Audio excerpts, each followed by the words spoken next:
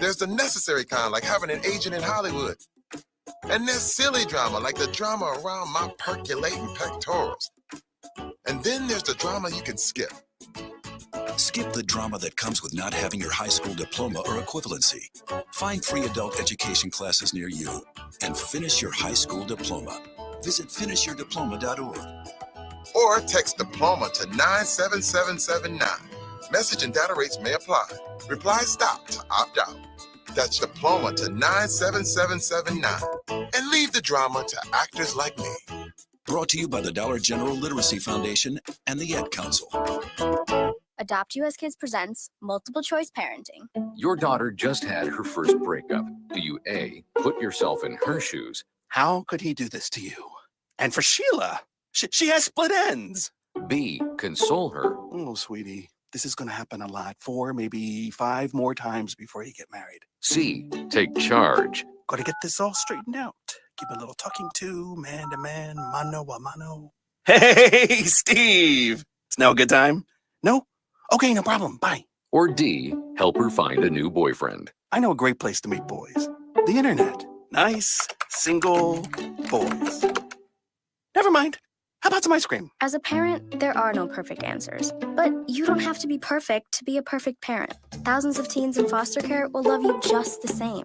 For more information on how you can adopt, visit adoptuskids.org. A public service announcement from the U.S. Department of Health and Human Services, Adopt U.S. Kids, and the Ad Council. This is you over 30 years ago. Are we there yet? Are we there yet? And this is your mom when you drive her back from therapy. Are we there yet? Are we there yet? Are we there yet? Roles change without us noticing, and in your new role, we help you help. AARP gives you the information to help care for your mom so that you can have patience with her, just like she did with you. Visit aarp.org/caregiving or call 1-877-333-5885 to get practical health and wellness tips to provide even better care for your loved one. Are we there yet? Remember, visit aarp.org/caregiving. AARP, we help you help. A public service announcement brought to you by AARP and the Ad Council. It's the Worldwide Sports Radio Network. In Tuesday night's Game 1 of the Eastern Conference Finals, Jalen Brunson and New York Knicks made history once again in these 2026 NBA playoffs as they came back from down 22 in the fourth quarter to force an overtime period in which they dominated, giving the Knicks the 115-104 victory and a 1-0 series lead. With Game 2 tipping off in just an hour at the Garden, Errol, Q, and Speedy break down one of the greatest wins the Knicks have ever had and discuss how that game could impact the rest of the series, and if the Cavs will be able to rebound from snatching defeat from the jaws of victory.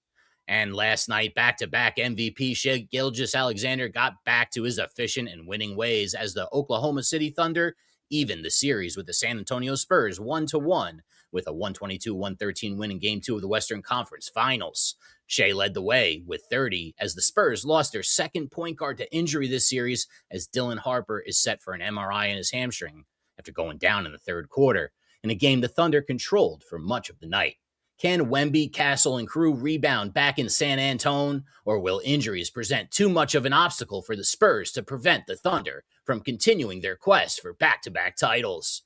And before we crack a six-pack with Speedy and discuss the NHL Conference Finals and dial it up to 11, we will dive deep on the beef between Stephen A. Smith and Celtics wing Jaylen Brown on another all-gas, no brakes, wheeling and dealing, hustling and out-muscling, live Thursday night episode of the hottest streaming sports show in the biz. This is New York's Sports Loudmouth. The Nets lose their star player, D'Angelo. They lose their star closer. The Nets are in a bad spot right now.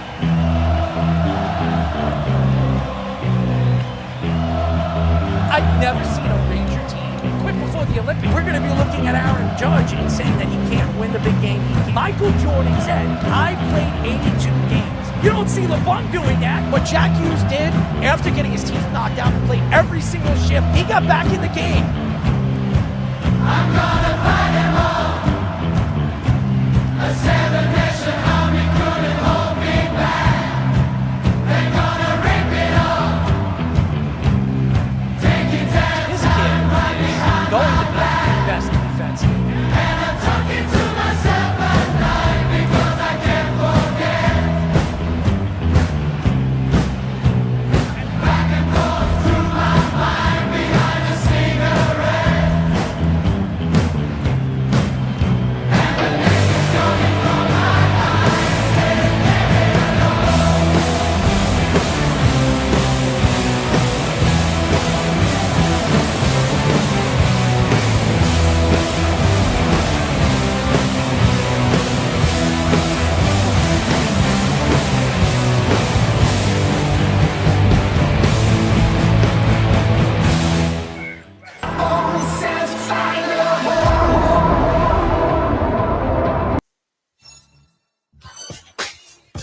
Six 672-3108 is the number to call. My name is Errol Marks. They call me the Mouth. You're listening to New York Sports Loudmouth. My co-host, you know him as the distinguished gentleman, or that's what he calls. There you go. That's there what you go. That's what everybody but me call him. Come on. Mr. Quentin Coples. And Yes, the sir. one we call Speedy Petey. Executive producer, Mr. Aaron Fishman on the back end. Mr. I guess I gotta mention his name a little bit more easier. Nithin Ramachandra, right? Or am I right? It's very hard to pronounce his last name. I'm sorry. And we're going to have a new guest who's going to be joining us every single Thursday, ladies and gentlemen. His new and his nick, or his whatever name is Dickie Bragg. He will be joining us. Dickie Braggs is going to be joining us throughout the show. We're very excited to have him on. He's a new guest. He's going to be a part of the show every single Thursday. We're very excited. Dickie, what is up, my friend? Oh, man. Thank you for having me in true sports radio. Long-time listener, first-time caller. Oh, my God. The intro music, I was ready to run through a wall. Let's go. There you go. Well, there's a lot of people listening to the show right now, and I want to give a shout-out to one person that, to me, has been a big fan of the show, and that's Kevin. And he had a gender reveal over the last 48 hours, and it is a girl. So I want to give a shout out to Kevin. Congratulations, as he is going to have a daughter. So congratulations to him, and we're very excited for him. Shout out to my friend Kev. And by the way, there was a lot of sadness before the show. Kyle Busch passed away at 41 years old. That is just a completely sad story. To think about a 41-year-old man getting sick the way he did and just pass away. There was conversations that he wasn't going to drive this weekend, and now all of a sudden he passed away. So my heart goes out to the Busch family. It's a horrible, horrible story. One of the true legends over the last 15 years of racing. This is a two-time champion, two-time Cup champion, a guy that will always be remembered for his fast pace, mouth, and loved to fight in the cockpit. So this is a guy that loved to argue, not only with his teammates, everybody else out there, but my heart goes out to the Busch family. It's a horrible, horrible story. And I just wish not to hear something like that before the show. That's just horrible. Kyle Busch, 1985 to 2026. He actually died at 41 years old. I'm 44, so he's 3 years younger than I am. And to see somebody like that, and at one point, one of the best race car drivers in the world, and to see him go down like that, it's a horrible, horrible story. So my heart goes out to the Busch family. It's a crazy, crazy show. We're going to light it up tonight. We're going to get into a lot of Knicks conversation, but I have a treat for you guys, a real, real treat for you guys. At 9:15 during the half, we're going to have a Knicks guy. He is one of the best in the business. He has one of the best Knick podcasts in the country on YouTube. He's my friend. I've been on his show a couple of times. He's fantastic when it comes to his takes with the Knicks. Obviously, his objective is to push the Knicks all the way to the finals and win a championship. The objective Knick fan, Karan Pierre, he's going to be joining us. He is fantastic.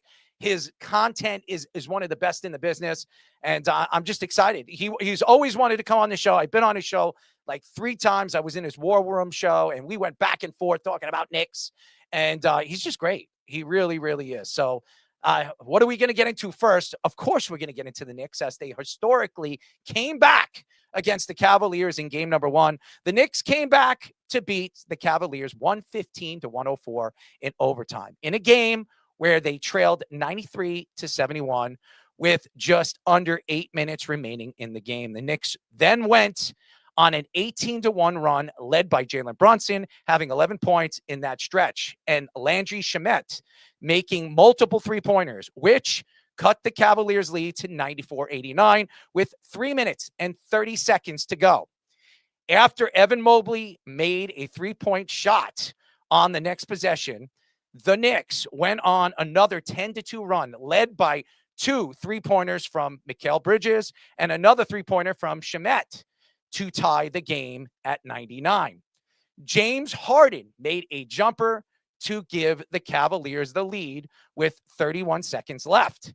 But then Jalen Brunson responded to hit a shot to tie the game for the Knicks with 19.3 seconds left, eventually sending it into overtime where the Knicks dominated. During the 18-1 run, the Knicks forced James Harden to switch on Jalen Brunson to become the primary defender on him at 8 straight possessions, and the Knicks scored every possession. Harden also had 6 turnovers and made just 5 field goals. Now, his 48th career playoff game with more turnovers than field goals. Teams trailing by 20 points in the fourth quarter in the NBA season only came back to win once, compared to 521 losses. And the Knicks became just the 4th team in the last 30 years to come back in a playoff game down by 20. I will say this for all the Knicks fans out there that were watching the game. I was one of the Knicks fans that wanted to shut it off. I did not want to watch the game. I was sick to my stomach going into the fourth quarter. I thought it was an absolute loss. It was, to me, just a cold game. And a lot of Knicks fans sitting there would probably say, well, the Knicks had 8 games or 8 days off. They were getting healthy. OG Anunoby needed to get healthy. Mikal Bridges needed to get healthy. Jalen Brunson, Mitchell Robinson, and they came out really, really cold. How many 3-pointers did both teams miss in the first half? That was horrible shooting. It was a horrible game to watch. It was something that nobody wants to watch if you're a Knicks fan or even a Cavalier fan. And then the third quarter came, and the Knicks continue to play bad. But I will say this, one thing about Mike Brown is the transition. Going into the half and changing up the lineups, trying to figure out what is going to work. Josh Hart was not defending Donovan Mitchell in the first half very well. Donovan Mitchell was playing great basketball, but he looked like he was getting tired in the second half, and you can see it. And Landry Shamet, when he brought him in, changed the pace of the fourth quarter. He really did. And we're going to get into statistics, but statistics don't sell what happened in this game. And I'll say this, if you're a Knicks fan right now, and if you're not a Knicks fan, what you saw was something that you'll probably never see again. Something like that does not happen in Eastern or Western Conference Finals. It doesn't happen in the NBA Finals. To watch a team completely break down the way they did. And Kenny Atkinson has a lot to be blamed for. His timeouts, he had 4 timeouts. He didn't call any of them. And after 3 minutes, you lose 2 timeouts. That's the way the NBA works in the fourth quarter. And Kenny Atkinson had no answers to the media after the game. And we'll get into that too. Jalen Brunson, who was not shooting the ball very well throughout the first 3 quarters. He really wasn't. But in the fourth quarter, as we call him Mr. Clutch, one of the best clutch shooters in the NBA, this guy is one of the best really takedown players in all of the NBA. He just went on a run that we probably will never see again. To score 38 points and score 11 points in less than, I would say, 5 minutes, and do it at such a high pace, at a high clip, to watch this guy just put the team on his shoulders and win this game, really tie the game and eventually win it in overtime, was absolutely amazing. I don't care what anybody says. Now, everybody's trying to argue that Jalen Brunson is the greatest Knick of all time already. he has a lot more to go before we can say he's the greatest Knick of all time. If he wins a championship, we can argue it. But Willis Reed won an MVP. Willis Reed is the only Knick to win an MVP. Patrick Ewing, for a 10-year span, was one of the best big men in the NBA. He didn't win a championship with the Knicks, but he never had players like Mikal Bridges and OG Anunoby and Karl Anthony Towns. He never had those type of players. He had good players, Charles Oakley, Anthony Mason. We can go on and on and on. Xavier McDaniels. We've seen some great Knicks, but they weren't elite players in the NBA. But what we saw in the fourth quarter was absolute domination. Donovan Mitchell looked tired. James Harden looked like James Harden. Absolutely pathetic. Flopping around, making mistakes, not playing defense, trying to play defense and flop around. His stupid jump back shot, which nobody likes. It's one of the most ugliest shots in NBA history, which has worked for many, many years as a trickery shot, as the NBA don't call it double dribble, or I don't know what you want to call it. The problem right now for the Cavaliers is when you lose a game like that, how do you come back from it? How do you come back from a game that you were up 22 with less than 8 minutes left? Think about this. The Knicks outscored the Cavaliers 44-11 over 12 minutes and 49 seconds. In NBA history, 663-0 when a team has a 22-point lead with 7.5 minutes left of the game. The Knicks are the first team to break that. Think about that. When you talk about breaking records and what the Knicks have been doing throughout the playoffs, especially in the fourth quarter, is absolutely amazing. The Knicks are probably the best third quarter team in the playoffs. They're the best three-point shooting team in the playoffs going into that particular game, which was horrible to watch. And what we are seeing right now, is this the year? Is this the year that the Knicks are going to win a championship? I know for years we see all these Knicks fans after the games jumping around, excited. You see them right there in the picture. Happy-go-lucky, crying. This team is going to wipe the floor with the Cavaliers, wipe the floor with the 76ers. They went to the 76er game and outmatched the 76er fans as they were given free tickets to go to the games. The Hawks showing up to the Hawk games in Atlanta and just being Knick fans. Crazy, nuts, absolutely redundant to anybody around them. And like Kevin Garnett says, I don't believe there are any fans out there like the Knick fans. It doesn't matter if they win a championship. As long as they win a game, this team will go crazy no matter what. It's unbelievable how these fans act. After a game, after a win, they're all over the place. They're climbing poles, ripping down cars, and doing whatever the hell they're doing. I've never seen anything like it, except the Philadelphia fans after winning a Super Bowl eating horse crap, which I've heard many, many different stories about that. But the Knick fans are crazy. We've seen Yankee fans. Yankee fans aren't like this. We've seen Yankee championships. Yankee fans are crazy, but they're not like this. How about Giant fans? I've seen crazy Giant fans. Giant fans are not like this. Jet fans are crazy, as they, even if they win a playoff game, which they haven't won one in 16, 17 years. But nevertheless, when they win a playoff game, they're crazy, but not crazy like this. Knick fans are nuts. And Jalen Brunson, Mikal Bridges, OG Anunoby, Karl Anthony Towns, Landry Shamet, Josh Hart, Mitchell Robinson, Mikal Bridges. I said that already.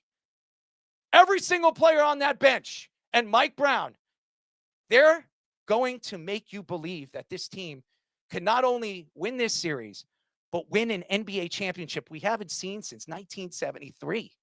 1973 was the last time the New York Knicks won a championship, when it was black and white TVs. Willis Reed coming out, limping on the basketball court. Walt, Clyde Frazier, DeBusschere, all these guys, all these great players. Phil Jackson.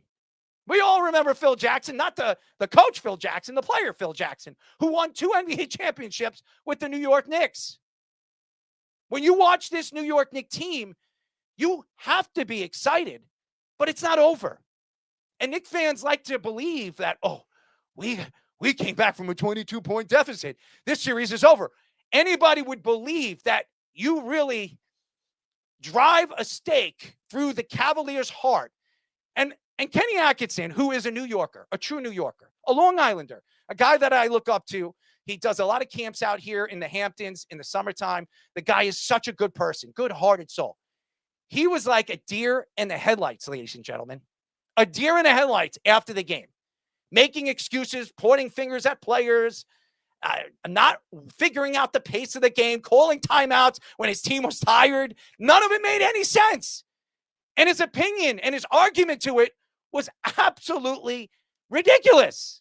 Think about it. When you go out there and you speak to the media, and he knows all about the media because he worked with the Knicks for a long time. He helped Jeremy Lin. He's helped a lot of Knicks point guards. This guy is a great, great head coach. His excuse to why he didn't call timeouts is that he didn't think his team was tired. He wanted to catch the Knicks off balance. When the truth was that James Harden had no idea who he was defending, and when he was on Jalen Brunson, was absolutely dominated. And Donovan Mitchell looked like after the game, he just wanted to limp off the field, want to limp off the court, wondering what the hell happened. How did this happen? Why did this happen? What happened to my Cavaliers? And you want to know something? I'm sure Donovan Mitchell is wishing that the Knicks made that trade to bring him over there. Now, maybe Jalen Brunson wouldn't be a Knick. No. We all know the whole story. They decided to go after Jalen Brunson over Donovan Mitchell. But Donovan Mitchell grew up a Knick fan. He lived 45 minutes from Madison Square Garden. He watched a lot of bad Knick teams. His favorite player growing up was John Starks, who's sitting right there on the sidelines, standing up for the New York Knicks. Isn't that so? And we say this about Jose Alvarado. He grew up a Knick fan. He always wanted to be a Knick. He got his dream. The Knicks made the trade. Leon Rose added a point guard. They needed guard depth, and they added one because two of their guards were not healthy. But you think about this.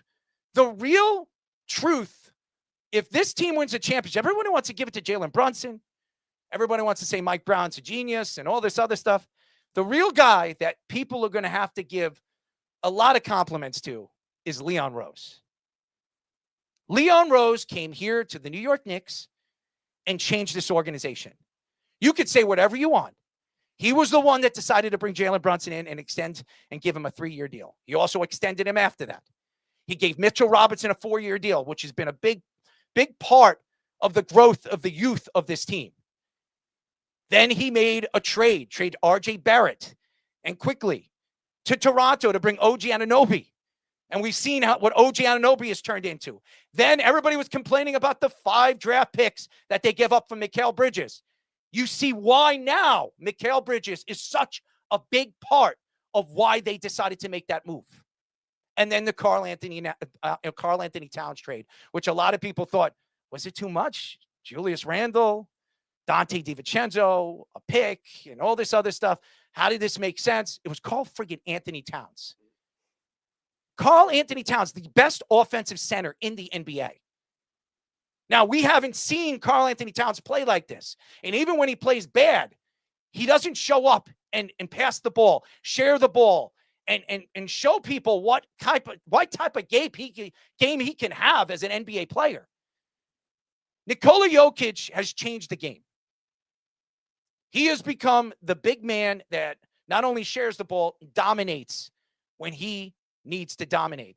Karl Anthony Towns, if somehow he transitions his game at 30 years old into this, not only is he going to add 5 more years to his career, we're talking about championships, Speedy. Championships. Yes, and that's the biggest thing, biggest difference from last year. When he was struggling, he still would try to shoot threes. He would still try to do the shots in the paint, those turnaround shots that he liked to do, and he still shoot himself out of games. Now you could see him be a more selfless passer. You've seen him more be a guy that's going to focus on defense. Karl Anthony Towns' 4th quarter defensive game was another big reason for this comeback. It's not going to show in the stats because of the Knicks' 18-1 run, but his defense was very strong down the stretch. And that's something I don't think you would have seen last year. And I don't think you would have seen in his playoff times with Minnesota. And while he isn't a great defender overall, it's those effort defensive plays that can make a difference in the playoffs for an 18-1 run. That was very impactful. And you saw the Knicks do that very well with the rotational, the bench players as well, getting guys in the right positions defensively to start those transition runs. Another big reason that the Knicks were able to get Brunson a lot of good transition baskets in addition to those screens on James Harden was the fact that they got open spaces and got quicker defensive reps. And I think that was a big key. And Mike Brown definitely deserves some credit. But like you said, Leon Rose deserves some credit for getting guys that fit the better pace of basketball that the Knicks didn't have last year. And Jalen Brunson was able to take smart shots because of that. Landry Shamet took smart shots because of it. Yes, did they get a lucky bounce? Yes. But those are going to happen once in a while. Obviously, the Knicks got screwed by one last year against the Pacers. Now, I think the other thing, too, that the Knicks duped Cleveland in the very I love that well. word, duped. Yeah. Cleveland in Use it very your words, well man. is Use your words. forcing Donovan Mitchell to try to do too much on the defensive side of the ball. And I think it really wore out his offense. And we know Donovan Mitchell is a good defender, but OG Anunoby and Josh Hart were doing so many switches that it really confused him, and eventually it forced James Harden, the terrible choke artist defender he is, onto Brunson as well. And once they started to do that, the Cavs had to overcompensate to double team Brunson so much more often, led by Donovan Mitchell, which isolates Donovan Mitchell away from another one-on-one defender. So even if Harden wasn't the primary defender then, the Knicks were still getting good shots because of it too. And the Knicks were not forcing bad shots either.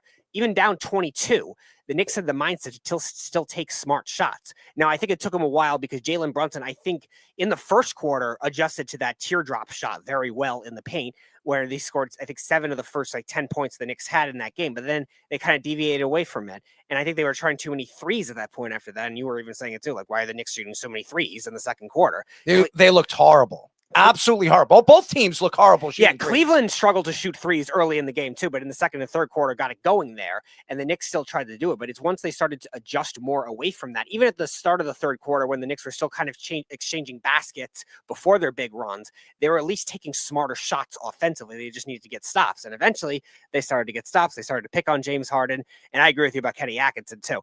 Kenny Atkinson, yeah, there's one thing you say, all right, your team's not tired, don't preserve the timeouts, but you have to take timeouts to game plan too. And it took you to the end of the 18-1 run to do that. It was 93-71. Then it turned 94-89. And there was only one TV timeout in between. These two guys coached on the same team together. Yeah. They know each other very well. Mike Brown and Kenny Atkinson were on the Golden State bench. They knew each other very, very well. They both run kind of the same style of offense like Kerr does and Popovich does. It's not a triangle offense, but they like to isolate certain parts of the game. Donovan Mitchell is an isolator, and so is Jalen Brunson. And they play kind of the same style of game. Both guys dominate the game, dominate the ball when they need to. But Donovan Mitchell, for some reason in the fourth quarter, could not get the ball. And when he did get the ball, Landry Shamet was all over him in the fourth quarter. Donovan Mitchell had how many shots in the fourth quarter? How many points did he score in the fourth quarter? 4. And he didn't look good in the overtime either. No. So it just shows you that Mike Brown transitions better than Tom Thibodeau. Tom Thibodeau is going back to Chicago. Let's be honest, ladies and gentlemen. We saw enough of Tom Thibodeau. A lot of people took shots at Leon Rose in the offseason. Why did you fire him? He went to the Eastern Conference Final. We all know Tom Thibodeau took the Knicks as far as he possibly can. He's taken the Chicago Bulls all the way to the Eastern Conference Finals. He didn't do much with the Timberwolves. We all know he took over as a GM and head coach. And then he took the New York Knicks as far as he possibly can. Mike Brown has coached in the finals. He has been an assistant coach in the finals. He's won championships as an assistant coach, never as a head coach. This is a guy that deserves an opportunity to be the guy. And I think Leon Rose has been not only a genius, he has believed in his pace and his understanding on where this team is going and what he thinks this team is capable of doing. It's been unbelievable. Leon Rose has been not only one of the top 3 GMs in the league, he might be one of the best executives, not only in New York Knicks history, New York sports history. Yeah. Crazy to think when you look at the kind of unconventional logic that they went with. When you look at some of the models that teams have used, obviously we talk about the Thunder getting all those draft picks that they did, hitting on all those undrafted players. We talk about the Celtics accumulating the picks the way they did, and the way Brad Stevens is drafted both as a coach, as a player. Those are kind of what you would consider the new models. And then the Knicks kind of did it on a little different, where they were trading those draft picks earlier than we expected. Barrett obviously being the big one, but also Quigley. Also, they experimented with Cam Reddish. Once that didn't work, they traded him to get Josh Hart. They made those kinds of trades when you probably wouldn't have expected it to. And then, like you said, the Cat trade was until obviously the Luka Doncic trade last year. It looked like the biggest fleece job in the league when you look at all the Knicks fans that wanted to trade Julius Randle at that time. And people were thinking that Towns was going to warrant at least 2 first-round picks and maybe 3. And the Knicks only had to trade 1 more first-round draft pick away in order to do that. And they still were able to get a guy in Towns that's been durable, like you said, probably the most skilled big man shooting-wise. And besides Nikola Jokic, he's now elevated his game to be one of the best passing big men. And he's not shooting 80-foot jumpers anymore. Correct. And that's what no more of that. That's what I was describing before, with the instincts that you would have seen from him this year compared to last year. And maybe Mike Brown has something to do with that. Maybe with their tension at the beginning of the season, Town taking shots at him for not getting him more involved in the offense. And he catered back to the other direction, where if he knows he's not scoring, because he did struggle in the first half to score, he knew to make selfless basketball plays. And that was a big difference. Yeah, I think it was more Cavs issues more so than it was about what New York did. I think New York played their game throughout the whole entire game. And when you look at the Cavs, they just didn't deliver. They had nothing to offer. I think they went more data analytic, which has been proven again once in the playoff, that analytics isn't the end-all be-all. Like you said earlier, around the 7:30 mark of the fourth quarter, it was a 99.9% chance that they was going to win the game. And I think Kenny just sat on timeouts and just sat there like, hey, there's no way we're going to lose this game. So he just kept playing. But the Cavs is going to go as far as Evan Mobley. If he can't give them a consistent 20 or more points, if you go back and just look overall in regards to their schedule and the games that they played, if he don't score 20 points or more, they're not a very good team overall. They'll be top heavy with James Harden, or they'll be top heavy with Donovan Mitchell, but it's not going to be enough to actually beat a complete team, especially when you have some people, on the bench that are contributing to the points on the other side of the ball. So I think that, Kenny, I think it was a tough lesson for Kenny to learn. Obviously, I think Donovan Mitchell need to understand that he's the number one option. James Harden isn't the number one option. He didn't come over there to be the number one option, but I believe that because of his offensive gifting, Donovan Mitchell has kind of deferred to him, because at the end of the day, Donovan Mitchell caught fire. He was hot for a while throughout the game. And then he just, as you go back and look at the game, you just see him passing the ball to James Harden. I'm in the living room like, what's going on? Why are you passing him the ball? And especially when you have the hot hand. When you have the hot hand, you have that privilege to take extra shots. You have that leverage to be able to miss some shots because you have the hot hand. You're the reason that we have this lead. You're the reason that you contributed to the 22-point lead that we have over the Knicks and whatnot. I knew they were going to come out down and dry, because Knicks was going to come out down and dry because they had 9 days layoff. But at the end of the day, it really had nothing to do with the Knicks. To me, it just had to do with the Cavs just sitting back, not playing good defense, which they're not really a good defensive team at all. They got length with Jared Allen and Evan Mobley, but they don't really play real good defense. Donovan Mitchell is an average. James Harden is terrible. And nobody else is on the bench or on the in the starting group that can actually stop somebody. Dennis Schroeder is a good defender in regards to coming off the bench. I will say that from the point guard position, he can actually apply pressure. But it was even during the point of time of the game, Dennis Schroeder was actually taking more shots than Donovan Mitchell and James Harden. And I'm just thinking to myself, this can't be life. The guy is a good player, but this can't be real. But yeah, I think the Cleveland Cavaliers have they blew that game. They were supposed to take that game 1, but now they done gave momentum back to New York, and they probably get them still 1 tonight, and then it'd be done after that 4-1. Dickie, I want to know your opinion. The whole point of it is to hear your point, and I obviously watching the Knicks and watching what happened on Monday, or I'm sorry, it was Tuesday, because I'm lost with words when I watch the New York Knicks. And again, I watched the OKC Thunder last night with the Spurs. OKC pulled it off. We'll go into that in just a few moments. But I disagree with you, Q. I completely disagree with you. As far as the defensive side of the ball, the Cavaliers were a top 15 team this year defensively. They have Evan Mobley, who's a good defender. Allen is a good defender. Donovan Mitchell is a good defender. James Harden is not a good defender, but their team defense is pretty good. They're good defensive rebounding team, offensive rebounding team. They just, for some reason, thought that the game was over in the fourth quarter, and the Knicks never say die. And that has a lot to do with a guy like Mr. Clutch, the captain of the New York Knicks. He doesn't think that the game is over. He doesn't think that there's any chance that if there's 7 minutes left or 8 minutes left or 10 minutes left, that the team is completely done. And I watched what I saw with the New York Knicks on Tuesday was one thing. The New York Knicks are not the same New York team they were last year against Indiana in the Eastern Conference Finals. When Halliburton hit that shot to take it into overtime, which everybody thought was a three-pointer, but he stepped on the line, it went to overtime. After the Knicks lost that game, everybody thought that the Knicks were going to lose that series. Everybody. Every Knicks fan thought they were going to lose that series. Now, after what Jalen Brunson did, and Jalen Brunson did not play well in the Eastern Conference Finals last year. Indiana defended him very, very well. Rick Carlisle is one of the best defensive-minded coaches in the NBA. He knows how to stop your best player. He is the Bill Belichick of the NBA. That's what he does. He's going to stick your best player. You got to beat me with the other players, and they couldn't do it. This year, it's different. Karl Anthony Towns is a different player. OG Anunoby is having one of his best playoff runs. Remember, OG Anunoby played and he won a championship with the Raptors, and he was a big factor, but he wasn't 100% healthy the time that Kawhi Leonard was there. What OG Anunoby could do, and he didn't have a great game.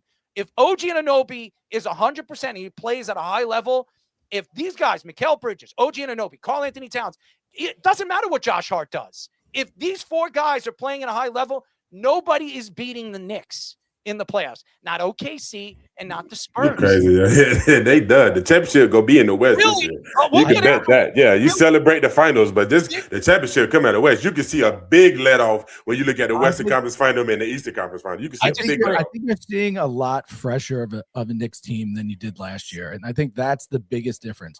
The biggest difference is Tom Thibodeau would run his players into the ground. They'd be playing 48 minutes a game in the regular season. If you think about old teams that Tom Thibodeau coached, the Derrick Rose teams, it was give Derrick Rose the ball and everybody get out of the way. That's what they ran last year. This year, they're moving the ball a lot better. They're getting open shots. These open shots are falling. If you were going to tell me in game one that they were going to shoot 11% from three in the first half and then be down 20, like, yeah, all right, the Cavs stole game one. But no, they came back. They hit the open shots. And the other thing is he was quick to the bench. So Deuce McBride was not doing a good job on Donovan Mitchell.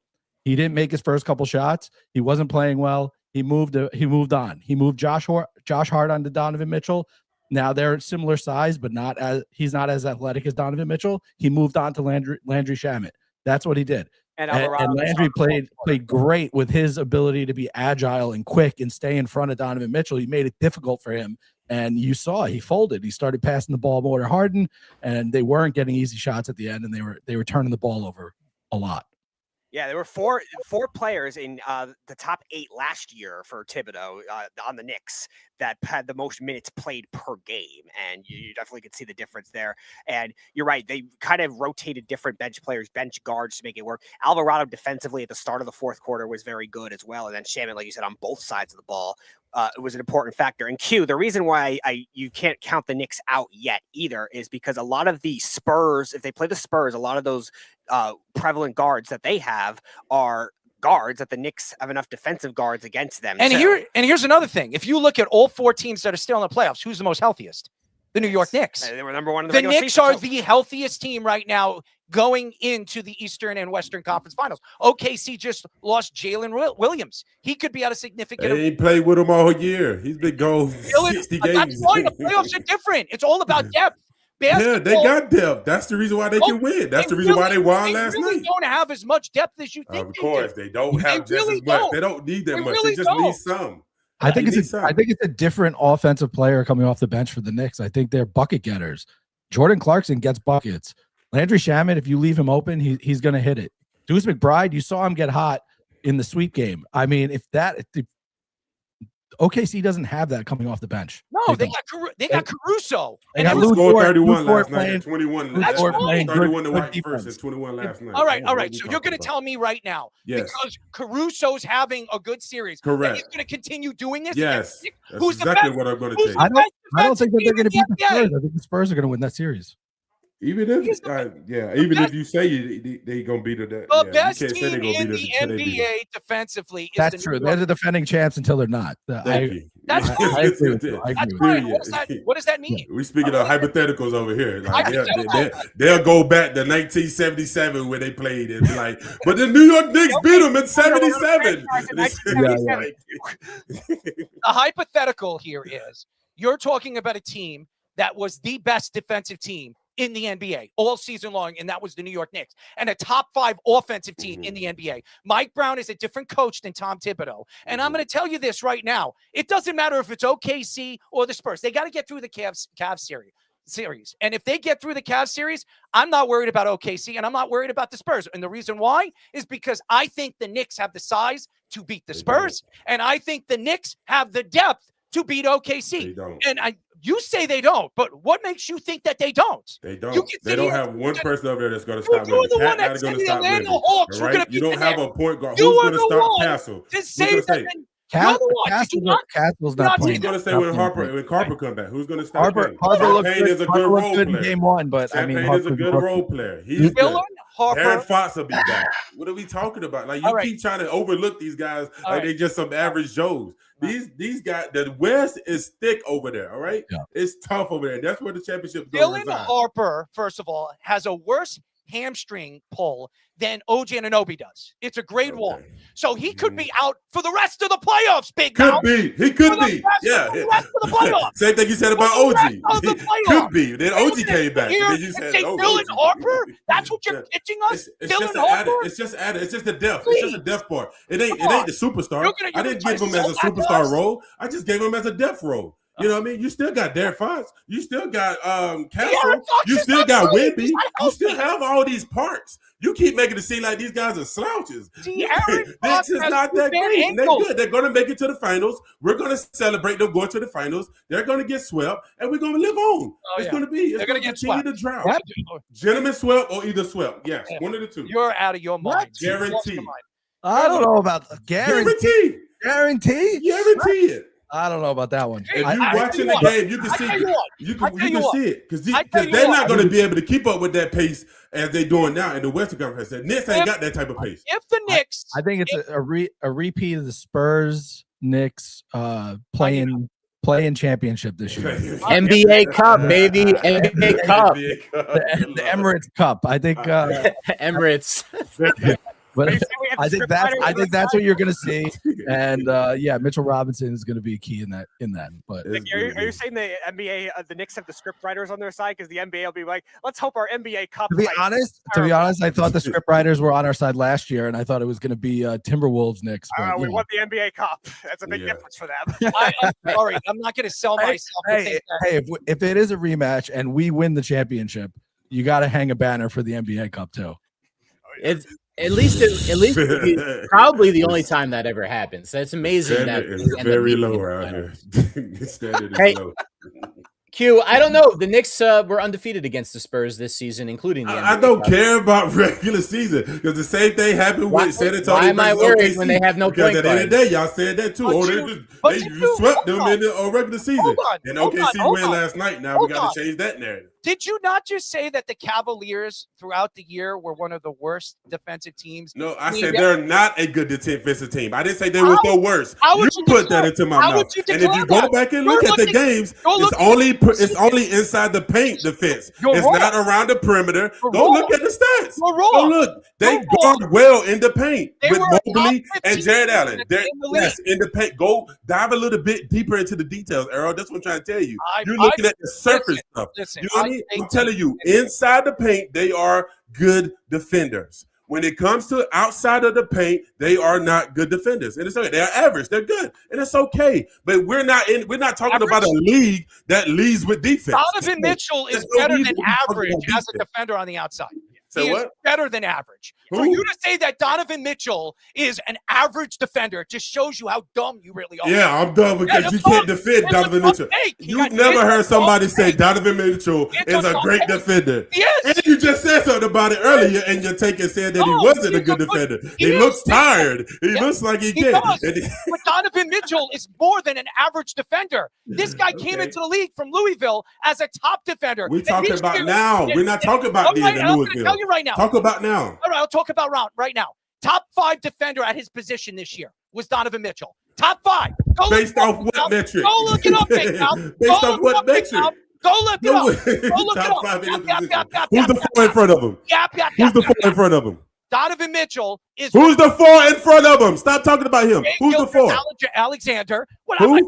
SGA? Yeah, SGA. Oh, so SGA is a good defender. So that's going to come back and bite you. Go ahead. Who's 2?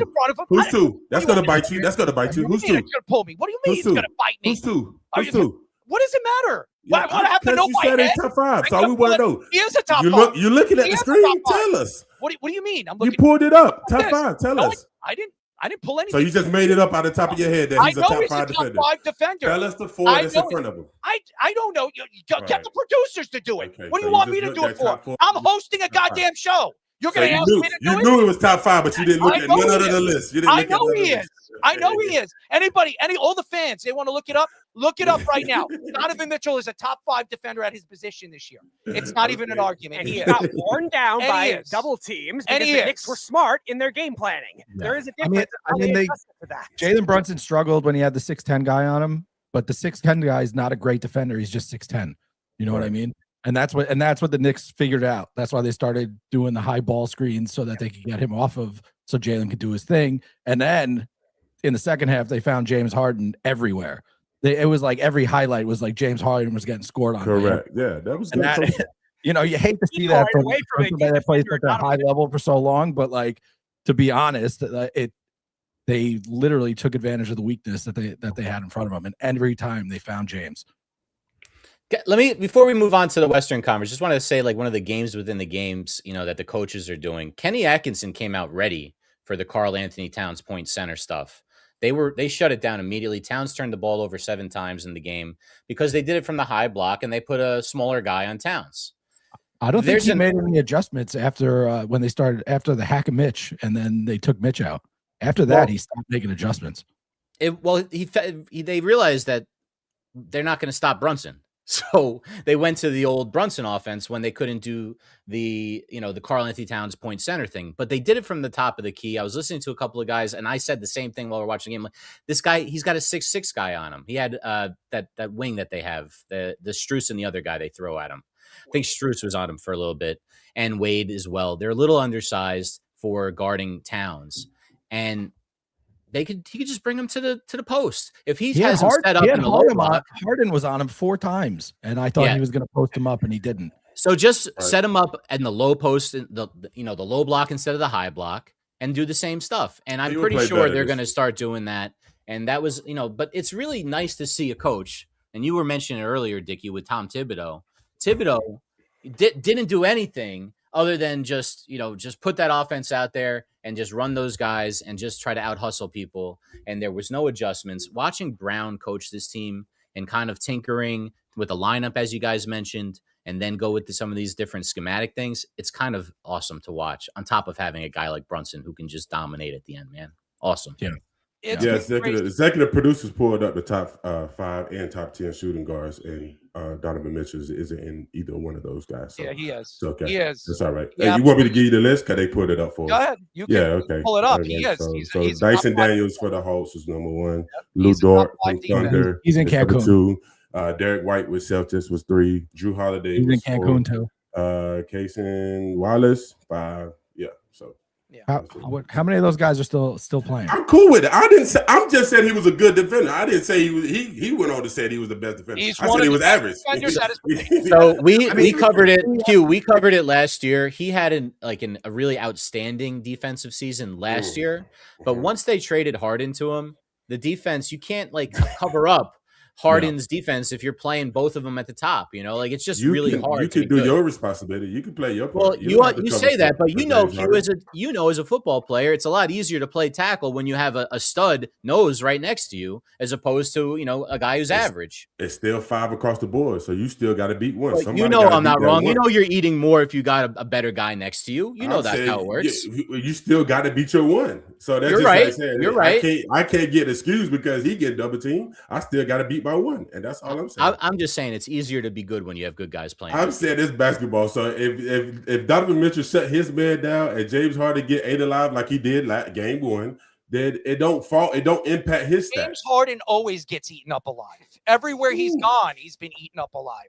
I think his grandmother could probably pass him on a basketball court. The guy stinks. And he double dribbles all the time. He can't take an all-star. Walks with the ball all the time. He steps back, which to me is illegal in the NBA for many, many years. And how it became legalized is because this is the LGA, the LeBron James. Now we got to bring him with in. the new rules, and every single thing that LeBron James has brought to the game has been absolute garbage. It's not his step back. How is it LeBron James' fault? It's not his step back. Created a completely different game. He was in the boardroom. He was in the meeting room. Said, Absolutely, "Hey, James Harden step back. Let's implement that. Let's make that legal." Absolutely, LeBron James has done a lot of things. He is nuts. I mean, I'm nuts. LeBron James practically has 5 or 6 steps all the way to the hoop before he dribbles the ball. And everybody travels in the NBA. Yeah, because of LeBron James. It happened. It all started when LeBron James. Here's why it happened. It's because they want entertainment. They don't entertainment. So therefore, they are allowing certain stuff that when we grew up on wasn't allowed. Is because they have to make the game more entertaining, to sell more tickets, to get more endorsements. Oh, okay. And that's just how this is working. I have noticed a lot more travel calls in the playoffs than the regular season. Yeah. Not with James Harden. It's like one a game instead of none. Not with James Harden. Not with James Harden, ladies and gentlemen. I mean, I've been watching the Cavaliers all throughout the playoffs, and how many times do we see him walk 3 times all the way to the hole? You can count it. 1, 2, 3. We'll watch it tonight. Let's count how many times he goes to the hole and how many steps he makes. Oh, we could do Jalen Brunson. We could do everybody. Everybody does it. I don't know why you just trying to single out one person. Everybody travels. There's no one person who not travels. He doesn't, dude. He doesn't. Everybody. It's okay. He does not do that. Okay. Donovan Mitchell doesn't do that either. I think he crazy. Donovan Mitchell, especially to do that right there, and that's 3 steps. Donovan It's Mitchell okay. does not double dribble like James Harden does. I didn't say it was a conviction. I just said he did what he did. It's a pro. He has his like famous move is a giant carry. that high dribble going through the defender like that. It's a carry. Arrow doesn't see. They don't ever call it. He doesn't see that. He didn't wear his glasses with. I don't have to wear my glasses. I can tell you right now that James Harden is an absolute walker. And we might as well watch dodgeball. Because he had a bad defensive. He has bad defensive. It should be dodgeball with a basketball, ladies and gentlemen. That's what we watch in the NBA. That's what it is. You can make as many steps as you possibly can, and the referees just sit there. Is that let's go timeout. Let's challenge it. It's ridiculous.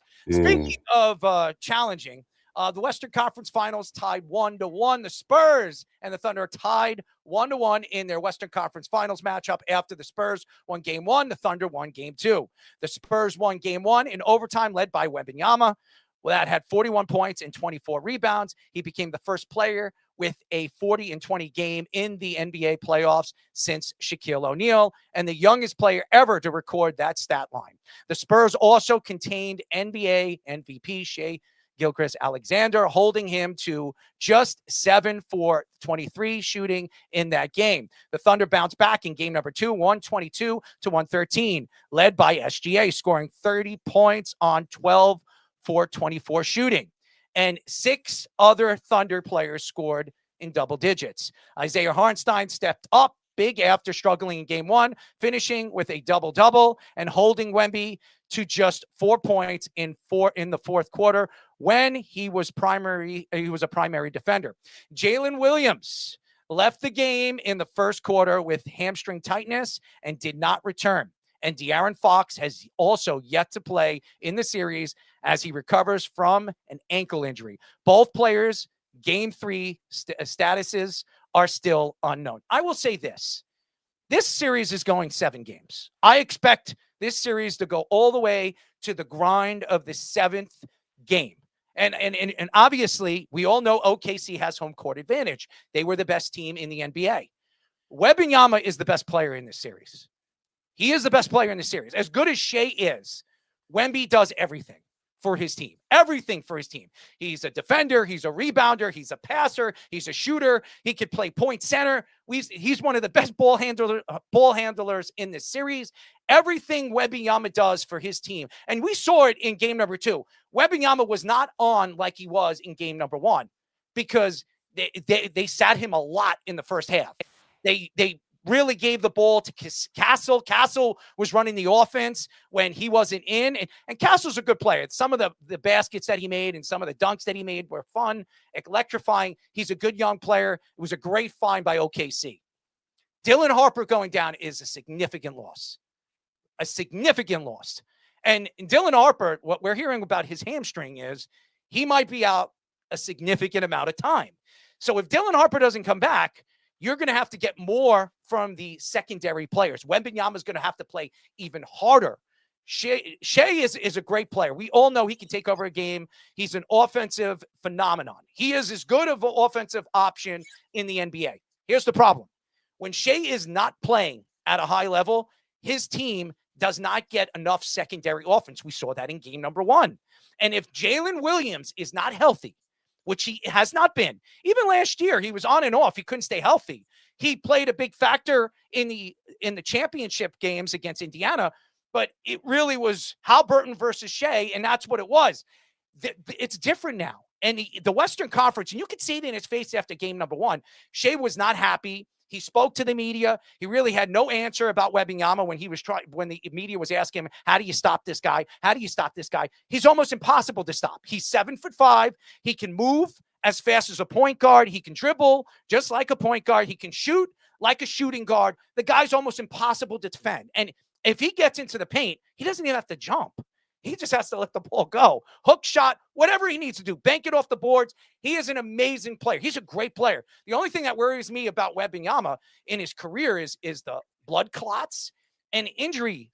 We've seen a lot of big men in this league as they get older. Their ankles go, their feet go. There's a lot of torque on their feet and their toes. We've seen it. We can go back in time of some of the different things and different injuries we've seen with toes and feet. That's what worries me about Wembanyama. Now, Kendrick Perkins said something very, very interesting, which I completely disagree. He was on a show on ESPN, and I popped it on, and they were talking about LeBron James, what LeBron James has done in the last 20 years, and what Michael Jordan did, and Kobe Bryant. And he put LeBron and Michael Jordan as the 2 greatest basketball players of all time. He said that in 20 years, we're going to put Wembanyama in that same conversation. And the reason why I would disagree with him is not because Wembanyama isn't special, that he's not great. He's a big man. And I'm not going to compare a big man, and it's good. And I'll say this, LeBron James is not the same guard position as Michael Jordan. They're different positions. LeBron's more of a 3 than he is of a 2 or a 1. All right. So we all understand he's more like a Magic Johnson. But when you're comparing and contrasting talented players of their generation, Wembanyama might not even be the best player of his generation. We don't know what he's going to be. So Kendrick Perkins saying right now at the age of 21, 22, that Wembanyama is going to be considered Michael Jordan and LeBron James is ludicrous. It's crazy to say something like that. It doesn't mean that he can't be that. And I'm not saying it to all the fans that Wembanyama can't be one of the great players of our generation. But here's the crazy thing. When we watched the big men in the 90s and the 80s, okay, there were a lot of good ones. Robert Parrish was a great big man. Okay, he was great. Kareem Abdul-Jabbar was a great big man, athletically gifted, one of the best scorers we've ever seen. And then we go into the 90s. Come on, guys. We had Patrick Ewing. We've had David Robinson, Hakeem Olajuwon, Shaquille O'Neal, Tim Duncan. We could go on and on and on to the bigs. Now, it's different. Obviously, they're more athletic. It's a completely different style of basketball game. We understand that. And Wembanyama is the new charge of big man in the NBA. The turnoff here when it comes to this series is we're watching 2 of the best young players in the NBA. They're great. They're great to watch. We're watching You can argue probably the top 3 point guard in the league. He was 2-time MVP. I disagree with it, as everybody knows my argument, but he is a 2-time MVP, back-to-back years. And you look at Wembanyama, he hasn't won a championship, but he's Defensive Player of the Year. So we know what he can do on the basketball court offensively and defensively. When I look at these teams, OKC was a better team than they were last year. They were a much better team than they were last year. And the reason why is, obviously, with the team, the injuries, and the probe of the team, that doesn't mean that OKC can't win back-to-back championships. Golden State did it. The Chicago Bulls did it. Teams could do that. But here's the thing. When you look at Golden State, when they did it, when you look at the talent that Golden State had, you're looking at Kevin Durant. You're looking at Steph Curry. You're looking at Klay Thompson at the top of his game and Draymond Green. These guys are all Hall of Famers.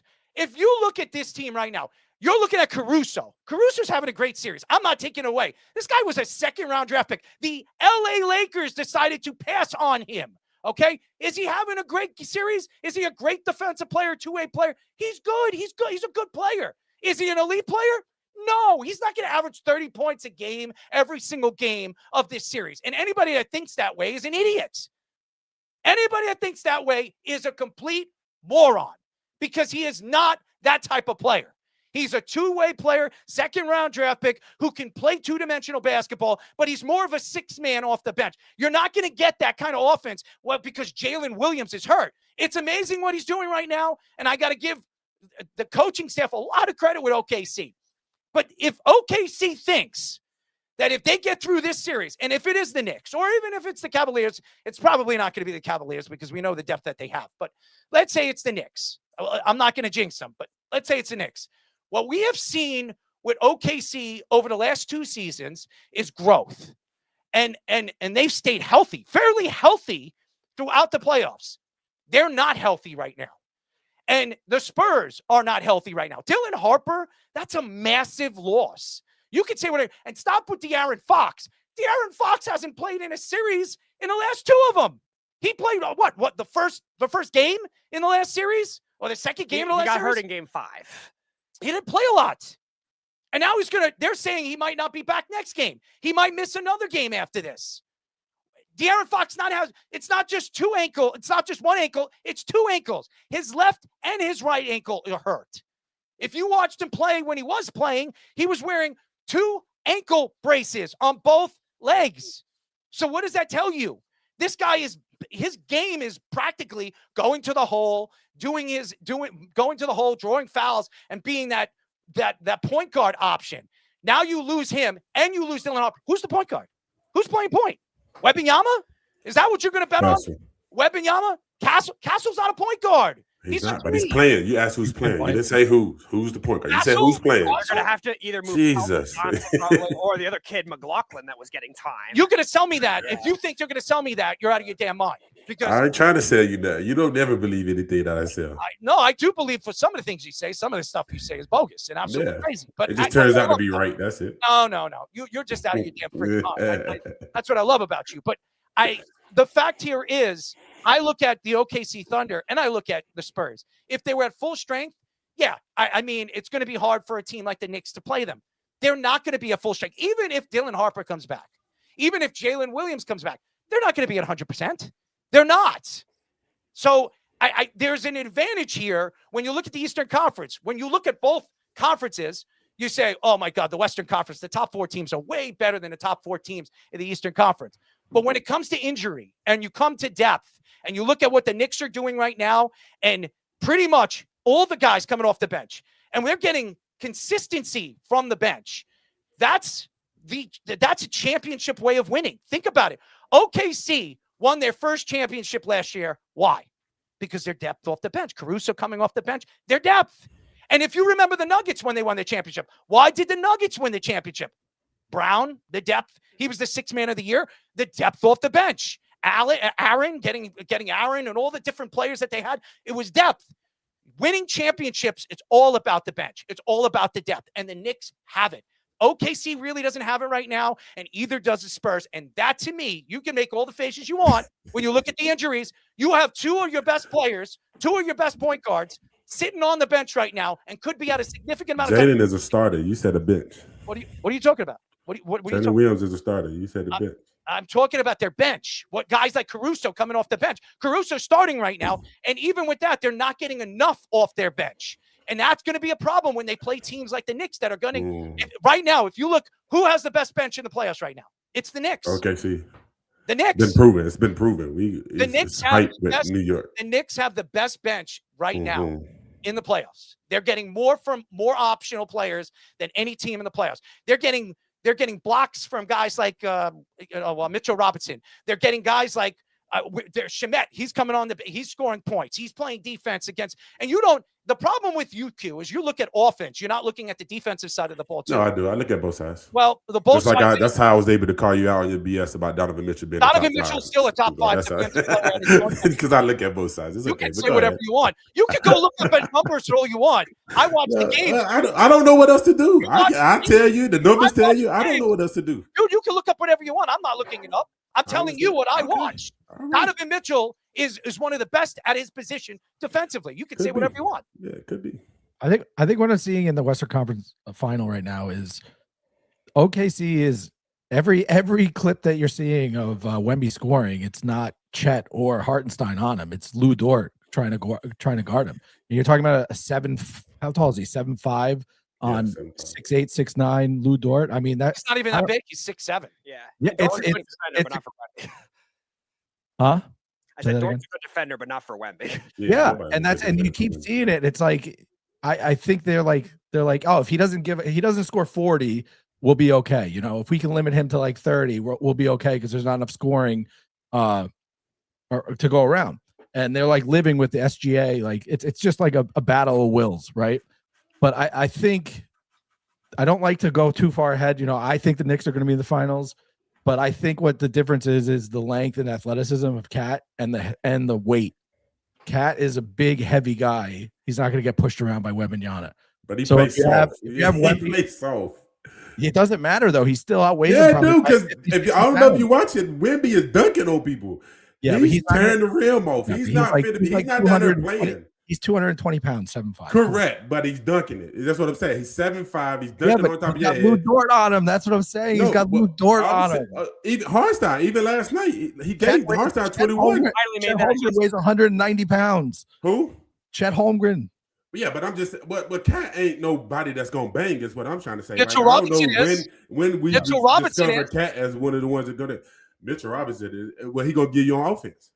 That's going to be a leader, so you ain't going to be able to play him as often. What the Knicks did in the Cup Finals was very simple. What they did was they closed up corners with OG Anunoby, and that's why guys like Wembanyama couldn't get inside because he was pushing him around. And then when he got inside, you had a guy like Mitchell Robinson standing there and saying, "Go ahead, dunk on me, baby. It's not going to happen." Oh, he will. He'll get Mitchell Robinson in foul trouble. No doubt about it. No, he wasn't. Mitchell Robinson. I said he would get him. I don't go back to Emirates Cup. I'm not going back to the week 7 of the season. That's not me. Okay, I'm still in real time. If you think Mitchell Robinson is fit to be the Grand Reaper to Victor Wembanyama, you're sadly mistaken. Speedy, what was this?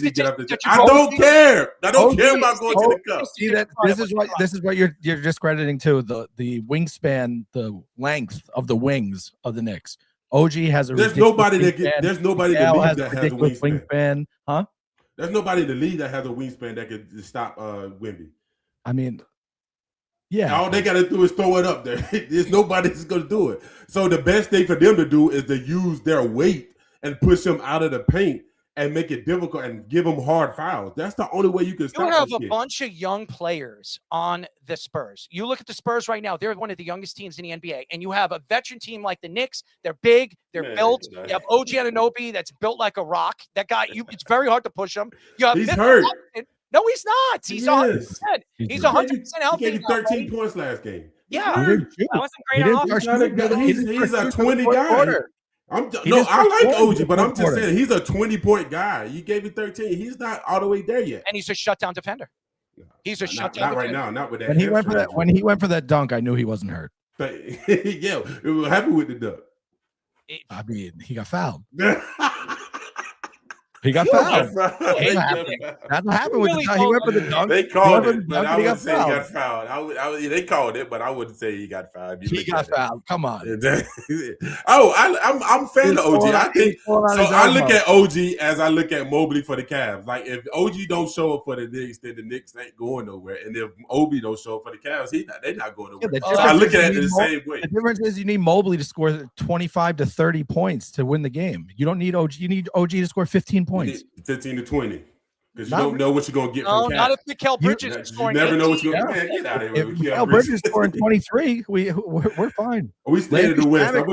We can come back to that, but we'll stay in the West, man. But Right now, if you look at the West, it's both teams are injured. They're injury prone. And that's why I think it's going 7 games, because both teams are going to be limping to the finish line. SGA is great. Wemby is great, but it's the secondary players that are going to have to show up in the second half of the game. Castle is a young player. He's got phenomenal talent. And we've seen what the Spurs have done in the past with Ginobili and all the different guys that they had playing around Tim Duncan, Hall of Fame players, Kawhi Leonard, all these guys.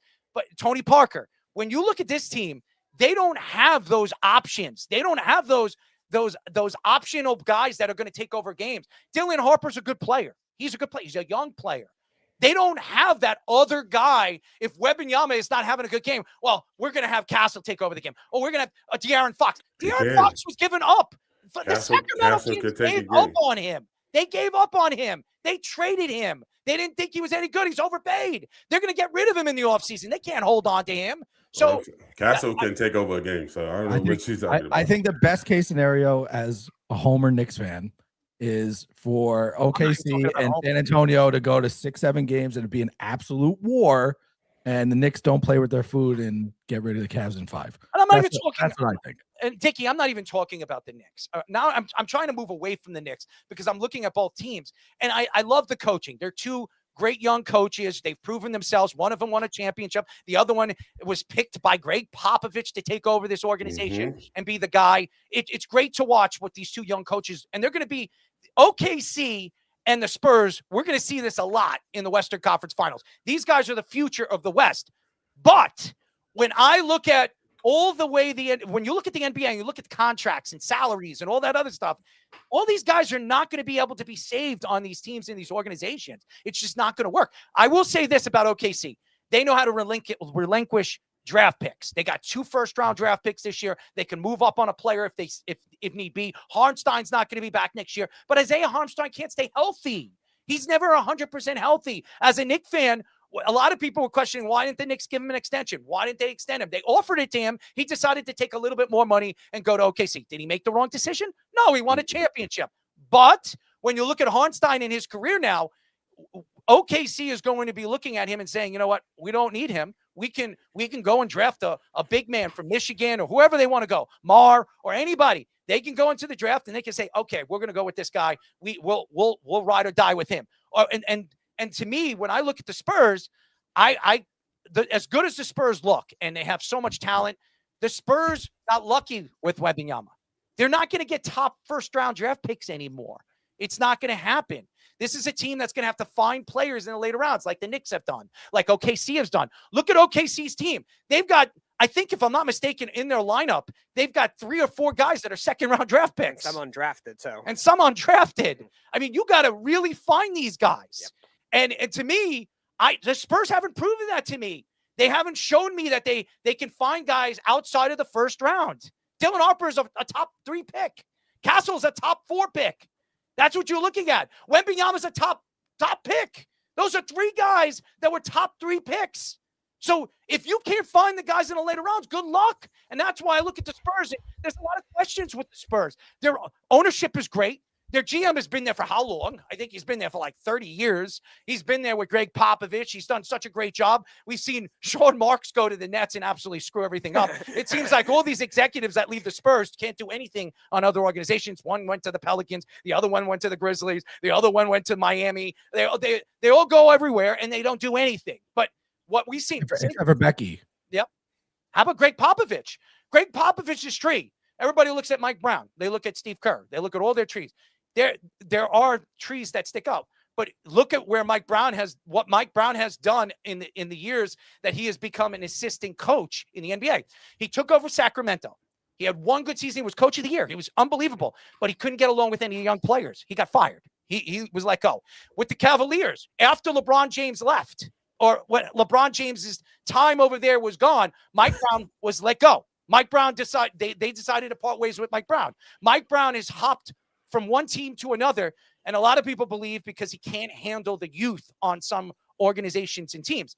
But what we've seen with Mike Brown this year is he has worked the young players. He has looked at the young players and used them as assets. And that, to me, coaching is probably the least important thing with the NBA. I've said that. I've argued that, because you look at all the other sports. Just bigged up two coaches that didn't follow up with that. I am going to say that because the NBA is all about stars. The NBA is all about stars. Get out of here. It's true.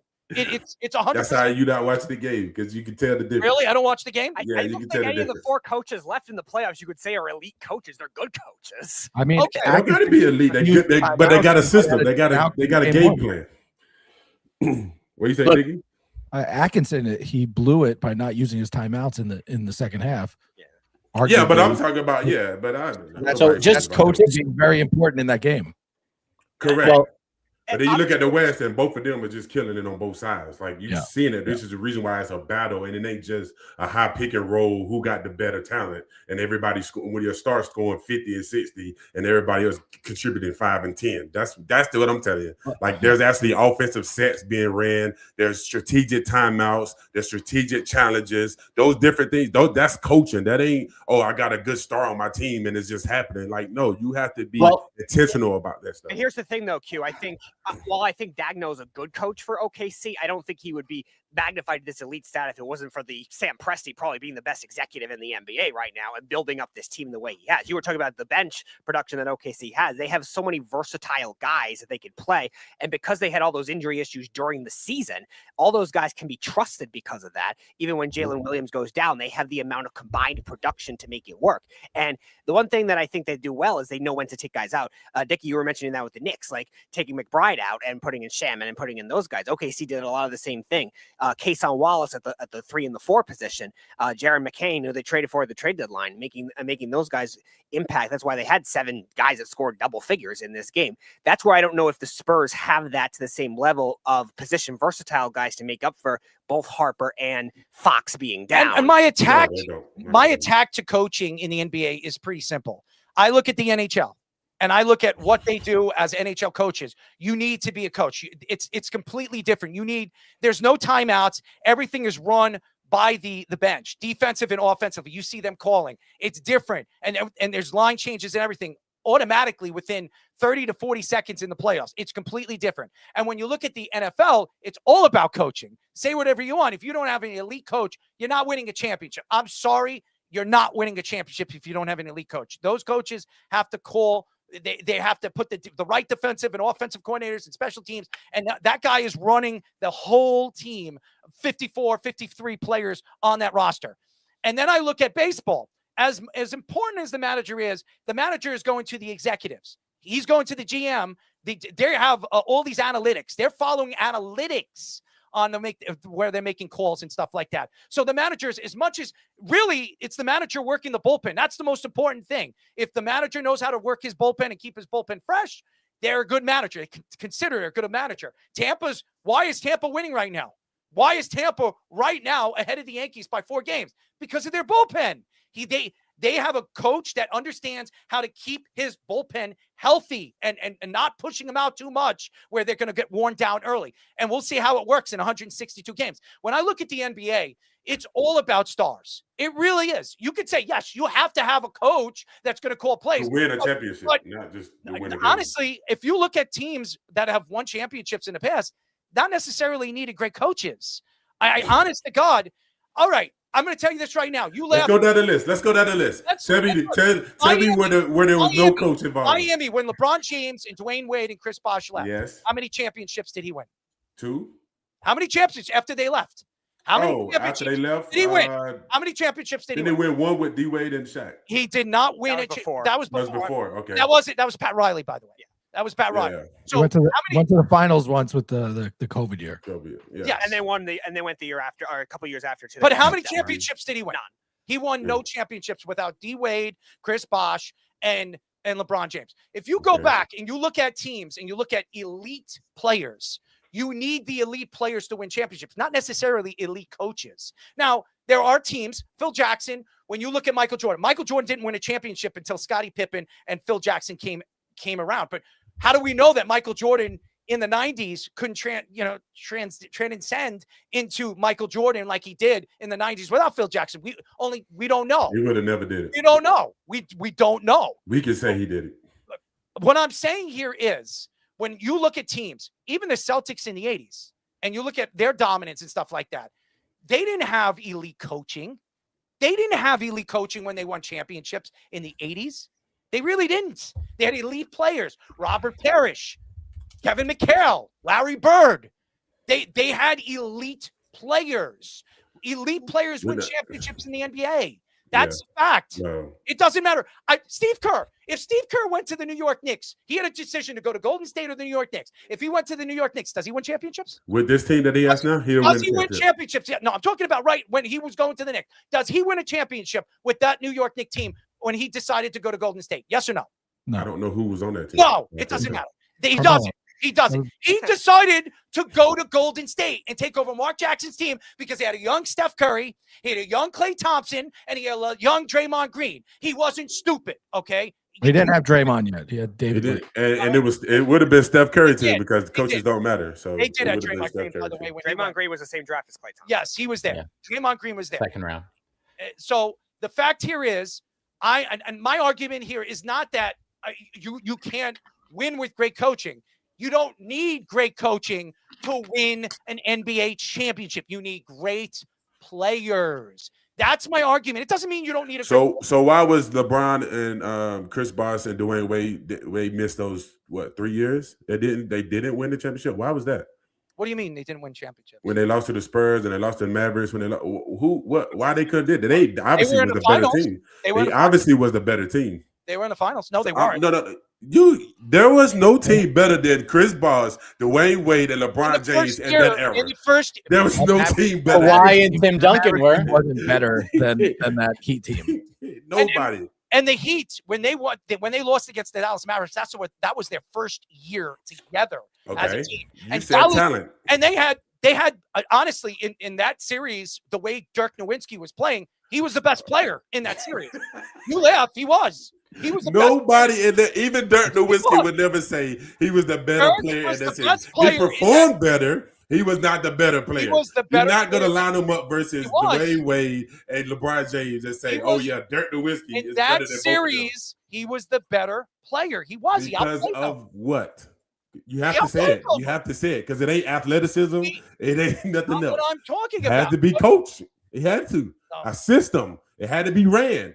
That's how it was won. And if you go back and you actually listen to the players that was on that team, there was strategies, there was game plans that ended up benefiting them and winning that game, right? Like LeBron can only score certain on a certain percentage on a certain part of the floor. That is a part of the coaching. That is a game plan, which is the reason why they did that. Not just athleticism.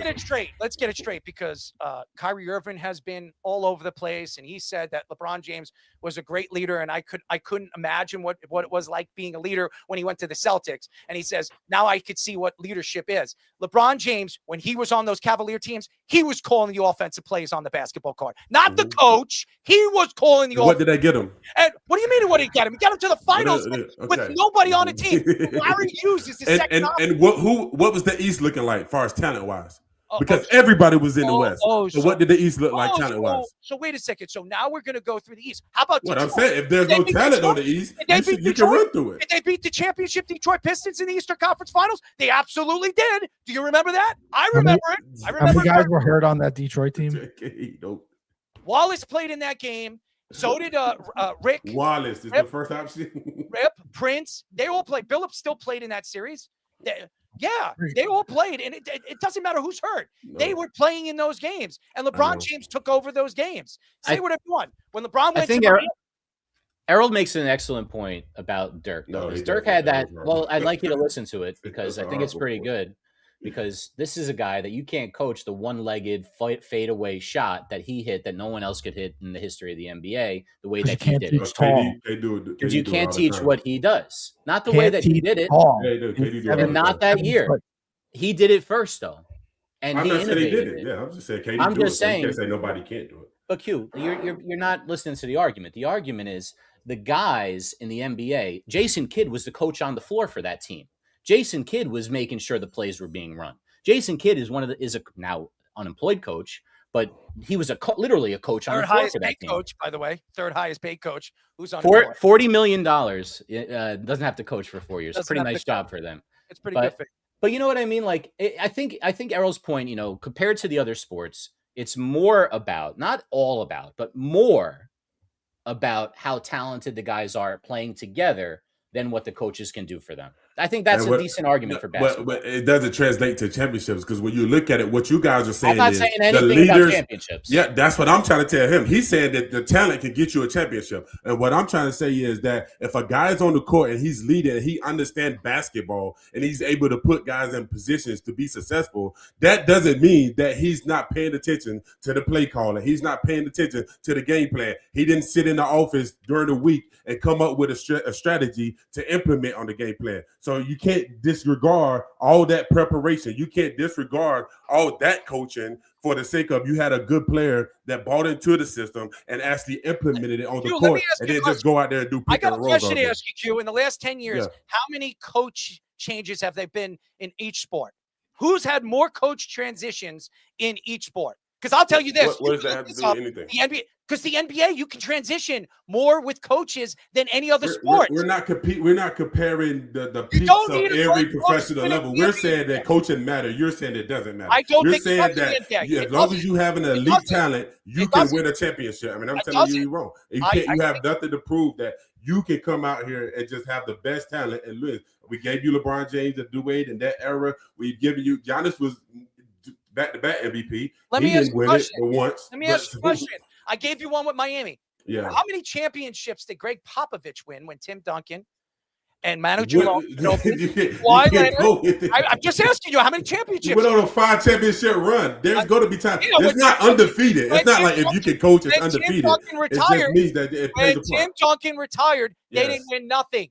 That's how great he was as a coach. Yeah, David Robinson, Manu Ginobili. They didn't win nothing, Q. They didn't win nothing. And they ran a system. And just like with Chicago with Jordan, they ran the triangle. It's like anywhere else. When you got to LA with Phil Jackson, he ran the triangle. It's all this stuff plays a part of what I'm saying. You keep thinking that people can just roll the ball out and just make it to the championship. You're nuts. I disagree with you. I completely of course. without any reason. I completely disagree with you when I watch the NBA. I think it's all about talent. It really has nothing to do with coaching.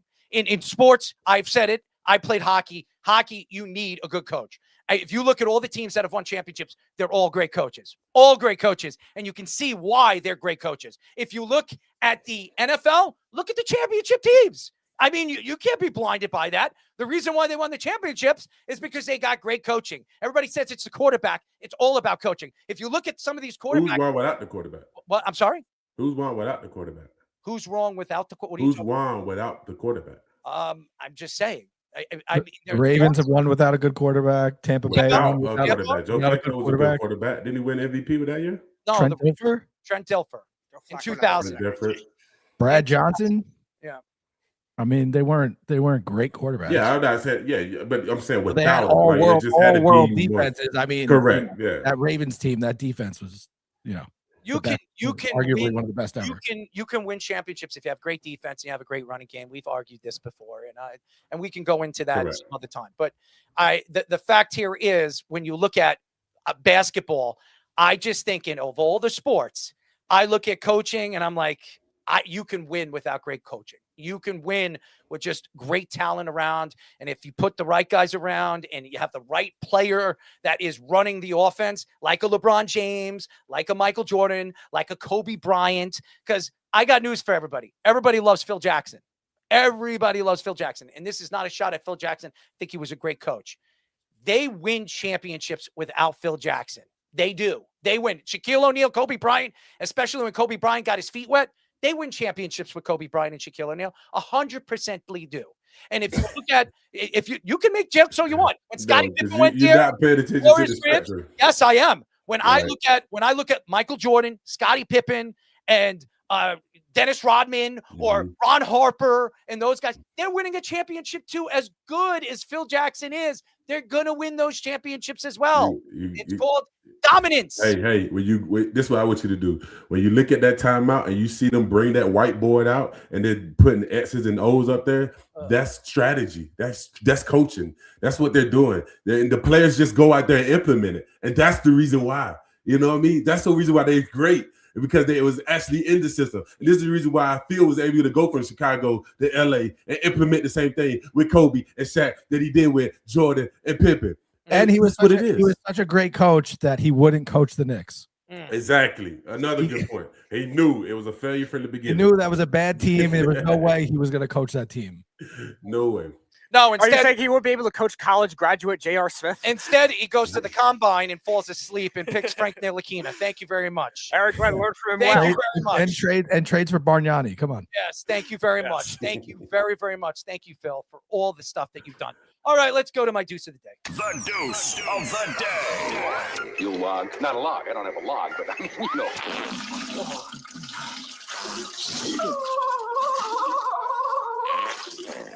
All right, ladies and gentlemen. Well, somebody's in trouble again, and I don't think it's something that we could even imagine, or maybe we could. Rashid Rice to be jailed for probation violation, to miss OTAs and minicamp after knee injury. Oh, my God. You guys are going to love this one. Kansas City Chiefs wide receiver Rashid Rice is in custody by violating his probation, and he faces 30 days in jail time as a result. Rice tested positive for THC according to the order of court dated May 19th, was booked in Dallas, Texas County Jail at 12:15 p.m. on Tuesday and will remain in custody until June 16th. Ladies and gentlemen, Rashid Rice does it again. This guy doesn't get into car accidents and leaves the scene and then goes to a nightclub and gets into fistfights and gets ripped apart and then gets caught by the police saying that he doesn't know anything of anything behind the scenes. It's to me, it's just very filling that it happens to only the Kansas City Chiefs. It's been going on. If you go back at some of these guys, Tyreek Hill, remember him? Remember what he was doing? There was a running back in Kareem Hunt. Remember him kicking and doing things to women? It seems like, and I got to give a shout out to Andy Reid. I think Andy Reid is a great coach. Andy Reid's gone through a lot of things in his past. His son, drowning and dying, committing suicide, some people believe, all these different things that Andy Reid has gone, and his success, not only with the Philadelphia Eagles, and he didn't win a championship there, but he took his team to championships and lose against Bill Belichick and the Patriots, but then winning multiple championships with Patrick Mahomes, drafting Patrick Mahomes, rebuilding this organization from top to bottom. It's a great story. But when you look at these guys, right, like Rashid Rice, who thinks he can get away with murder. He does whatever he wants. He almost killed people in a car, left the scene, fighting with people because of a friggin' woman in a nightclub. And then all of a sudden he knows that he has to stay away from drugs, stay away from things that his probation would get him into trouble. This guy is smoking marijuana. It's really pathetic. And I blame Andy Reid. I blame the coaching staff over there because they do not know how to control their players. And this is a horrible story because it just shows you once. Did you read my messages? Mine crashing. That was Fish, by the way. I just muted him. Andy Reid does not know how to control his players, which tells me right now, as an organization, when is it going to be enough? When is Andy Reid going to decide that this guy is not fit to be on this roster? And to me, he's such an important player to this offense. They're not going to get rid of him, and he is going to be here for the long haul. And it's just horrible. It really is. And that's why this is the deuce of the day, because it's absolute garbage. It's absolute garbage. There should be no reason why this guy is still on the roster right now with the Kansas City Chiefs. And it just shows you that this organization has no control over players. So that's my deuce of the day. It's horrible. And I'm interested to see, for all your fans out there, what Kansas City is going to do to him and what the NFL is going to do with him, because they suspended him. He wasn't suspended for a long time. And it seems like this guy gets away with murder. He gets away with everything. I know it's just THC, but why can't you just follow directions? Stay away from getting into trouble. Why can't you just follow what the team is telling you? It's pathetic. Absolutely pathetic. Could you imagine if they brought Tyreek Hill back? Oh, God. Could you imagine that? The guy can't control himself over there in Miami. Now you're going to bring him back, and he's going to be coaching this guy or helping this guy develop? Good luck. Maybe they should bring back our friend Basad Breeland, too. Good luck, Basad Breeland. That guy, he was a real winner when he came on the show, by the way. I wonder what Brashard is doing right now. I mean, hopefully not. What did he have? A bazooka or an Uzi? Yeah, some kind of hunting rifle or something. Hunting rifle? I mean, it was a machine gun. He got caught with like a fully loaded machine gun in the back of his trunk. I mean, the guy's out of his mind too, but I like Brashard. I hope everything's going well with Brashard Breeland. He's a nice kid, and hopefully he's doing well. He did win. He did play in the Super Bowl. Yeah, he played very well in that Super Bowl too. Yeah, so my heart goes out to him and his family. All right, that's the deuce of the day. When we come back, it's just pathetic, man. I don't get it. And the NFL just loves to protect the Kansas City Chiefs. They love to protect them. They protect them all the time. I don't get it. And again, going into a season, Patrick Mahomes is coming back with a knee injury, and they got Justin Fields. Good luck on that one. It's going to be very interesting to see. Oh, and this is Travis Kelce's last year. He just got himself $12 million. Oh, yeah.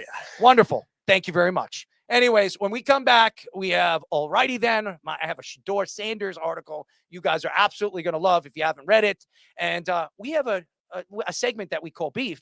Jaylen Brown and Stephen A. Smith are chopping at the bit. In one, it's doing on a podcast, and the other one's doing on First Take. I don't know. This is getting out of hand, but I like it. I like Jaylen Brown. I like what he's doing to Stephen A. Smith. He's bringing out a little bit more personality than we've seen other guys, including LeBron James, as he had beef with Stephen A. Smith just a few years ago as well. So we'll get into that. But first, a Sports Minute with Fish. This is the New York Sports Loudmouth Sports Minute. All right, guys. Aaron Fishman here with your Sports Minute. Got a couple of stories for you, and then the scores this evening. The first place Atlanta Braves announced on Tuesday a major hit to their lineup as last year's Rookie of the Year catcher Drake Baldwin was placed on the IL due to a strained oblique. Manager Walt Weiss told reporters he felt a little more after the last at-bat. After they got blasted 12-0 by the Marlins on Sunday. I took him out of the game after that one. Obliques are obliques, and they're never fun to deal with. An MRI after the game revealed a grade 1 strain of the right oblique, which is the least severe strain. The Braves replaced Baldwin in the lineup with 37-year-old veteran Sandy Leon and called up catcher Chadwick Tromp from AAA to cover for Baldwin and his overqualified backup, Sean Murphy, who has been snake-bitten this season with injuries and was put on the IL last week for the second time this season with a broken finger. The Braves will likely miss Baldwin for the next 2 to 4 weeks as he recovers. Luckily for them, they were able to reinstate superstar Ronald Acuna Jr. to make up for the loss of him for the time being. Before going down, Baldwin was performing as the best catcher in baseball this season, hitting mostly out of the two-hole with a .303 batting average with 13 home runs, 38 RBIs, and an OPS of .932. Expect Baldwin to return with a vengeance in mid-June and start being considered one of the game's premier players. As far as Murphy goes, if he can get healthy, a certain Bronx team could sorely use a veteran catcher if they're available at the deadline this year. If you remember the St. John's basketball team that fizzled out in the NCAA tournament 2 seasons ago, then you also remember R.J. Luis Jr., the 2024-2025 Big East Player of the Year, coming up small and being benched by Rick Pitino in the tournament loss. Luis Jr. then went undrafted in the 2025 NBA draft, but signed a 2-week deal with the Celtics and was sent to the G League Maine Celtics before getting hurt and not playing in a single game. Well, fast forward to today, and RJ Luis Jr. has committed to LSU to play college basketball for returning head coach Will Wade next year. The problem with that is that last year in a similar situation, Alabama was forced to get rid of its player Charles Badeko after a fight with the NCAA over eligibility after appearing in only 5 games with the team. The Crimson Tide tried to get the Alabama court system to overrule the NCAA, but were unable to do so. Any chance Luis Jr. has to play in the NCAA this season will likely face similar hurdles, although in this case, despite signing a contract, Luis Jr. never played in a professional game. It should be interesting to see how this case plays out over the offseason, as Luis Jr. would be a huge get for the Tigers down in the Bayou if they can convince the NCAA or the state of Louisiana's court system to allow a ringer to be added to the squad. Luis Jr. would be 24 years old at the start of next season. Let's take a look at the scores going on right now in baseball. It's the top of the 6th in Yankee Stadium. The Yankees are trailing the Blue Jays 1-0. Bottom 7 in Miami. The Braves have a 6-3 lead on the Marlins. And still to come tonight, Angels and Athletics and Diamondbacks, Rockies. Earlier finals, Guardians 3, Tigers 1, Pirates 6, Cardinals 2, and the Mets beat the Nationals 2-1. Basketball ended the first quarter. The Cavs have a 3-point lead on the Knicks, 27-24 in Game 2 of the Eastern Conference Finals. And in hockey, it's Game 1 of the Conference Finals in the East as well. The Canadiens all over the Hurricanes in the first period, 4-1 with 8:21 to go in the first period. Very interesting development there. Guys, we are streaming live on TikTok, Instagram, and YouTube on our NYS SPT Loudmouth handle, on Facebook under the Worldwide Sports Radio Network handle, and on Twitter under our host handle at ErrolMarks34. Keep downloading on Apple Podcasts and watch us both there and on Spotify. Now in video. Make sure you like and subscribe all our shorts, reels, TikToks, and longer videos you see from us throughout the week. Now back to Errol, Q, Speedy, and Dickie for our next segment on New York's Sports Loudmouth. We're back. Hello? You're listening to the New York Sports Loudmouth. Breaking news has started. Breaking news. I'm putting you on a beach now. Breaking news. 631 672 3108. Who is dancing? I don't like it. That is not distinguished gentleman dance. Okay? I don't know what that is. You're listening to New York Sports Loudmouth. My name is Errol Marks. You call me the Mouth. My co-host. I don't know what to call him anymore. Timothy. I don't know. That's what I am tonight. I'm Timothy tonight. You're what? Timothy. I'm him. I'm him. Timothy. Tonight, the way I'm covering Timothy. These basketball playoffs and serving you up. Breaking news. I gotta go Timothy back tonight. off. Yeah, that's what I probably do. Listen to this. Timothy, you already did Timothy, it. Timothy. What are you like? What are you from the Bible or something? Timothy, you giving yourself a name? Thank you very much. Nah, that's Timothy, not Timothy. I don't know I'll what teach you you something, man. though. You're a little lost over there, but thank you very much. You know him as Speedy Petey over there. You heard him. Dickie Braggs is going to be joining us throughout Thursday's shows moving forward. We're very happy to have a new guy that's going to be helping us with the content. So we're very happy, very excited. He's doing such a great job. And you can go to our website at www.worldwidesportsradio.com. Check out all our shows throughout the week, including New York Sports Loudmouth every single Mondays and Thursdays at 7 p.m. All you have to do to tune in and check out our local listings for all our shows is go to our website at www.worldwidesportsradio.com. On the back end, too, Sam Ad, he's our producer, one of our producers, and Mr. Nathan, as he's our PR manager. And boy, oh boy, every time I look at the background, he looks like he's in a jail cell. And executive producer is Aaron Fishman. As you know, he's doing our Sports Minute. He does all the back end stuff for us as well. And now, ladies and gentlemen, I just want to say something. The Knicks are losing, but this is very. I knew this was going to happen, but it's early. The good old prediction. You knew it. Yeah, I know. I love it. Then I knew the Knicks were going to lose the first quarter. It's okay. funny because a friend of mine, I don't bet on sports, but my friend, he bets on everything. He bets on first quarters, second quarters, points, what's the score of the game. And I told him point blank that the game, there's not going to be more than 70 points in the first quarter. And I said, I wouldn't be surprised if the Knicks would be down by 4 or 5 points in the first quarter. And they're down by 3. First half. No, first quarter. He does quarters. Oh, you're talking about total. He does quarters. With both quarters. He does quarters. Yeah, and so he asked me, I don't bet on sports, so he won himself some money, I am sure. But shout out to Rich. Thank you very much. As he likes to bother me every time when what do you got? Who do you got? Who do you got? No, I don't bet on sports. But anyways, we call this Alrighty Then. Alrighty then. Alrighty then. Give me that chicken curry. Welcome back to Alrighty Then. If you haven't been a part of this segment, this is our literary segment. We have a whole bunch of great sports writers, including Errol himself, who writes a ton of articles almost daily that we post on worldwidesportsradio.com. If you go on that site, you see clips from this show, some of our best clips that we house on YouTube. Go subscribe to our YouTube page. If you're not already subscribed, you get stuff from us throughout the week, as well as on Instagram and TikTok. The articles, though, that are written are by Errol, and they can get posted by Speedy over to Reddit, and we have tons of people commenting on them. This is where, if you want to be a part of the show, you can go and Speedy, tell them what handle to follow and comment on if they want their comments read. It is the same as our Facebook. It is Worldwide Sports Radio Network, powered by New York's Sports Loudmouth.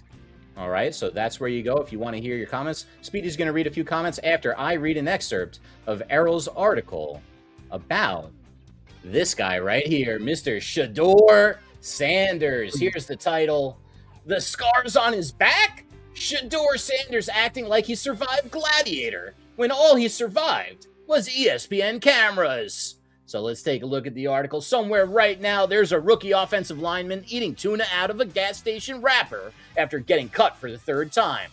And then there's Shedeur Sanders being described like he escaped a medieval battlefield because draft analysts said he holds the ball too long.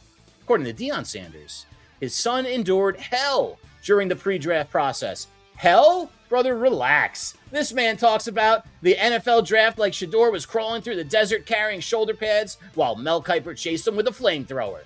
When he takes off his shirt, I see scars on his back.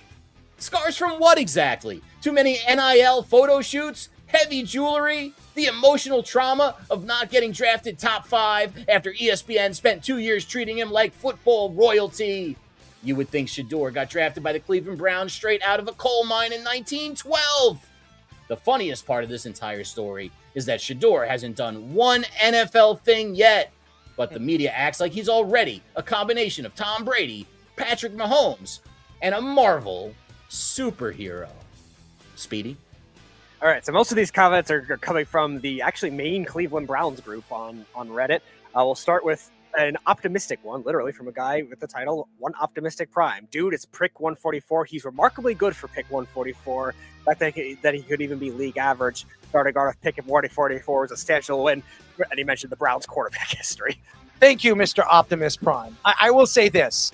If you're going to tell me because he was 144, he's pretty damn good, this guy was supposed to be a first-round talent. He was a top 20 pick, and he fell because of his big mouth, because of his father's big mouth. And you're going to say, well, at 144, he's pretty damn good. The guy stinks. And the fact that he made the Pro Bowl because nobody wanted to be there just makes it absolutely hypocritical. Good luck on that. He's not even going to win the job. Deshaun Watson's going to take the job because he's not that good.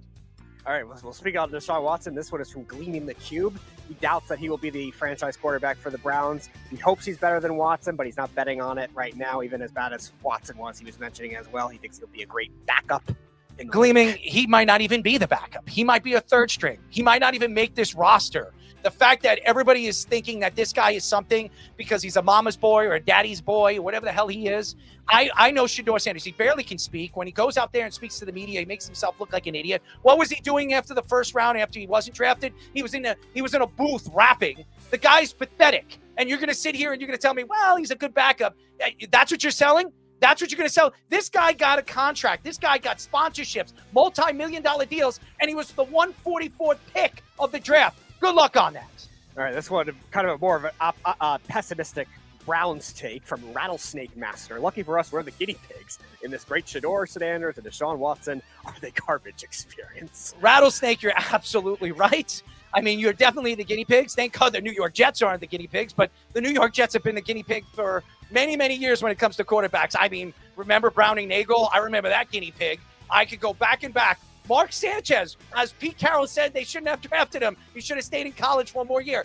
I could go on and on and on. It seems like there are two franchises that don't know what they're doing with quarterback. Number one, the Browns, and number two, the New York Jets. And we all know what the guinea pig or the guinea pigs have been. All right, this one is from DA99S. He's entering year 2 of a year 4 rookie contract, so he doesn't think it's like desperate he has to prove himself yet, but he says that neither him nor Dylan Gabriel got a fair shot when Kevin Stefanski was coaching. Thank you, 99. I'll say this. You're absolutely right, but why would you give these guys a fair shot? I like Dylan Gabriel. I was at his Heisman Trophy dinner. He's a nice kid. He's not an NFL quarterback. At best, he's a third-string quarterback or he's playing in the CFL. As far as Shedeur Sanders should have picked another position.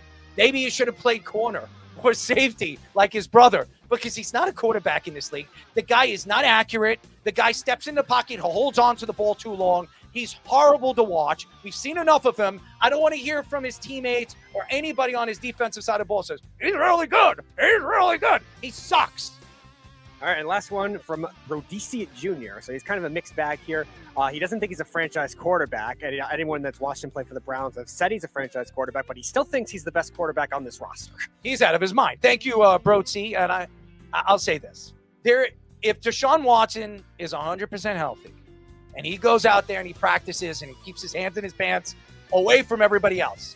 Keep his hands in his pants, not have anybody grab his sausage McMuffin. If he does that, ladies and gentlemen, Deshaun Watson is the quarterback. There's no question. He has been successful in the NFL. He's had 30 touchdowns in a season with only 7 interceptions. He was an MVP candidate. This guy could play at a high level. I don't know if he can do that again after his torn ACL, but to say that Shedeur Sanders is the best quarterback on this roster, that is a joke. He is not even the third best quarterback on this roster. He's not good. I'm sorry. Deion, shut the music. Deion Sanders. I want to give a shout out to Deion Sanders. Shut the music, Steve. I have to say this because we're done with alrighty then. I think Deion Sanders is the greatest corner to play in this game. You can argue it's either him or Darrelle Revis. I like Woodson too. Charles Woodson is a pretty good corner safety in his time. Deion Sanders for years has sold us a bag of goods. A bag of goods is Shedeur Sanders. And the fact here is, I understand it's your son, and you stick up for your son. I respect that. You're all about your son. But when you have gone out there before the draft and thrown your son under the bus and yourself on the bus saying that this guy is the best quarterback in the draft and this guy is going to be an elite player in the NFL, when we have seen enough of him in Colorado, we've seen enough of him in Jackson, to me, you cannot sell that to me. And then you have a wide receiver / corner that you thought could play at such a high level in Mr. Travis the Gremlin Hunter, who honestly barely played last year. And when he did, he looked absolutely horrendous. And that's why I told Fish and I told all of you guys, he is a bona fide corner. He is not a wide receiver. He cannot run routes like he did in college. He was overrated. He shouldn't have won the Heisman Trophy the year that he won. I was there. I told him right to his face. And I'll tell you guys this. The problem with Deion Sanders is he loves looking at talent the way he sees it, not the way everybody else sees it. And Deion Sanders has been wrong at every single player he's pointed out to be good. No offense to him. He was a sensational athlete. He was a sensational player. But the players that he thought were so much like him or his son, who he thinks is an elite player, are not that good at all. That's all I'm going to say. And Deion Sanders will not be the head coach after next year of Colorado. You can book it, sell it. You want to wrap it up as a Christmas gift to you Colorado fans. I promise you guys. And by the way, Colorado won't even have a winning record next year. That you can book as well. So thank you very much. So you have call your shot mixed in with already then. I'm just telling you. I think Deion Sanders has been dealing with a lot of situations, health issues. I think he lost his toe. I mean, he almost lost his leg. We all know that he's been going through all these different things, the blood clots that he's been dealing with. I respect Deion Sanders. If Deion Sanders came on the show, I would respect him as a person. But if he wants to go tick for tack when it comes to talent, I will absolutely burn him. If he really wants to come and wants to point out talent or talented players he's coached over the years, because I do not. And we've had, who do we have on the show from Jacksonville? He was a captain of the team. Foye Oluwakin. He's been on our show. And I asked Foye, and he says that nobody understands him. Nobody knows him. I've seen this kid in high school. I played with this kid, and that's great. Foye, and I love you, Foye. You know I love you. The fact here is I've seen enough of this kid to know that he's not really that good.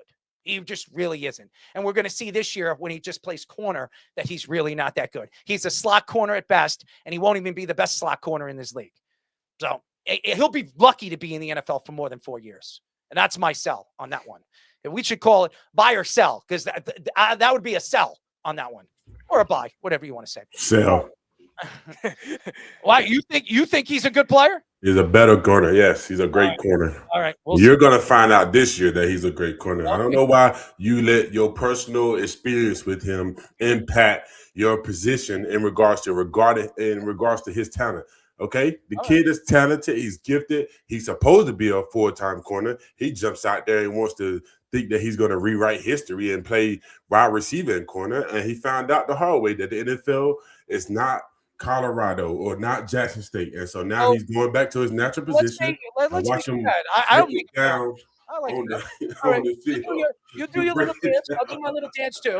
All right. So let's make a bet here. All right, Okay. 10 games. How many touchdowns does he give up?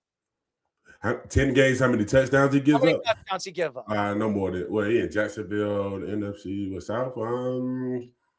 I say give up no more than 3.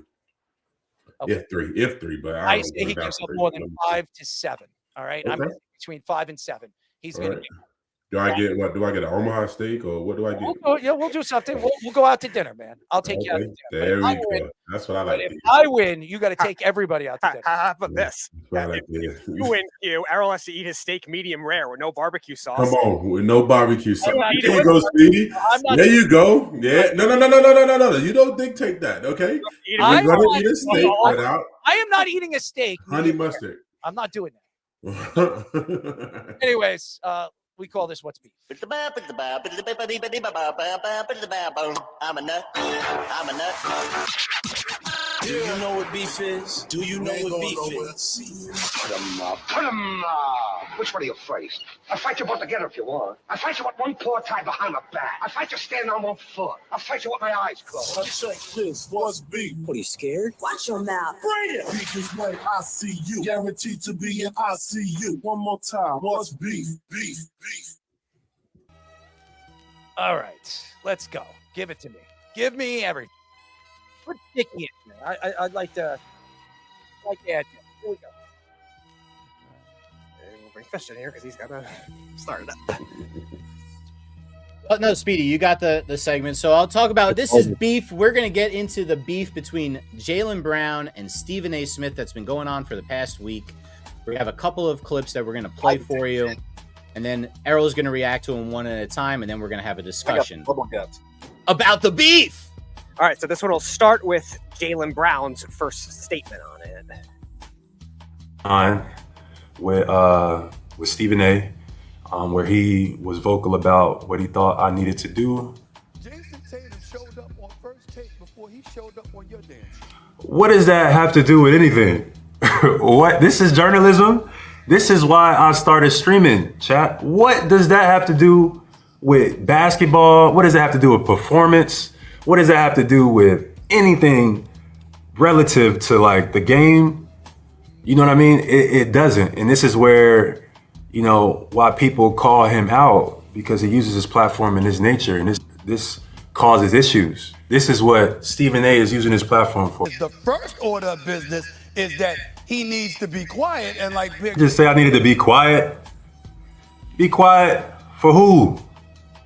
Man, fuck Stephen A. Stephen A, Stephen B, Stephen C. Like, my offer still stands. You want me to be quiet and stop streaming? Well, I want you to be quiet and get off these networks, because you're not using your platform to do real journalism. Using your platform to use clickbait. I love it. I love it. I love the fact that Jaylen Brown has come out and attacked Stephen A. Smith. LeBron James has done it too, and a lot of NBA players have done it over the past. Even Kevin Durant went at Stephen A. Smith in the past. But Jaylen Brown has actually gone on a podcast and has called him out. And the fact that Stephen A. Smith is telling him to be quiet, he shouldn't be opening his mouth and all this other stuff. Stephen A. Smith, he's right. Jaylen Brown is right. It's all about clickbait. It's all about clickbait for Stephen A. Smith. He's made his millions and millions of dollars opening his mouth. But we've also seen Stephen A. Smith shoot a basketball. He's not very good. He comes out here and says he was a good college player, but when you look at his statistics, there is no statistics. So he's going to challenge Jaylen Brown, LeBron James, Kevin Durant. You're talking about guys that are the best in the league. Jaylen Brown was a top 5 candidate for MVP. But hey, Stephen A. Smith has his own thoughts. He's going to attack everybody because he's Stephen A. Smith. He's the greatest of all time. I'm Stephen A. Smith. I've got everything. I know everything. He's like a parrot who doesn't shut up. The only thing he's great at is playing solitaire. But speaking of Stephen A. Smith, here is his rebuttal. Before I even get into it, could you do me a favor, please? Get your ass a studio. You looking like you in some dungeon in a little room or whatever. You making $54 million a year. You're gonna make 57 next year, 61 the year after that, 67 the year after that. You're in the midst of a $304 million contract. Get a studio with a director and a producer. Calling up clips of mine, the computer ain't even working right, can't even get the full sound up in there. Get that together. That's number one. Stop being so damn cheap. Pick some 20-second clip of me talking about how Jason Tatum showed up on First Take, but not your podcast. Stop it. I'm not gonna get into all of that. Was Jaylen Brown bringing up the fact that I wasn't reporting when I was raving about him all season long? When I was talking about him for the most of this season as a top 2 league MVP candidate? When I was pissed off and I raised holy hell on the air when he got ejected from the San Antonio Spurs game and he didn't deserve that? When I talked about him leading the pack and doing the things that he's done and solidifying his greatness as an athlete? Did he complain then? Did he complain when, how many times that we can't even count, when I talked about the brilliance of this young man, his philanthropy in the community, the kind of things that he's done, and I've been raving about that all of these years? No, he did not. When I made news years ago, and I was talking about how it's not fair to him, but because he is smart, because he doesn't suffer fools, because he will speak his mind, etc., it's alienating some people on Madison Avenue and beyond, which is why he doesn't necessarily have a sneaker deal and he doesn't get the advertising dollars and has the marketing muscle of, say, somebody like his teammate Jason Tatum. Do you know that I spoke about that and he came to the finals wearing his t-shirt, told show me your sources, or to the playoff game rather, show me, to tell us your source or whatever the case may be? You know what? There was no question that I was right.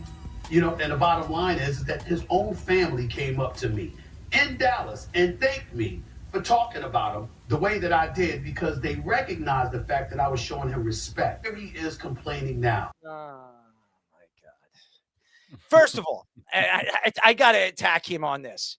What does it matter if he's working with a director or a producer in a studio? It's $54 million. He doesn't need to invest into that. And by the way, Stephen A. Smith, you don't have to invest into it, because on First Take, you have the ESPN and everybody doing whatever you want. You're telling producers, everybody, executive producers, to do whatever they want you to do. They're writing your scripts. You're not even writing your scripts. You're going to come out there and you're going to attack this guy. This guy is protecting himself.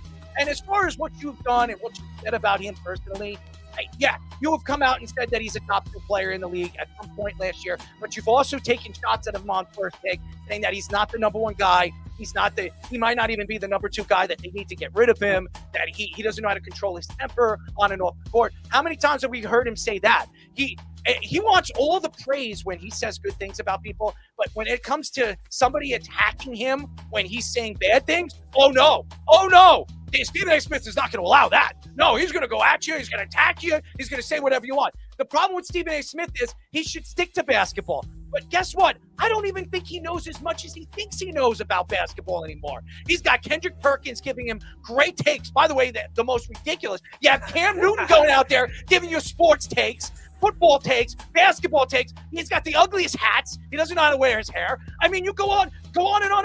The only person he brings on that actually knows something about sports, but not much, is Chris Russo. Love you, Chris, but some of his takes, he knows more about tennis and maybe some baseball, but Giants baseball, not Yankee baseball. So I care less what Chris Russo's got to say when it comes to New York sports. And he comes out there and he talks about the Knicks. The Knicks this, the Knicks this. Oh, I love the Knicks. But you threw the Knicks under the bus. You threw the Knicks under the bus after they got tortured. Who was it? Who was the team they got tortured by?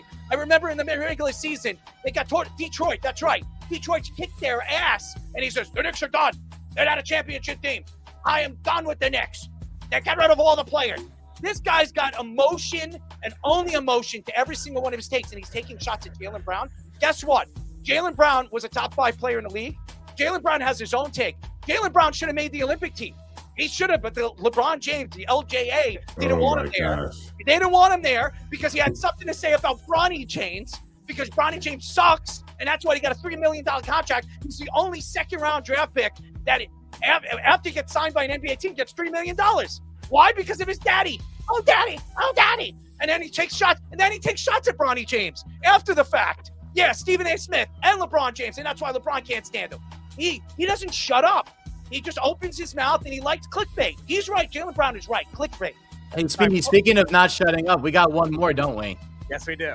Let's go to Errol's other guy, Stephen A. Nick Wright. was a legitimately great reporter. Put every level of work in imaginable. So where he's the biggest name in the space and still works as much as anybody in the business. At all times is working. But talking to these guys like you're a mob boss and they better watch what they say, there's harm in it. I know stuff.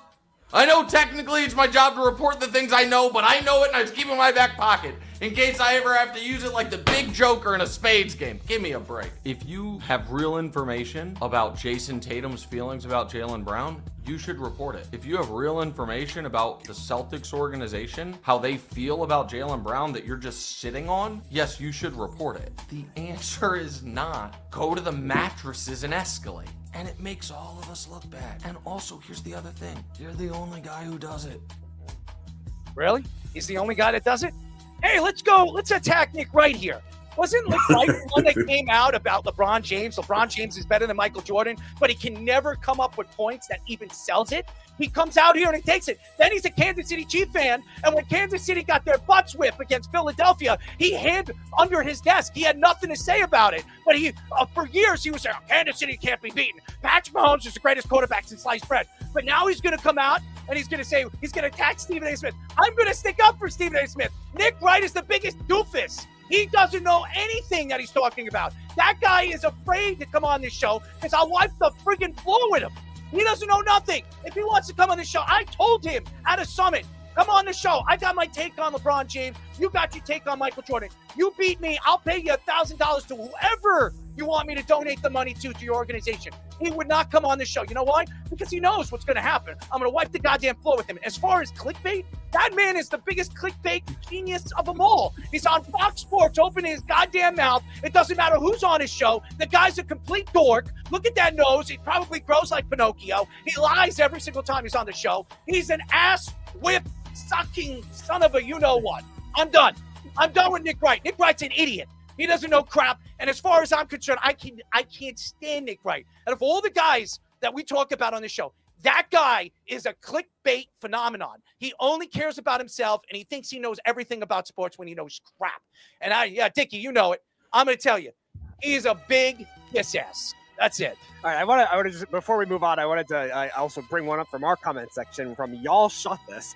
He thinks Stephen A. is a knowledgeable analyst, I guess.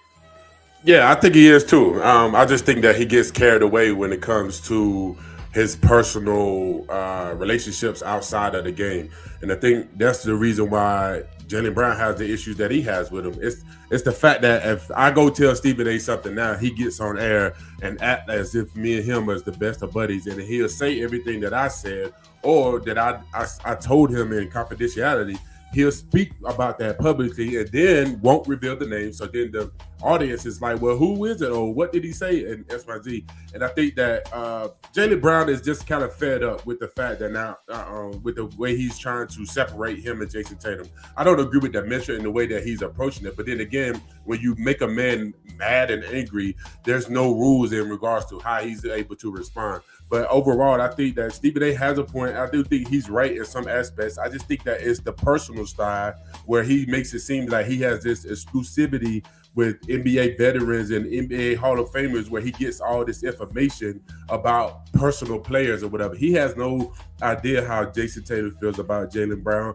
Jason Tatum is not confiding in him about his relationship with Jaylen Brown.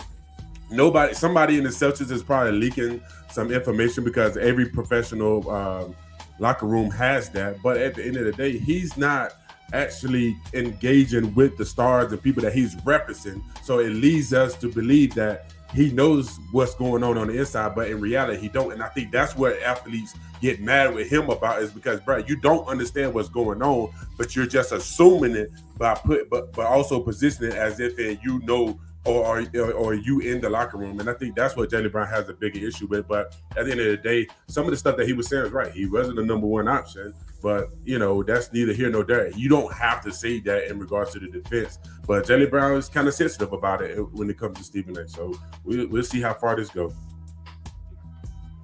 I think the pettiness of making fun of his studio just kind of shows, Stephen A is very knowledgeable, but it's all about for him like star power now, right? I think when back in his early days when he was writing articles and stuff, it wasn't about his face being on camera. And now that he's become the beacon of ESPN, he wields that power, right? You see these guys, these anonymous quotes and all the, I always thought like anonymous quotes were lame. If you're gonna have anonymous sources, you're gonna put your name on it, right? So Stephen A coming back and making fun of his studio, very petty, but not all in all, I really didn't see like a huge beef. It's just kind of like par for the course. It's a Wednesday. Yeah, but let's be clear. Jaylen Brown is doing this for clickbait as well. So if you think that he's just getting on live stream and screaming Stephen A just for the hell of it, he's doing it for clickbait as well, which reason why I say it don't make sense overall, and it's not really true beef. It's just I can generate views and money based off mentioning Stephen A, and he can do the same thing. So wait a second. So Stephen A. Smith over the years has attacked the Cowboys. He's attacked Dak Prescott, Jerry Jones. He said all best friends with Jerry Jones. I'm sorry. Hold on a second. So he's attacked the Cowboys over the years because he's a Giant fan, quote unquote Giant fan. And then he's come out many, many times and he said some things about the New York Jets. And I've heard him say something, the Jets aren't a real New York team. Why do they call themselves gangrene? They're poison. They should get the hell out of New York. Here's my question to Stephen A. Smith. Aren't you poison? Because every single time you open your mouth, I want to freaking throw up. Every single thing that comes out of this guy's mouth, and I disagree with you, Q. He shouldn't be going out and attacking somebody when he doesn't know what's going on in the locker room. Jaylen Brown, as far as I'm concerned, he was a number one option this year. And what he does in the playoffs is better than Jason Tatum. Jason Tatum is not the number one option when he's healthy in the playoffs. Go look that up. No, I'm going to look. I done looked it up, and I had this dispute a couple of times. When you go look at the stats, Jason Tatum was almost averaging a triple-double when he won the Finals MVP.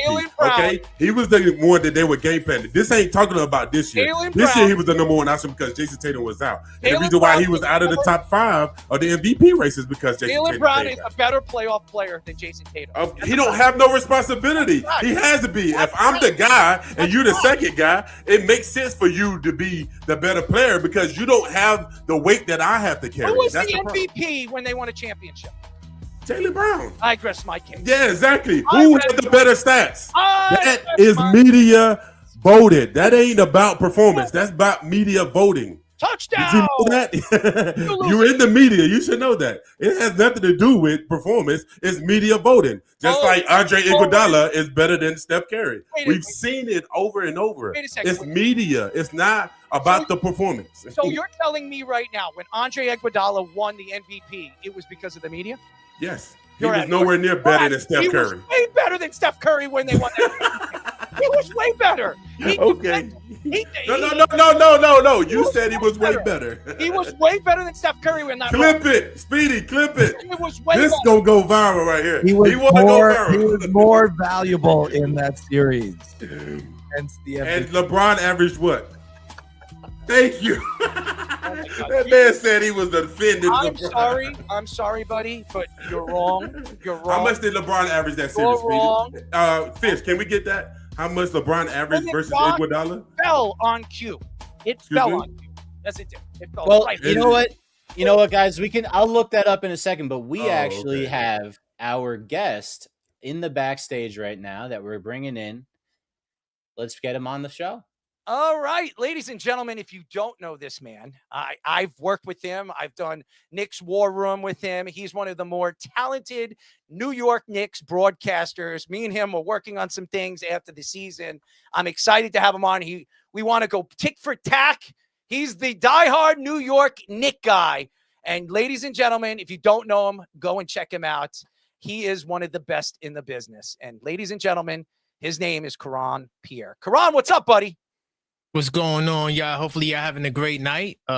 Great game thus far. Yes. And let's go Knicks. Let's go Knicks. And I want to go with, and I'll say this, Mikal Bridges is a guy that you have been sticking up for all season long. Me and you have gone back and forth with him.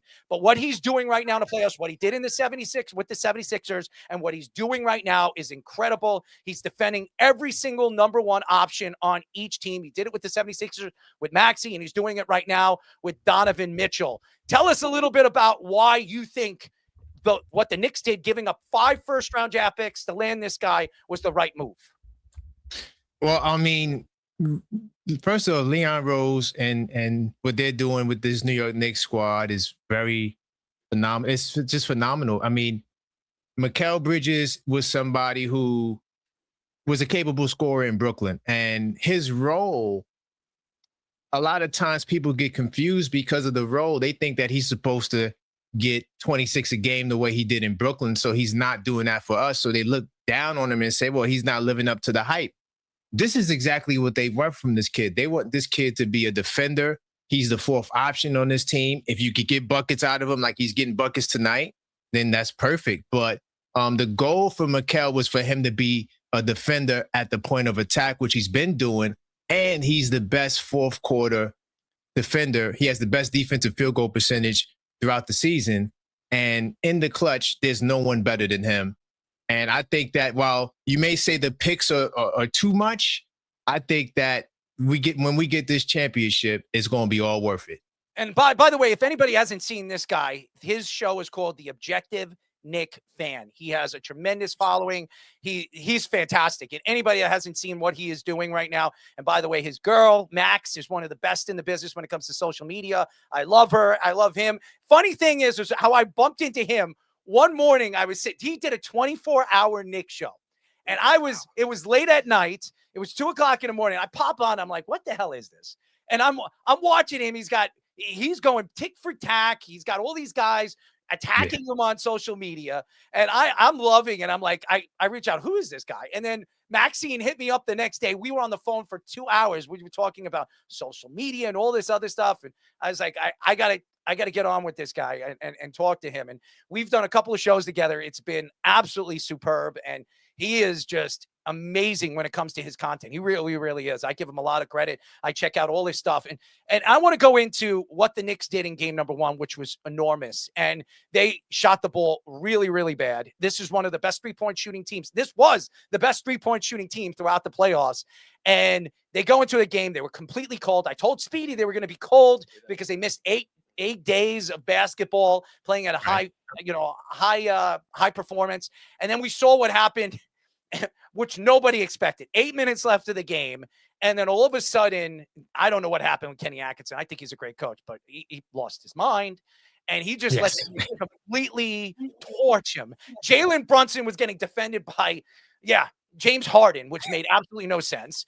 And we all know what Jalen Brunson does to guys like James Harden. Absolutely torch him. What did you think? What was the to me, if you were the coach, if you were Kenny Atkinson, what do you think he was thinking?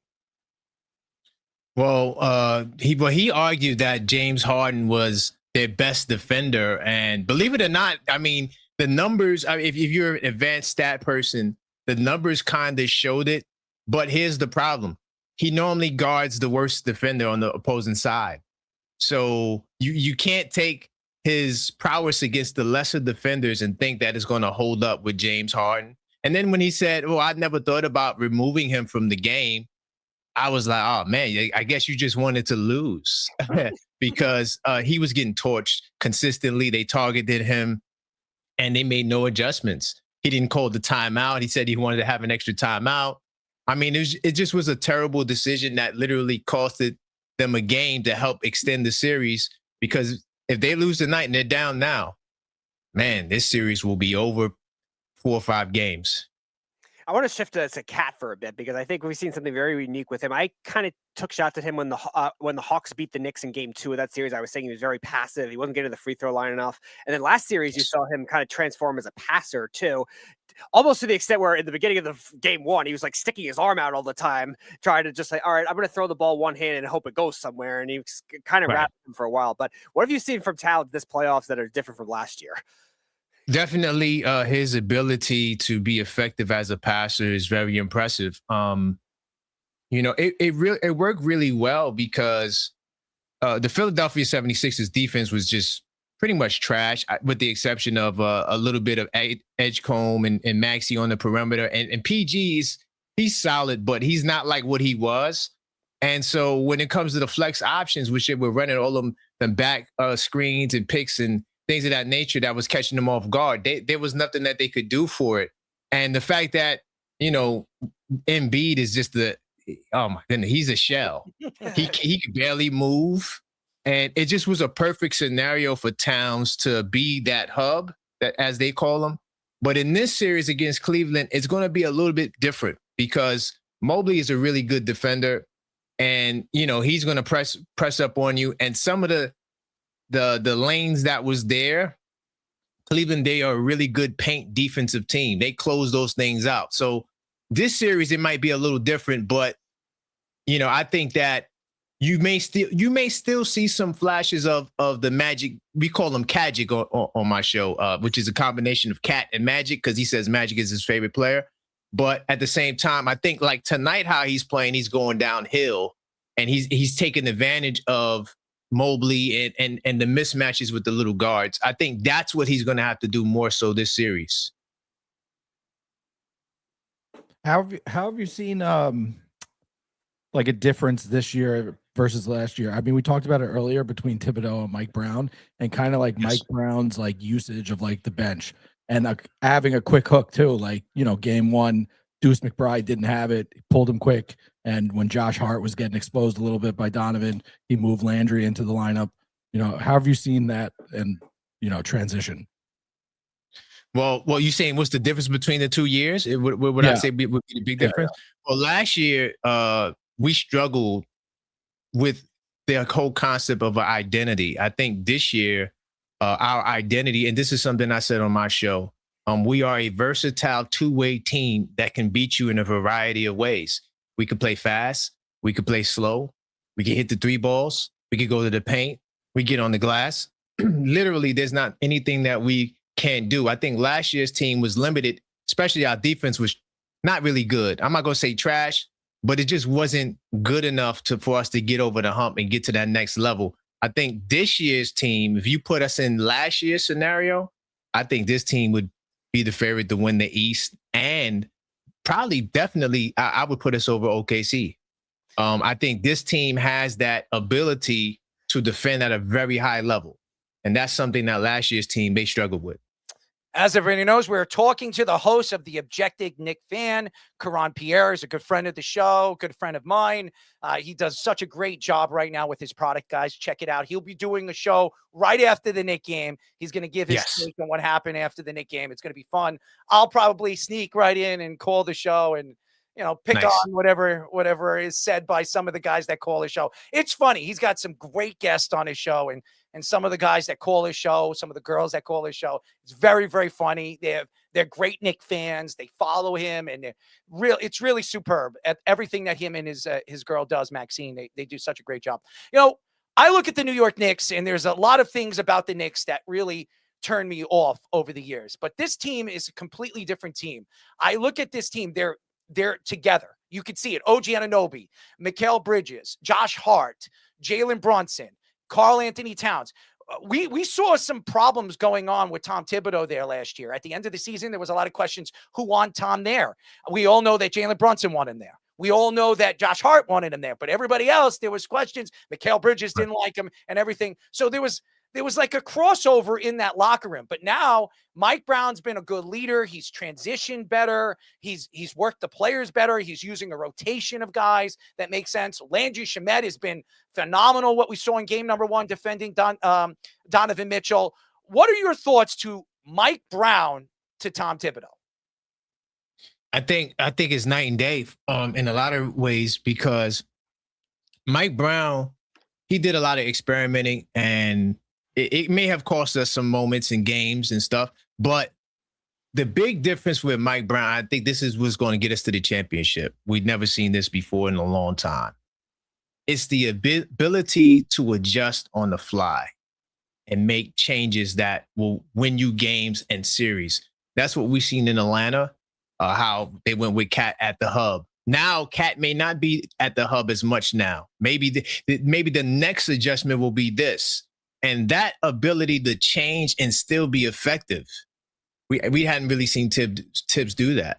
Tibbs was stubborn. He stayed with his rotation. He stayed with his guys. He's only going to play 7 guys, 8 guys, his favorite guys. You know, but we seen Mike Brown go to Tyler Kolek, you know, Muhammad Diawara. All of these guys who people are clamoring to play now is because you got to see them. And Mike Brown, he utilized those guys. Whereas I feel like Coach Tibbs, you would have never seen Mo Diawara. We would have never known how good he would have been. And I think, and the fact that he's accountable, he holds himself accountable. Like you hear him say he messed up. He did. We'd never heard Tibbs say that. And another thing too, he listens to his players and to his coaches. And he gives a lot of credit to his staff, way more than I ever see Tibbs do. So, I mean, there's a lot of changes, but those are the ones that stick out to me the most. All right. So we have OKC and we have Wembanyama and the Spurs, and they're fighting injuries. Both teams are fighting injuries. I've been going and attacking Q because he says it doesn't matter who the Knicks play in the next round. He believes the Knicks are winning this round. I think everybody and their mother probably think that the Knicks are beating the Cavaliers, especially in game number 1. But he doesn't believe the Knicks. He thinks the Knicks are going to get swept no matter who they play. Now, I want you to give your take on what you think will happen when the Knicks wipe the floor with the Cavaliers and they play either OKC or the Spurs. Go ahead. Give them your take. I'm getting ready to write an article. My first one I'm going to write on my Substack. Put it on our network. I'll help promote it. I'll reach out to you behind the scenes. It's called We're on Top of a Mountain Looking Down at OKC. I truly believe that, and I want to write that article before the finals because I want people to be like, wow, you called it. I strongly disagree. I think that because of our versatility and our ability to make adjustments, like one player that we have that neither of those teams have is OG Anunoby, and they both could use an OG Anunoby. Someone else you could put on Wemby with a little bit of size, right, that can contest them, that can make it really physical for them, but maybe not as slow as the other 7-footers are. And the same thing on San Antonio's side. You know, it would be nice to have an OG Anunoby where you can throw him on Chet and put the pressure on Chet if Chet gets rolling. And I think that what we have on our team is just it's so much firepower offensively and defensively. We have everybody plays defense. And, you know, maybe you want to say Brunson if you want to say he's the weak link, but he's playing defense tonight. They was forcing guard-to-guard actions on Brunson, and he was getting stops. He was having guys pass the ball. This team as a unit, it's not about one guy, it's about the group. And the history, when you're talking about the greatest differential, 196 and the 8 wins, it's just so much history that we broke in this playoffs. This is not your same New York Knicks team. We haven't seen a lot of the stuff this team is doing. I mean, the greatest deficit in playoff history, 61 points against the Hawks, the largest victory in Knicks history, 51 points. You know, the most wins in a row by any Knicks team. Go back to the 70s, the champions. They haven't done it. 8 in a row. This team is performing at a very high level. You're talking about the number 1 offense in the playoffs and the number 2 defense in the playoffs. It's just going to be a different monster in the finals. And I don't think that OKC is, while I think they will give us the tougher matchup, I don't think that they're going to be able to beat us based on the way we're going to match up. And OG Anunoby and Brunson is him. The numbers are there. I mean, it's going to be a battle, but I got the Knicks coming out on top. We were talking about before with like comparing the Knicks bench to OKC's bench and the Spurs bench too. And obviously the Thunder, I think, are 10 deep. They actually use like almost everybody. And last game, they got 7 double-digit scorers. 5 of them were bench players. And the Spurs have a lot of guard depth, don't really have the forward depth. But the Knicks have a combination of all that. Like, what do you think matchups-wise between the starters, the wing starters, and the bench wings and the trade deadline moves, how they match up? I think that we have, even though they won the championship, and I give them the credit, I think that we have a little bit more experienced guards that may be a little bit more seasoned. And even though they do got, like, I'm not trying to take away nothing from Oklahoma City, but I think that our bench is very comparable. I think that we could hold our own. Jordan Clarkson, he's a flamethrower. Deuce McBride, he's a flamethrower. Jose Alvarado, he's a disruptor. He could get stops. He could do a lot. I think that our team, what we have off the bench, and then Mitchell Robinson, they don't have a Mitchell Robinson on their team, so I think there's elements that we present that we will give them a lot of challenges. Go ahead, Dickie. You asked the last question. So how do you think the fans are going to continue to travel as well as they did in the last round? Hearing that Cleveland has tickets for under $200. Do you think we're going to have away game, home games? Yes, I think that people are going to try to make some money. How do you turn down the money? I mean, and if you go on their website, it said select places in New York, Ohio. So there's certain places where you're going to be able to get tickets outside of the main city.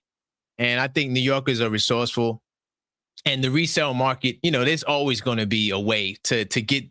People are going to sell their tickets, and maybe it may not be how Philly was in the game 4, but I do think it will be some Knicks fans in there where you can hear us. Yeah, you're going to be able to hear us. Well, Karan, I know you got to get back to the game. I know you have to keep everything in mind for your show. Yes. We love you, man. Thank you. Let's, as we all know, I want to get you on more on this show, and we're working on something. Me and Karan, at the end of the Knicks season, we're going to be working on something. We've been talking. We did the War Room like 3 times. Yes. And I had a lot of fun.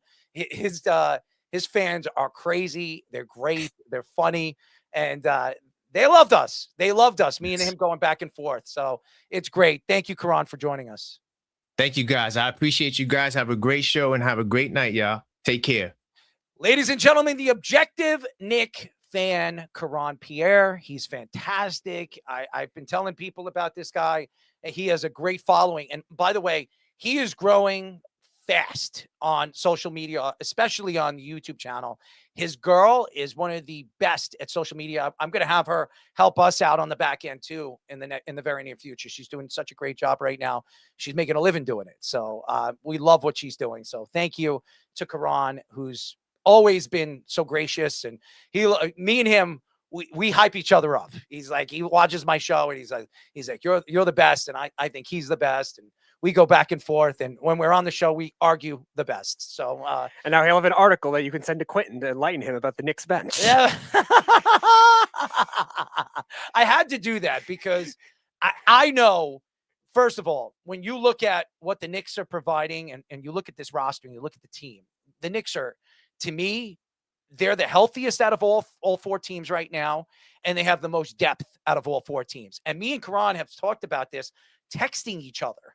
And he said that nobody on any of these teams have OG Anunoby. Nobody. And if OG is healthy, the Knicks are going to have the advantage against any of these teams. You're not going to believe that until the Knicks take game 1 or they're up 2-1, and you're going to be like, okay, they could beat them. Q is... To me, he doesn't. He can say whatever he wants. And I go back and forth with Q off air. Q does not like the Knicks. He can say whatever he wants. He don't like the Knicks, so he will do whatever it takes to take shots at the Knicks. That's all. And I don't care. He's got his own opinion, and we all have our own opinion, and everybody thinks that they're always right, especially on this show. And Mikey C. Oh, well, Mikey C always says he's 90% right. He's not. Ladies and gentlemen, if you know Mikey C, he's not 90% right. But I got to give Mikey C a little bit of credit. He was right about Josh Allen. He wasn't wrong about it. He was very right about Josh Allen. He was right about Jacob deGrom. I would say that he was right about him. There was a couple of things he's been right about. He did. I'm trying to remember what quarterback he said was going to be another quarterback he said was going to be really, really good. But I have to remember it. But all I know is it wasn't Daniel Jones. No, he didn't like Daniel Jones. That's why he became a Patriots fan. And when Daniel Jones was actually playing well with the Colts, he had every excuse in the book to tell me that, oh, he's lucky. And then he went down, he tore his Achilles. He's like, that's what Daniel Jones does. That's what he does. So you know who Mikey C reminds me of? He reminds me of Fish. That's who he reminds me of. He is I don't like Oreos that much, Errol. What Mikey does with Oreos is a little disgusting. Okay, it is weird, but this is how he finds a good woman. So it is. I mean, don't get any ideas. I mean, the things that he does with Oreos. If anybody doesn't know Mikey C, he hasn't listened to this show. What Mikey does is at the end of the night when he's hanging out with a girl, he loves his sleeves, his Oreo sleeves. So he takes a sleeve of Oreos and he sticks it in his ass. And he sticks it in, and if a girl can actually grab 3 or 4 out of his ass with his mouth, she's a winner. She's a keeper. It works. It's worked a couple of times. He's done it on the show. He's not lying. He doesn't deny it. He'd tell you straight out, yeah, I do that.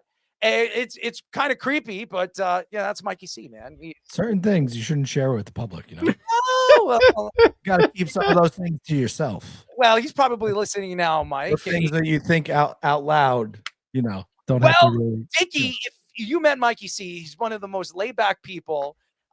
Speedy, Clearly. Speedy has like Sharing this love. proclivities like that. Yeah, must be pretty laid back. So the funny story is I always ask Mikey, I always ask Speedy, who would you sleep with? And I give him names and I put Mikey C in it. Yeah, because and you compare it to Jeff and Tyler Harrison. Every time he picks Mikey C. It's like Mikey C. Because you compare him to Jeff and Tyler Harrison. I picked one person. I said, if there's a guy that you would sleep with, there it is. It's not a lie, by the way. He really does that. He really does that. So for anybody that doesn't believe me, you ask him when he comes on the show as a guest. I know Q doesn't want to hear it, but it's true. Johnny Reno's here for us, boys. It's true, ladies and gentlemen. There's no lie there. All right. We call this Let's Parlay.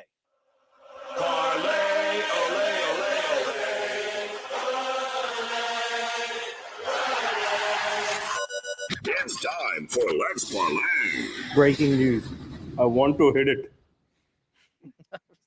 All right, ladies and gentlemen, Reno Johnny is one of our best handicappers. He's one of the best in the business. And if anybody doesn't listen to Moneyline Mania over the weekend on 103.9 FM, they are at 86%. Whoever comes on that show is at 86%. On Let's Parlay, they've been over 70% this year. So these guys are rocking. I don't lie.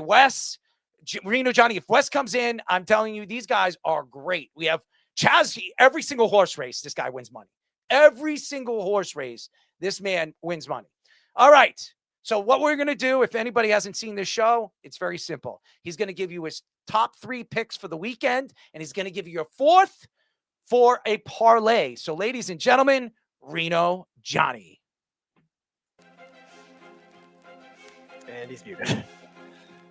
Unmute yourself, Johnny. Yeah, we're here. You have the Let's Parlay music. I was expecting that, so I was waiting for that. But yeah, welcome. I'm excited to be back here on the show. I got a few plays that are going to be a little bit square, so we're going to start off with those. I'm going to take Victor Wembanyama over his points, rebounds, assists. It's at 43.5. It was 42.5 last game. He flew over in the first 2 games. It wasn't even close. He flew over last game, and I'm not one of those fans that's going to say replay game 2 because the calls weren't there. The calls were not there. He still hit his points, rebounds, assists over, and he's going to do it again. He can shoot from 30 feet out. He's going to get bored just by standing under the basket. I think 43.5 is – they can't really go much higher, maybe to 45, 46. I think it might start getting there, but I do think he's going to get there this game. 43.5, I think is kind of a steal for his player prop total. So I'm going to hit that. The other thing I'm going to do in that Spurs game is I understand some injury concerns with the Spurs. You know, I look at Stephon Castle as 10 turnovers over the first 2 games. They could have won the first 2 games. They won the first game. They were in position to win that game last night. They did not do it. On their home court, even with the injury concerns, I'm going to go out there and say it. And I was not a big fan of Mitch Johnson. I think he's out coaching Dagenau right now. And that's a very big surprise. When you look at this Oklahoma City roster, hey, Siri, stop. When you look at this Oklahoma City roster, they're deeper, especially now with the injury concerns that the Spurs had. But when I look at pound for pound, the coaching job that Mitch Johnson is doing is better than what Dagenau is doing in Oklahoma City. Every call, every shot SGA is on the ground. They're actually doing a good job at not giving them every one of those calls. So I do think right now the Spurs at home on their home court -2. I said it last week. NBA home court means a ton.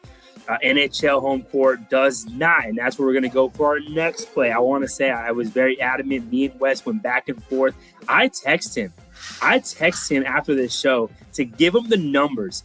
home teams in these playoffs have only won before these series one more game than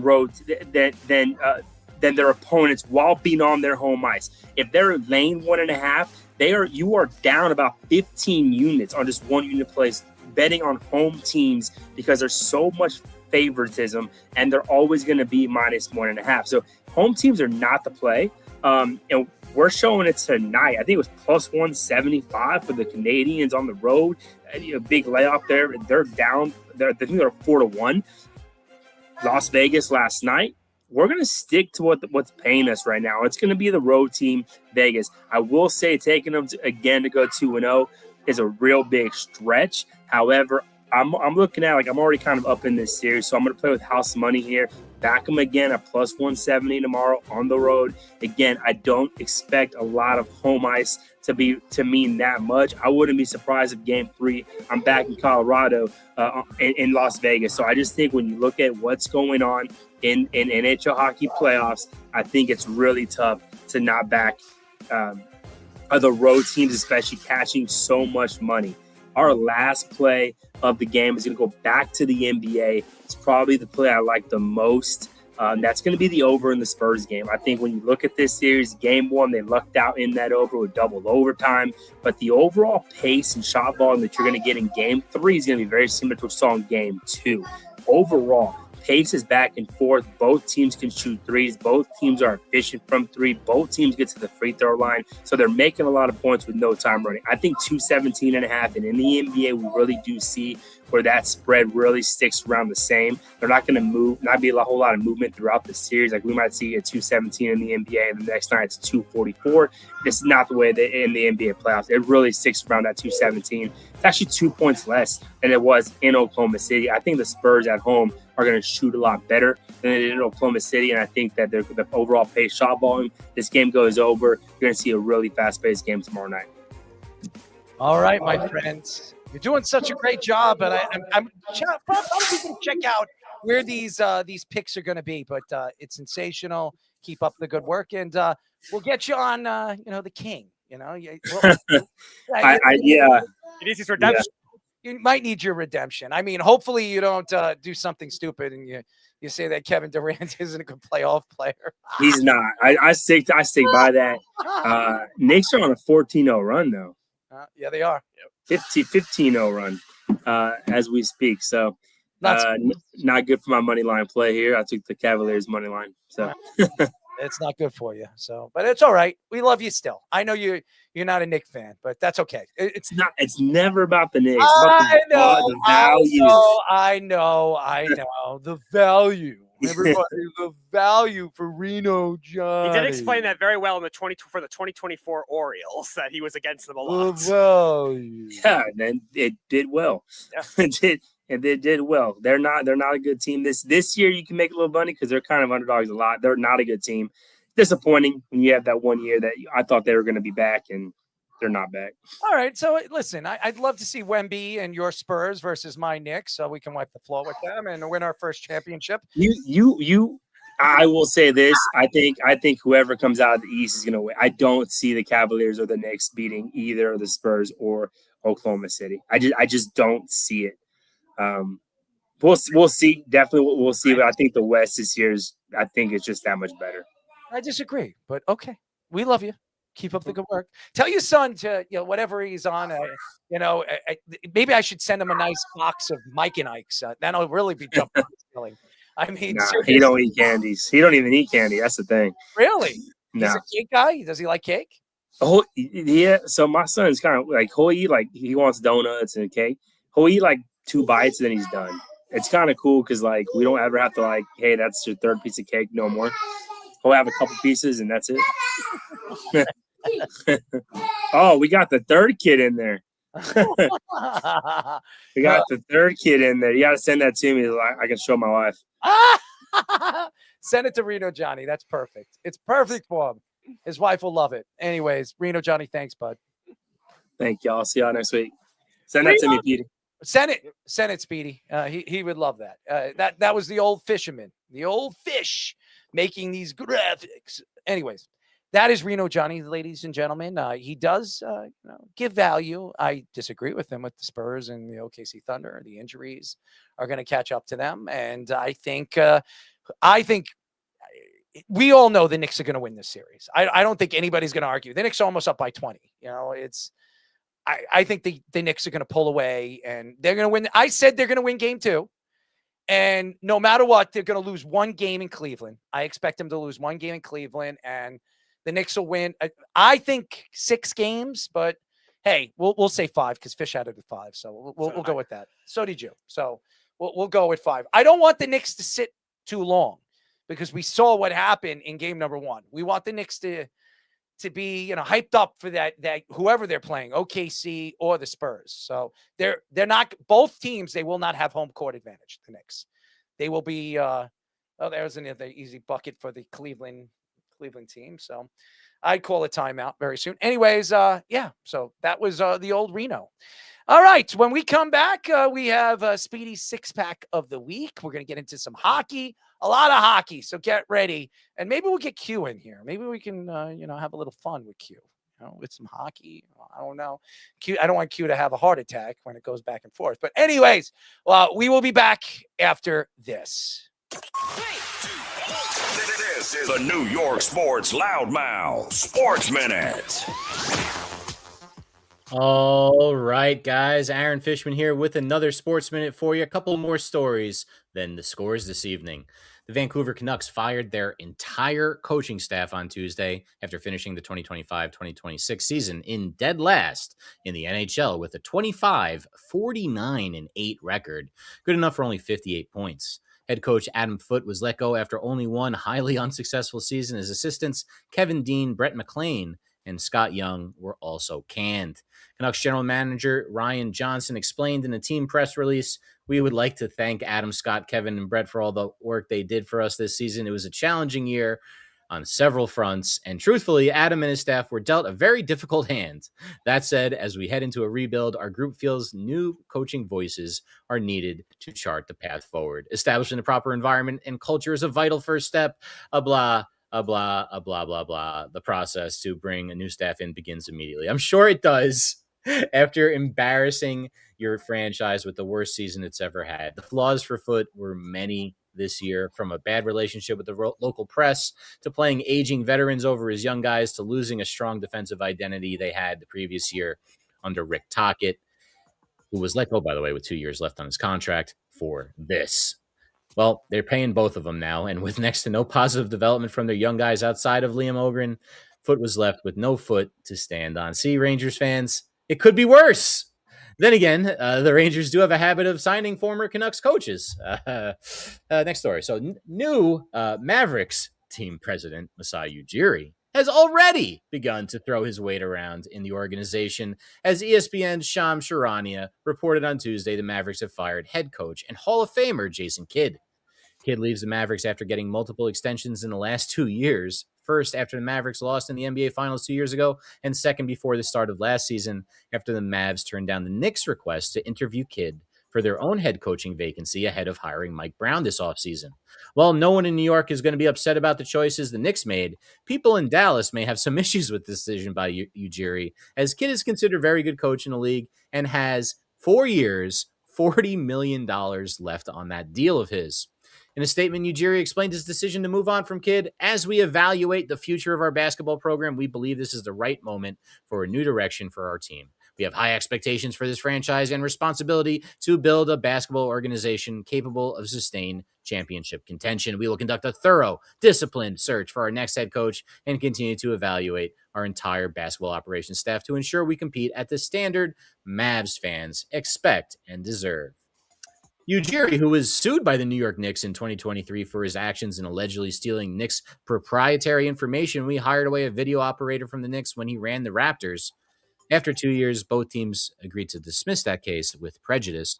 Ujiri also fired assistant GM Matt Riccardi, and the fate of interim GM Michael Finley, who took over after Nico Harrison was fired for making the worst trade in NBA history, is still up in the air. Ujiri now begins his rebuild around Rookie of the Year Cooper Flagg. Expect there to be plenty of more fireworks from one of the more outspoken executives in the NBA, one who openly hates the Knicks. So good luck out there, Masai, with the casino guys. And thanks for OG. Speaking of OG, the score right now in the Knicks-Cavs game is 74-58 Knicks in the third quarter with 3:41 to go. In hockey, we got the Canadians leading the Hurricanes 4-2 with 1:47 left in the second period. And let's get to baseball scores. It's the bottom of the ninth. Last licks for the Yankees. They need to get some runs off of Hoffman here. They are trailing the Blue Jays 2-0. Bottom of the first, no score between the A's and the Angels.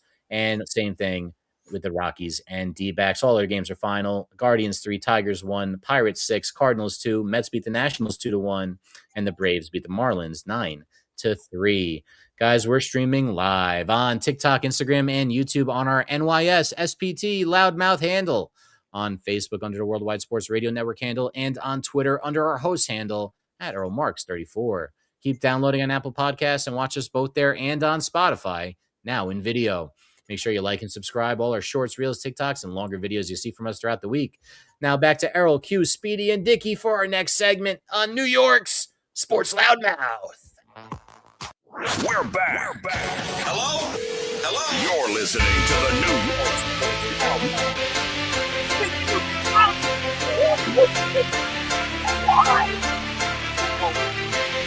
It's 3-1. Episode 3108.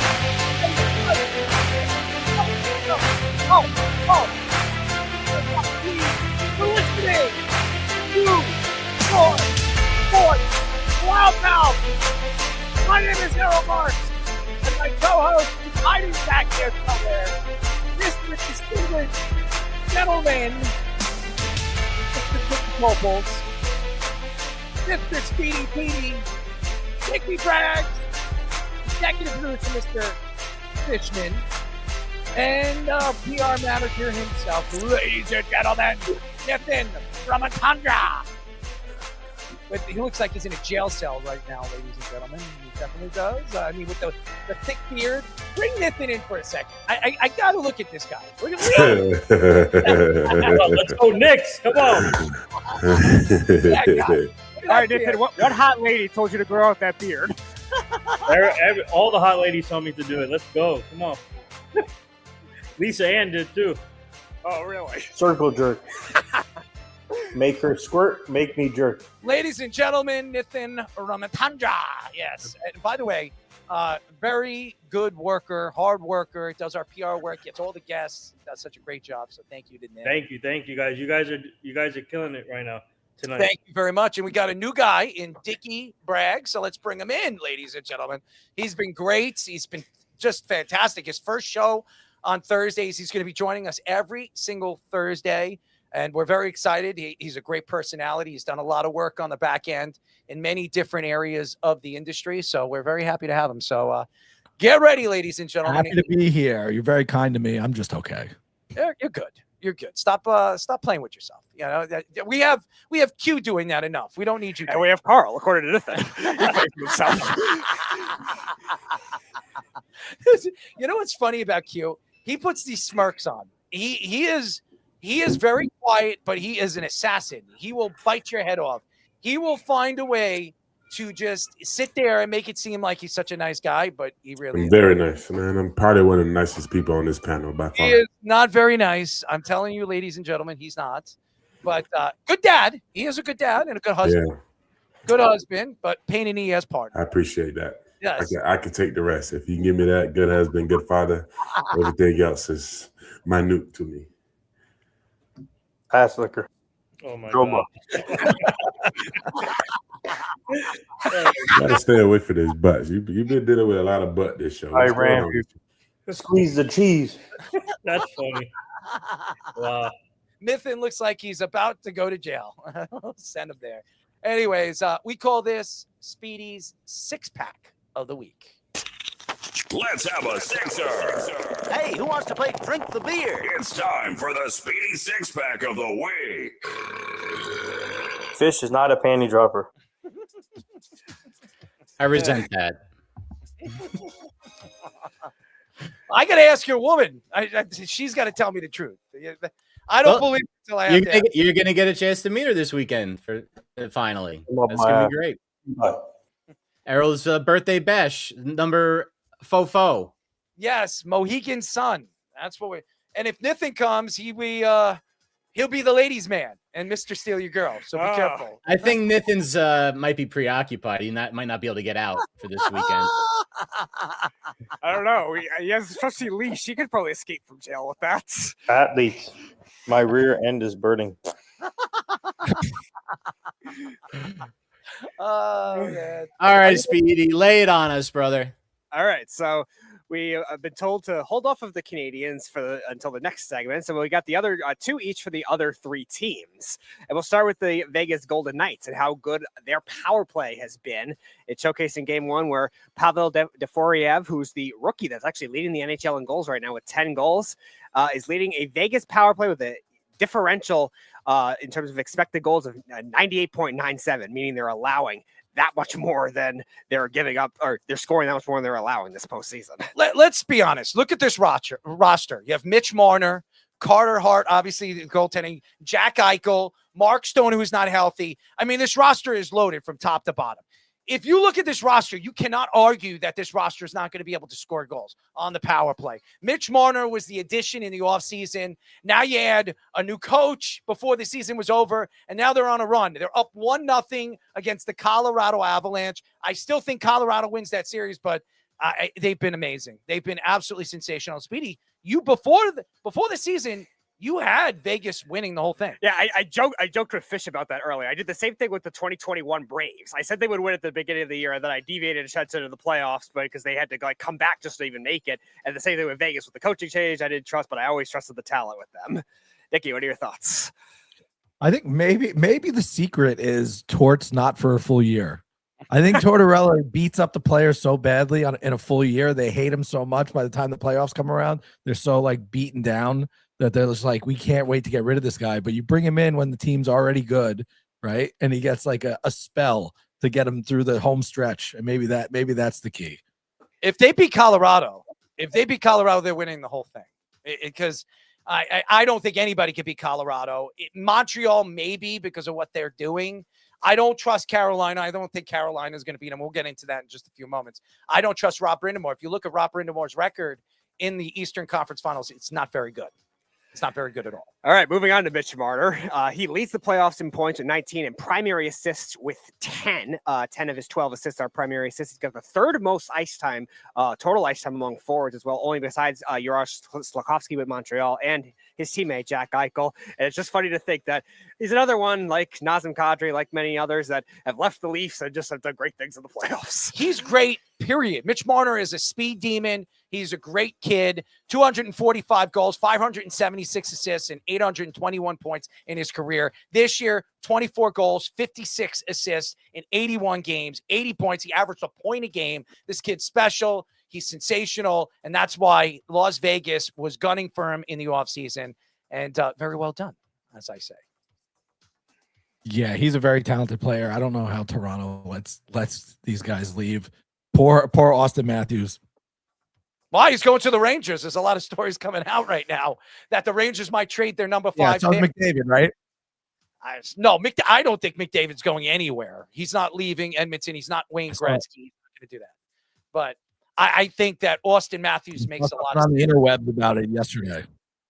You know, I remember Nash. Remember Nash? And he was a great player when he came over there, when he came to the Rangers from the Predators. And Columbus. Columbus. But Nash was not, he was a decent regular season player, but he wasn't good in the playoffs. Austin Matthews, if you look at his statistics in the playoffs, they're not very good. He's better in the regular season, not as good in the playoffs. And that's probably why the Maple Leafs have really not gone anywhere in the playoffs. You know, Marner leaves, he goes to Vegas, a very good team, very well run machine. And look what he's doing right now. So maybe he needs to leave. Maybe he goes to the Rangers and he's even better in the regular season as he is in the playoffs. I don't trust Chris Drury. So if they make the trade, they might trade away that pick, and that pick might turn into a stud. So By the way, two of the ESPN hockey analysts were also saying what I was saying on a Call Your Shot a few weeks ago. Austin Matthews or Connor McDavid, if he does become available to Minnesota, has a possibility. Yeah, well. Connor McDavid is not going to the Rangers. There's no way. I don't think he's going to be available. He's going to Edmonton. I mean, he stays with Edmonton. He's not going anywhere. All right, let's go to the Colorado Avalanche, the team that beat the Minnesota Wild. So they have the expected goal differential, percentage, and differential lead in the playoffs among any teams when it comes to just 5-on-5 hockey, not power play. Vegas, I was talking about with the power play, 6.78 is 2.1 points above the next highest team, which is Carolina, and the expected goal percentage 57.26, better than everybody still remaining in the playoffs. Well, you got Devin Tames, you got Brock Nelson, you got a very good team in Cal McCarr. This is a loaded team. This is probably the most talented team we've seen in a very long time. I mean, they added Kadri at the trade deadline. Landon Skog can't stay healthy, but he's still somewhat good. Got Brett Burns. This guy was Defensive Player of the Year. I mean, there's nothing they don't have that they can't win with. And that's why they're as good as they are. The fact that they're down 1-0 against Las Vegas says a lot about Vegas and the way this organization and this team runs. But I still think with the talent that they have on this roster, I think they win in 7. I said this is going to be a 7-game series, but Colorado's the better team. And Cal McCarr is not healthy. When Cal McCarr, if he's on that roster and he's playing, he changes the game right in front of your eyes. I mean, he's as good as any player in the league at his position. He's probably going to win, what is it, the Norris Trophy?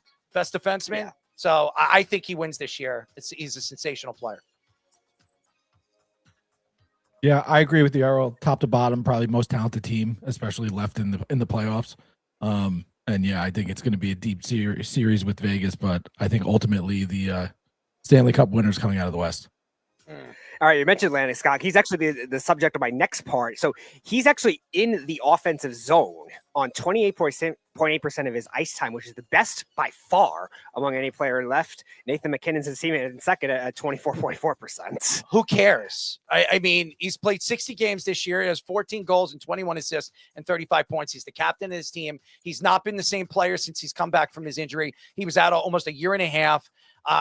I think this is his last run with the Colorado Avalanche. I expect him to be gone next year. Either they move him or they do something with him. He's no longer going to be a part of this organization. They got too much talent around, and they got a great farm system. Joe Sakic has a great farm system. He's got 2 great young players coming up in the farm system. So I think this will be the last time you see Landon Skog on this team. So hopefully they win a Stanley Cup with him and he can fly off into the sunset, because he will not be with this team next year.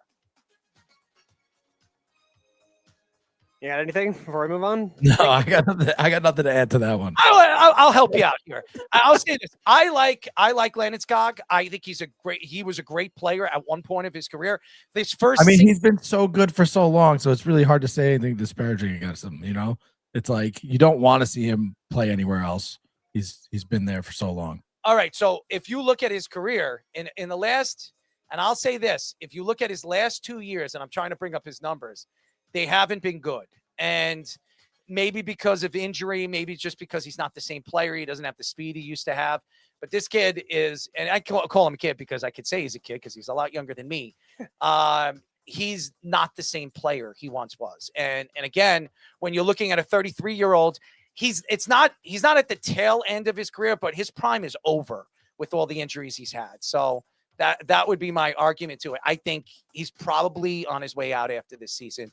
I think they're going to make Nathan McKinnon as the future captain of this team. He's arguably their best player. So, all right, well, now go to the Hurricanes. I did on my last time the 6 degrees of the Mikko Rantanen trade, and 6 degrees of separation with that. Yeah, with the young stud that the Canes got in the deal is Logan Stankoven. He's tied for third with 7 playoff goals right now, but he's done it on just 5.9 shots per game, which is actually 26th among players in the playoffs right now, and playing in 4 less games, obviously, because they swept their way through the first 2 rounds. First of all, I want to say something. They're down. They're up 4-2. Montreal's up 4-2 against Carolina. Carolina hasn't lost a game in the playoffs.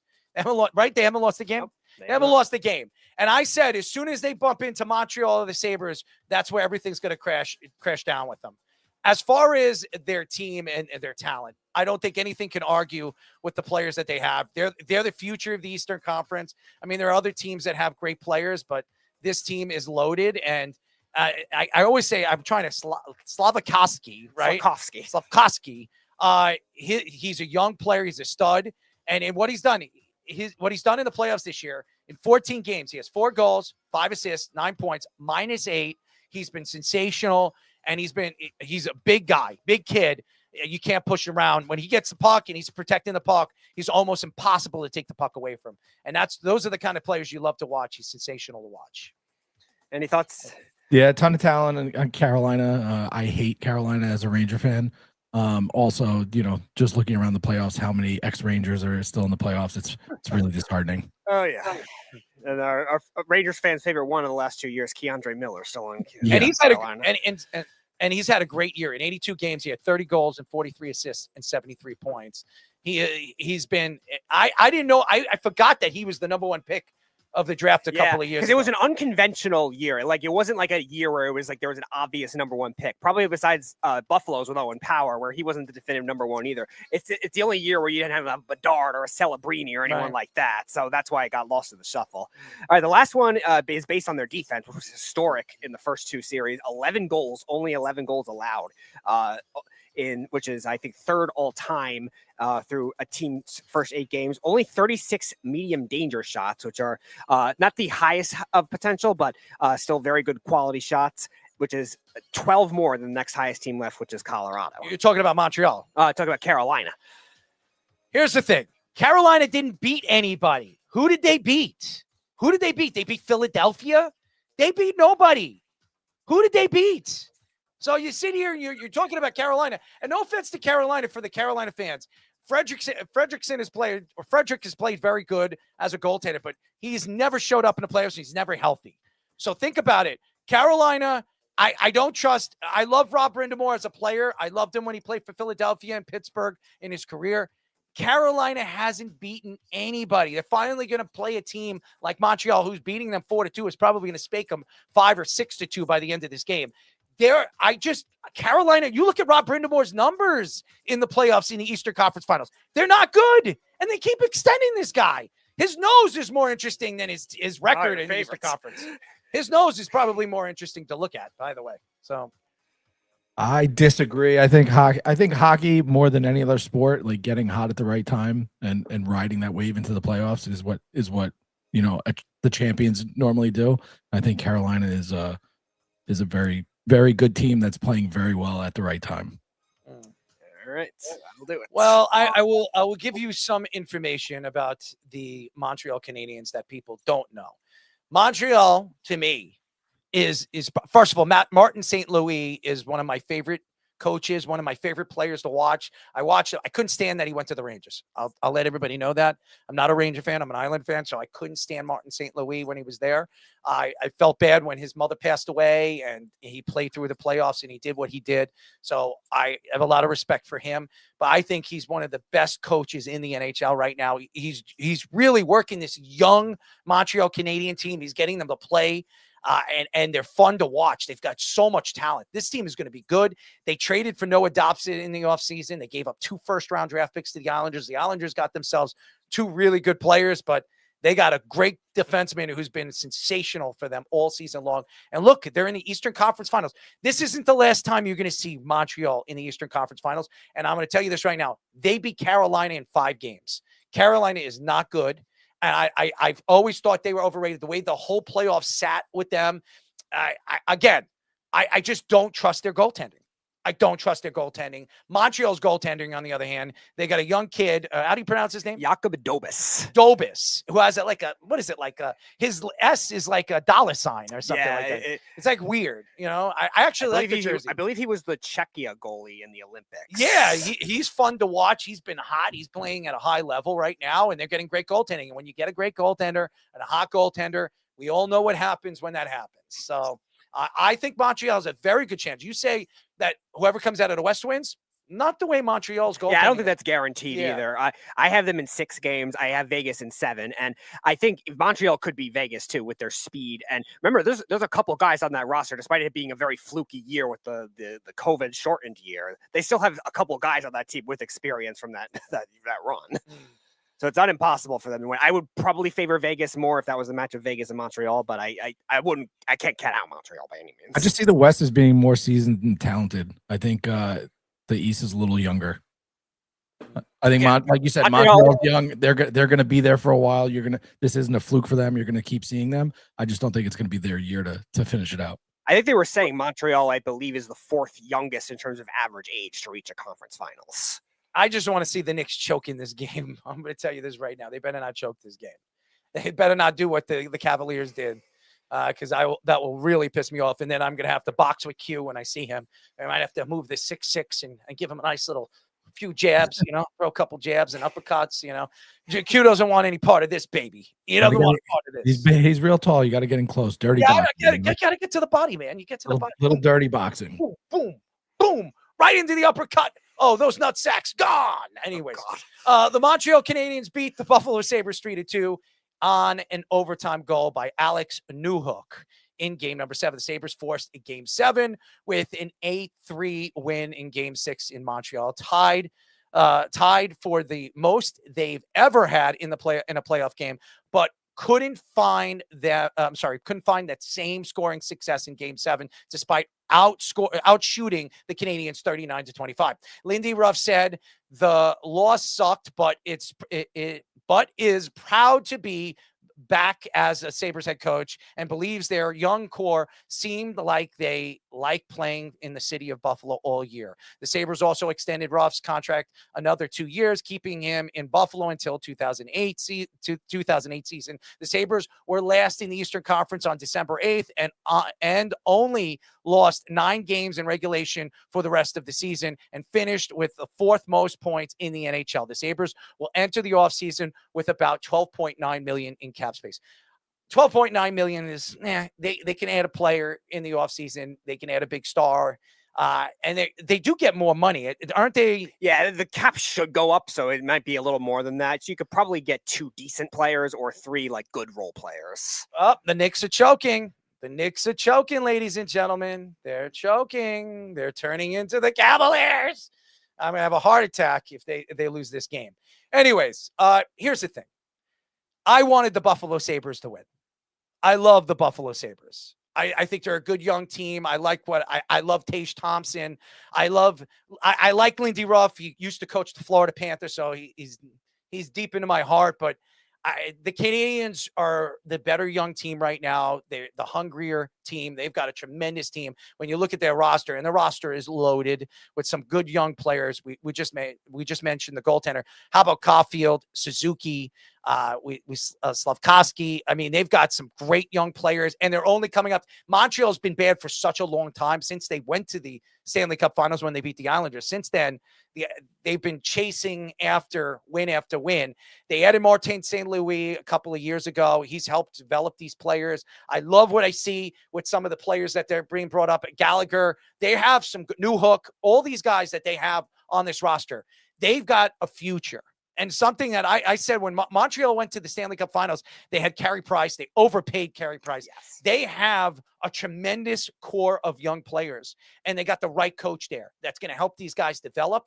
A lot of these guys are Canadians. So Martin St. Louis and Montreal has really developed a core of players and growth where this team could be in the Eastern Conference Finals every single year. We talk about what we've seen with Carolina, the dominance of Carolina over the years, and the Pittsburgh Penguins when they won 2 Stanley Cups with Crosby and Malkin. This is a team that has a tremendous back end of executives. And this is an organization that hasn't won a championship in a long time. But guess what? As bad as they've been, and as bad as these Canadian teams have been, and especially the Maple Leafs have been absolutely horrendous, the Montreal Canadiens have a core of players that we can see. I would say they have about 5 players that could be all-stars every single year for the next couple of years, and they're only going to get better. And like I said, I gave you 5 guys, but they've got about 2 top lines in the NHL that you could put them as number 1 lines in the NHL. So they're sensational to watch, and I want to see them win the Stanley Cup, because that says a lot about the way hockey is transitioning. Everybody talks about all these teams. We talk about, we're Rangers and Islander fans, and we love the Buffalo Sabres and what they're doing. But if you look at the elite teams in the NHL over the years, the Florida Panthers, they won back-to-back championships. Everybody thought they were going to be there this year. I did.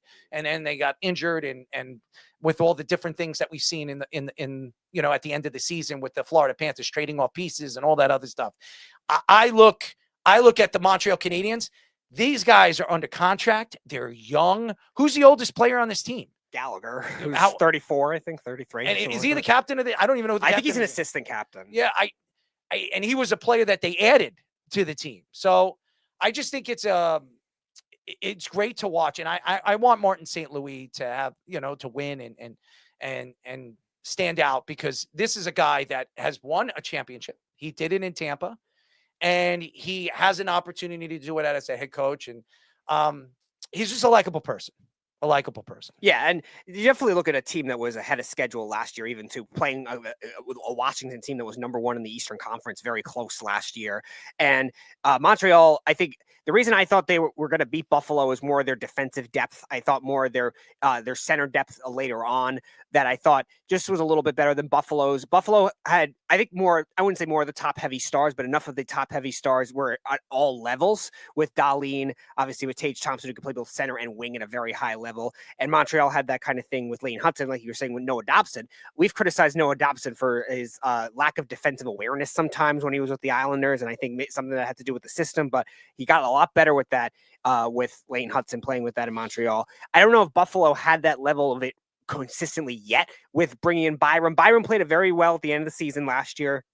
Obviously, you were at his draft when he was drafted by Colorado, 4th overall. They traded him last year for Casey Middlestat, and he did well at the end of the season, but didn't really get it together the whole time. And then Power, same kind of thing. He's a #1 pick who's played well, but still needs a little more room to develop. And I love Buffalo. I think Buffalo is going to be here for many, many years too. They have a young team. Darlene, I was there at his draft when he was drafted, and everybody said that this guy was going to be the future and one of the best defensemen in the NHL. He's starting to really develop into that. It took him a couple of years, because in the beginning, Buffalo was so bad. They were just poorly run organization. And then they made moves. Tage Thompson wasn't a guy that they drafted. They traded for Tage Thompson from St. Louis, and he's developed into one of the best American-born players in the world right now. And they've got some great young players, and they've been fishing for goaltending. They've added goaltending in free agency, Alex Lyon, all these guys.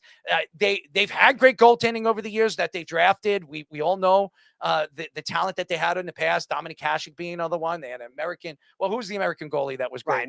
Ryan Miller, who was the starting goaltender for Team USA for many, many years. So they've always had great goaltending. But now I think they have an abundance of talent around them.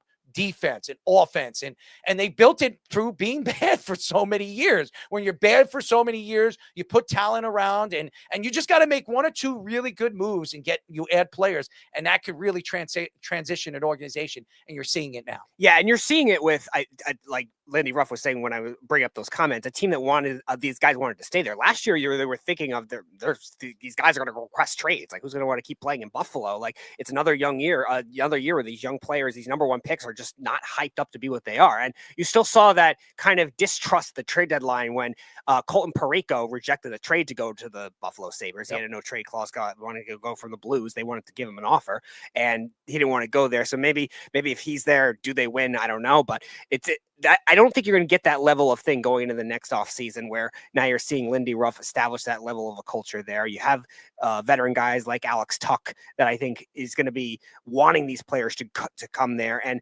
still, again, like I said, enough money to spend where you're going to get either maybe one star good player, or 3 decent role players to just fill out that depth, because they have a lot of offensive depth already. Jack Quinn's looked good. Shane Doan's son, Josh, has looked pretty good.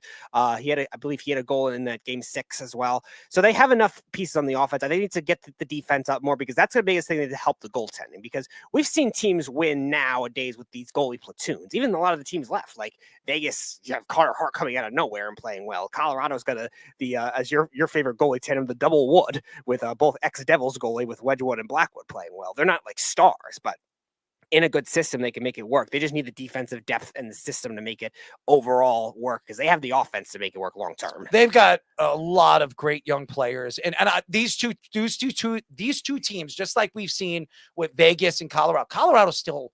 They're going to be good for many, many years to come, because Joe Sakic re-ups every single year, and he's sensational to watch. And the same thing with Vegas. For some reason, when Vegas, there's a big free agent that becomes available, for some reason they get him. Jack Eichel was one of them.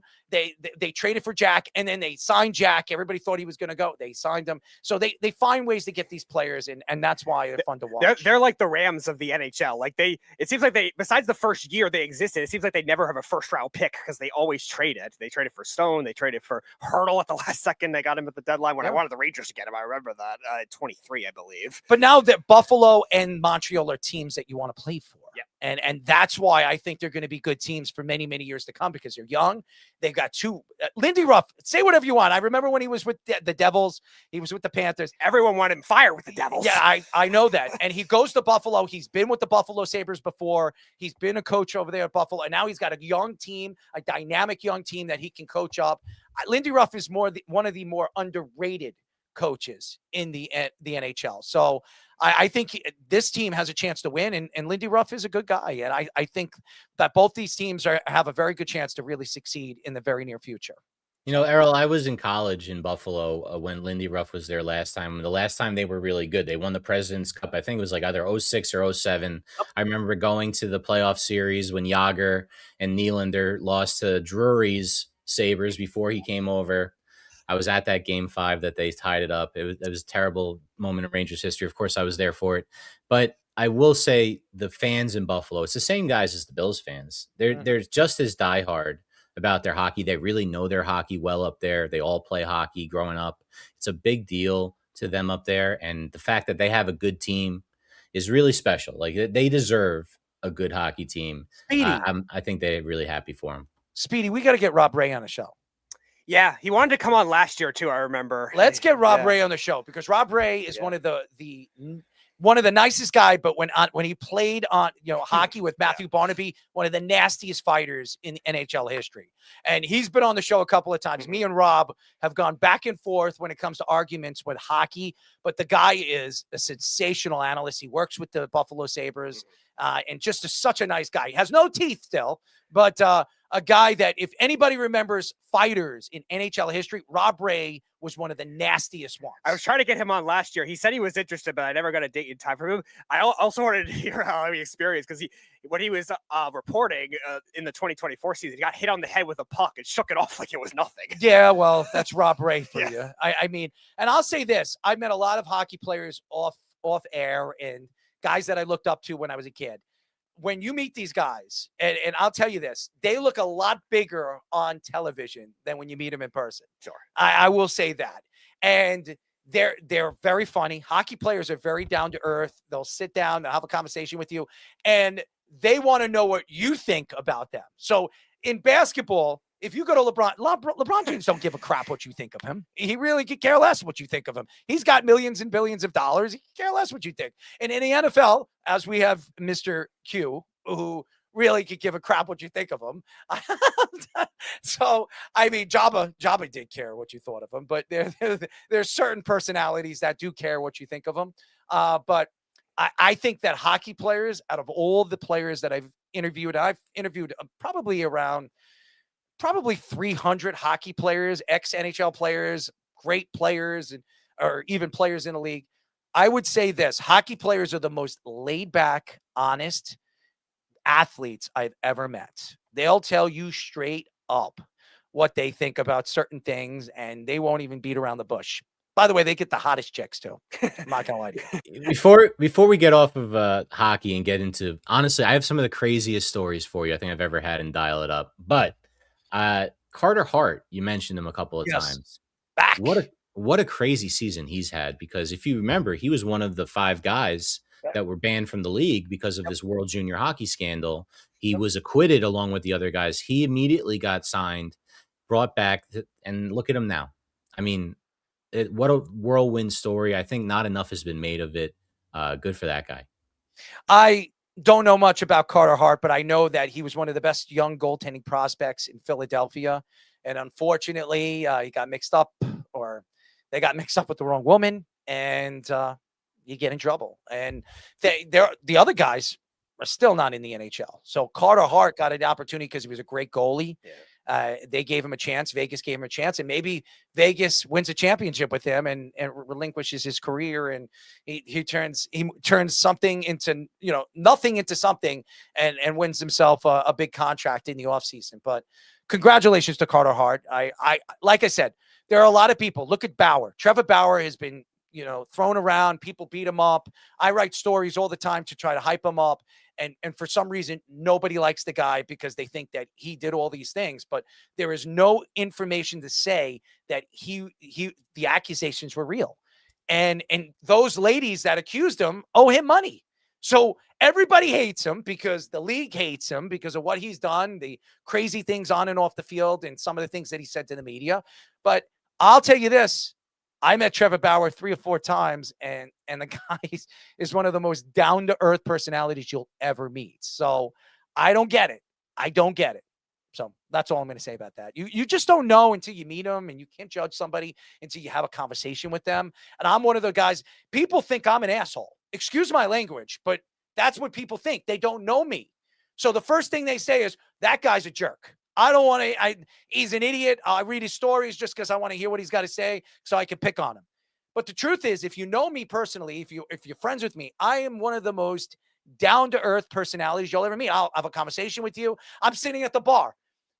Speedy, you heard it. Remember that guy sitting at the bar? Mm-hmm. He came up to me and says, "Oh, well, you don't like basketball?" I said, "I do a radio show." He said, and as soon as I said that, he said, "You're the mouth.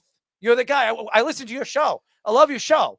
And I'm like, it's cool that you come in here and you're eating dinner and you don't care that you're around people. And I said, I come here to eat, and it was cool, but he didn't shut up the whole night. And I was eating my dinner, so I couldn't even enjoy my meal, my mozzarella sticks and, all the other stuffs that I eat. But that's why I try to stay away. But I respect. Are you a marinara sauce guy, or are you not a dipper of the mozzarella? I don't like marinara. No, don't like you don't dip it in anything, just straight up. Straight up oil grease. Yeah, I like it, man. I like it like that. I like the cheese. I like that. Dickie likes that too. I mean, Q doesn't like any of that because Q has to take care of his beautiful physique. It's gonna I like marinara. For distinguished gentlemen. Marinara. He's gonna be sexy, right? Q. Errol's a very picky eater. Where you go, Q? Oh, it's sexy. Oh, the sexy, distinguished. Nah, I keep trying to tell you, man. It's handsome. That's how you describe a man. You don't describe a man with sexy. I give an eater if you eat mozzarella sticks. Are you it's telling like eating like a 6-year-old? First of all, who doesn't eat mozzarella sticks? Mozzarella? Yeah, who eats? Who doesn't drink it? Mozzarella? No, it's mozzarella. Mozzarella. Yeah, it's not mozzarella. It's mozzarella. No, it's mozzarella. Yeah, I'm going to help you out here. New York Italian. Yes. Yeah. You gotta talk like a New Yorker, not like a Georginian. I'll pass. I'm gonna ask for North Carolina. I just reside in Georgia. Not Carolina. I'm a Kakalaki boy. Yeah. Kakalaki, all right. Yeah, Kakalaki boy. Yeah, I like to Kakalaki with you know who. Anyway, so here you go. Let's dial it up. We interrupt this regularly scheduled hot mix to bring you an important news bulletin. We got a big broadcast to do here. We're about to dial it up. Speedy sleeps with endangered animals. That's why he's in jail. Welcome back to Dial It Up, everyone's favorite lightning round sports segment. 5 stories. Errol doesn't know what they are. He's going to react to them, dial up a take, and then one of us will react to his reaction. Are you guys ready for Dial? Let's go. Let's go. All right, first story. And there are a couple of not so crazy ones, and then some of the craziest things I've ever seen in Dial It Up. Gary and Keith, if you were watching the Mets, we were actually on the air at the time. They ended up scoring 10 runs, or 12, was it 10 runs in the 12th or 12 runs in the 10th? Whatever it was ridiculous. And they were trying to put in a position player to pitch, because at this point, what does it matter? The umpires stopped the game for about 5-10, somewhere almost 10 minutes, and Gary and Keith, who wanted to go home, just let them have it, destroyed them, and Gary eventually catches them and tells the stands that it's truly embarrassing. The umpires didn't know the rule. That's basically what this came down to. Errol, have you ever seen more disgruntled people staying in a game that should be over? You've been at these games that never end, and you know it's already over. Gary and Keith, they've been doing this a long time. How about you? All right, let's get into Gary and Keith. You're making a nice chunk of change right now. The Mets are paying you, and you're worried about, well, they don't know the rules. Just sit there, talk on a mic, and get paid. Why are you complaining about, I want to go home? Do they know the rules? Hey, I have heard so many things on live radio and television from Gary and Keith, and even, who's the other guy that's always on? Ron Darling. Ron Darling. Some of the stuff that comes out of their mouth. Ron Darling, during the playoffs last year, he was calling a game with the Yankees. How many mistakes did he make calling a Yankee game? He didn't even know how to pronounce some of the guys. He called him Schlittler. He didn't even call him Schlittler. He made a mistake on calling his name. So, I mean, yeah, the umpires are idiots. They're using all the new technology, AI, and all this other stuff. It's great, but there's so many rules being changed because you have guys like Mr. Manford, opening his mouth and trying to change rules. So if I was an umpire, I'm trying to figure out what the book is trying to sell me and how it works and what rule works with this and how this works with that. I mean, it's hard when you're an umpire now because you don't even know if you're going to call a play or you're going to have the AI call it for you. That's my take on that. So yeah, the rule that was configured is a weird one because it was just one change after the COVID year. So anyone could, position players can only pitch when they're up or down 6 runs, either way. And but the one disclaimer is they can always pitch an extra inning. So that was the controversy there that these umpires didn't know. And they bring in a position player. The Mets already scored 5 of those 10 runs they scored in that inning already. So they wanted to bring in a position player. And the umpire said, no, we're not going to allow you to do that. Then they allowed it to happen. That's where the configuration of it. It's a wacky rule, but yeah, definitely one that if you're especially a veteran umpire. But why are they complaining? Why are they complaining? Like, oh, I got to go home? Why don't you just sit down and shut up? Just watch the game. Well, you know everything? Gary and Keith know everything. Keith sniffed a lot of cocaine, and Gary probably helped him. Yeah. Well, Gary is one that always references a lot of those obscure rules during his broadcast. So I guess he has a little bit more of a mindset than those umpires did on that day. Honestly, do that. Who would want to sit and sniff cocaine with Keith Hernandez and maybe Lawrence Taylor? That would be fun. An 8-ball in the second half. Could you imagine that guy coming out and trying to kill you and clothesline you, sniffing cocaine? An 8-ball? An 8-ball. That's what he sniffed every second half.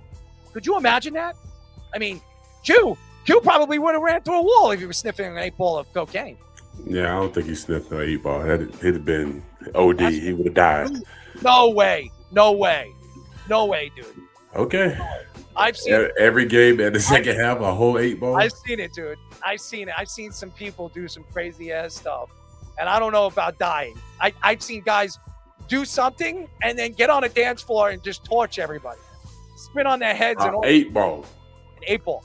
8-ball. Not a little. An 8-ball. An 8-ball. We'll talk about that later. Go ahead. Some wild stories. Errol was with some big time music guys back in the day, so I'm not surprised about any of those stories with those guys. Let's get to the next one. So from baseball to football, if you were paying attention this year, and Errol knows because I reminded him all season that JSN was the offensive player of the year. He was the best receiver in the league. He still, however, was completely pissed off because he was disrespected by the NFL on his trophy that they mailed him that had defensive player of the year on it, and the year had no space in between the words the and year. JSN put a video up on social media showing the gaffe. He says it's getting disrespectful at this point. I really want to expose them. Brian McCarthy of The Athletic told NFL spokesman Brian McCarthy told The Athletic that the league will send him a new trophy. The league made a mistake. We sincerely apologize to Jackson for the error and are in the process of creating and shipping him a new trophy. Of course, like the teams he played against this year, we know how great an offensive player he is. We just had a problem spelling it.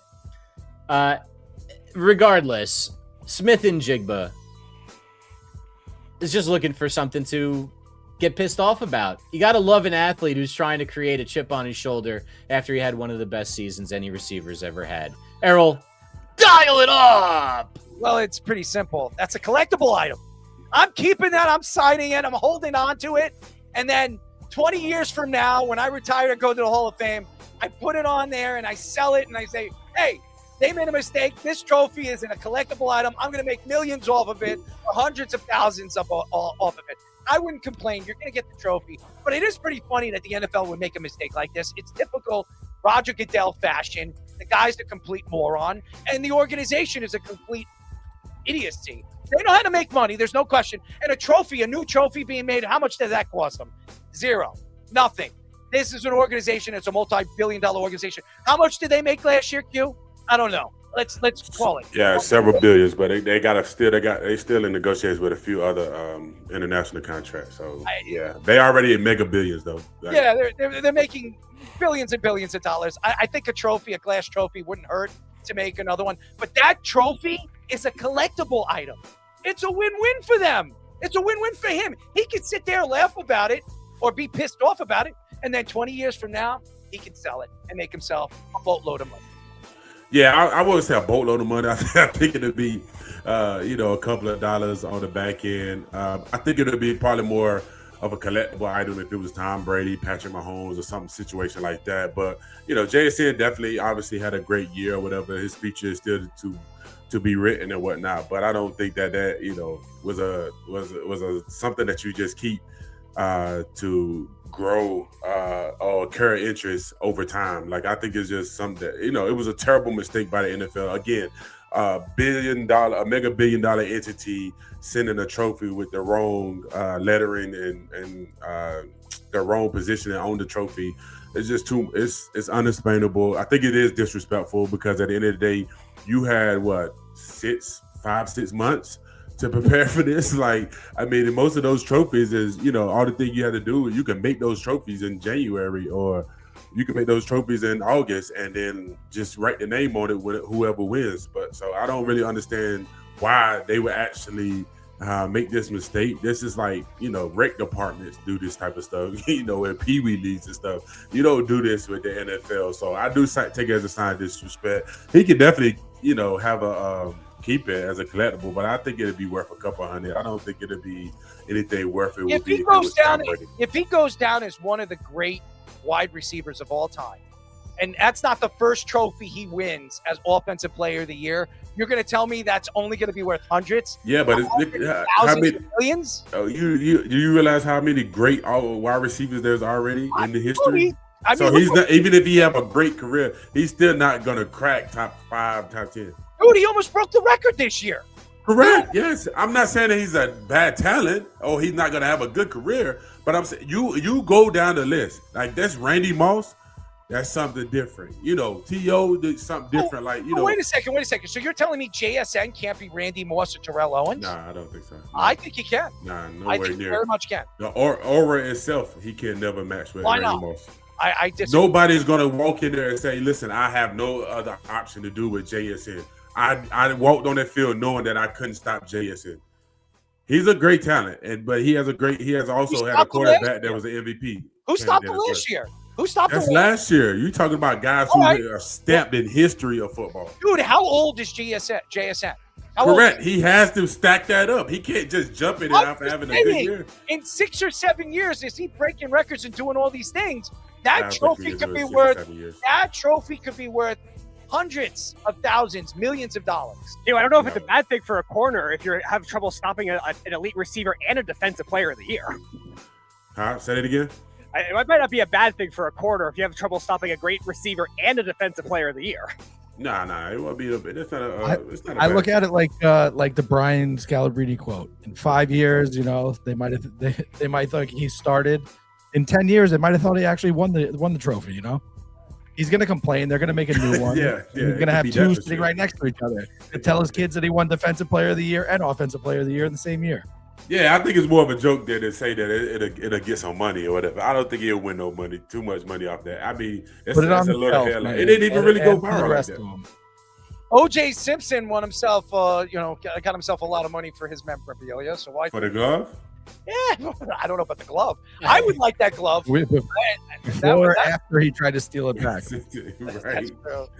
That's a whole nother story. But his memorabilia. That's why he went to jail that time, is because he tried to get his own stuff back that he had to sell. Yeah. It didn't fit, so you must have quit. Yeah. That was an interesting story about when I was a kid. I remember you're too young, probably, Q. We had when I was in school, it was like a whole big deal. I was in elementary school. Oh, yeah, we did mock trials and stuff because it was so prevalent. Anyway, Knicks are about to win, by the way. The late great Johnny Cochran used to summer in the town that I grew up in. No kidding. That's awesome. All right, let's get into this next story. They're all bonkers from here on out, Errol. Starting off with one of maybe your favorite players in basketball history, Mr. Ben Simmons, who no longer plays basketball. Kind of, I guess you could say, had a meltdown mentally. He couldn't hit a layup anymore, famously passed the ball instead of taking a layup in the playoff series, and Embiid's probably best chance to win went away then. Well, guess what he's doing now? He is a champion sport fisherman. Yes, On sir. Sunday, the South Florida Sails captured the Sport Fishing Championship Blue Marlin Open at Walker's Cay in the Bahamas. Helping South Florida to the title was none other than Ben Simmons, co-owner and angler for the club. Not only is he the owner, he's also a client. Like the hair club for men for marlin fishing. Unbelievable. In December 2025, he purchased a majority stake.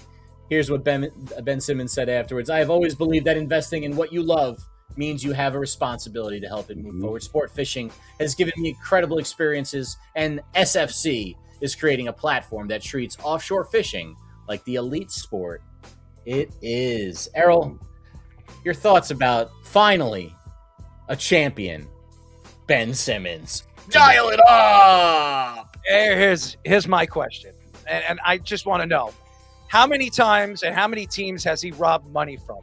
I'm talking about hundreds of millions of dollars. This guy was crap as a basketball player. Yeah, he was an all-star. Thank you. No, Philadelphia. The guy stunk. Top-rated defensive player. The guy stunk, and then he goes to Brooklyn, barely plays, wears this nice, beautiful style, his Louis Vuitton shirts and all that other stuff. Never got a chance to see him on a basketball court.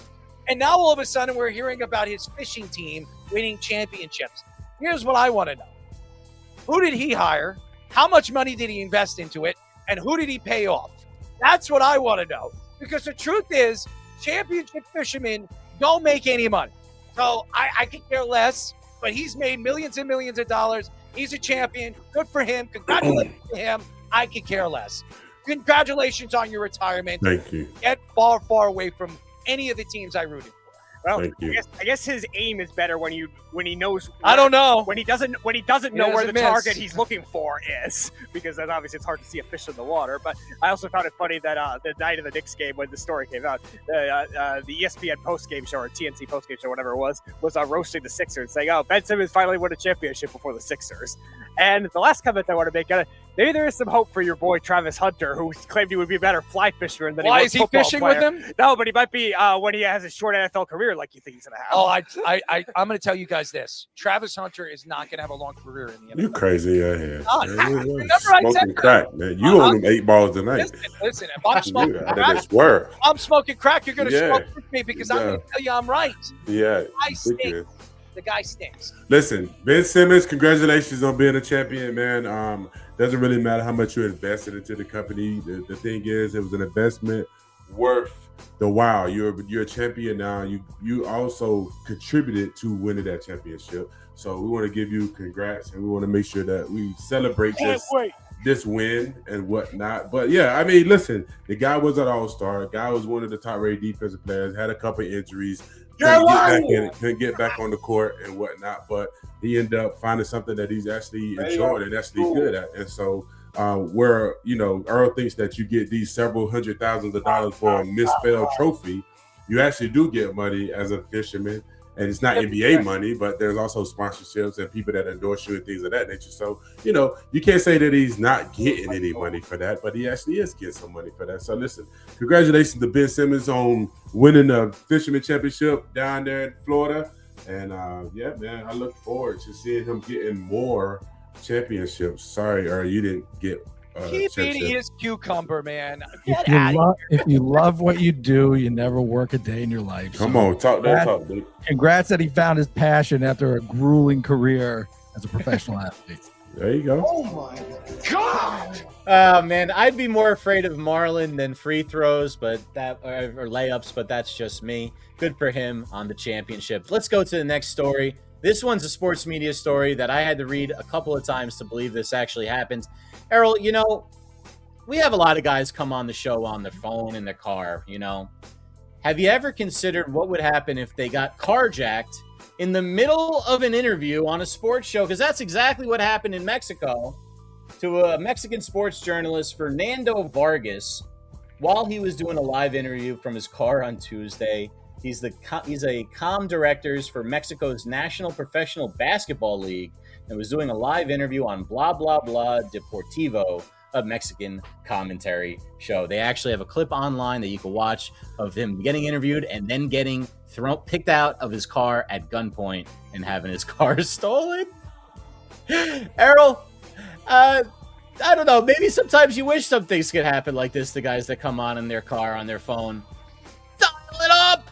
It would be a great story. I mean, come on. It would be a great story. I'm doing an interview and me and Q are talking to ESPN and all of a sudden somebody knocks on my window and tells me to get out of my car, give me all your money. And I'll be like, is this a joke? Is this a joke? And they'd be like, get out of the car.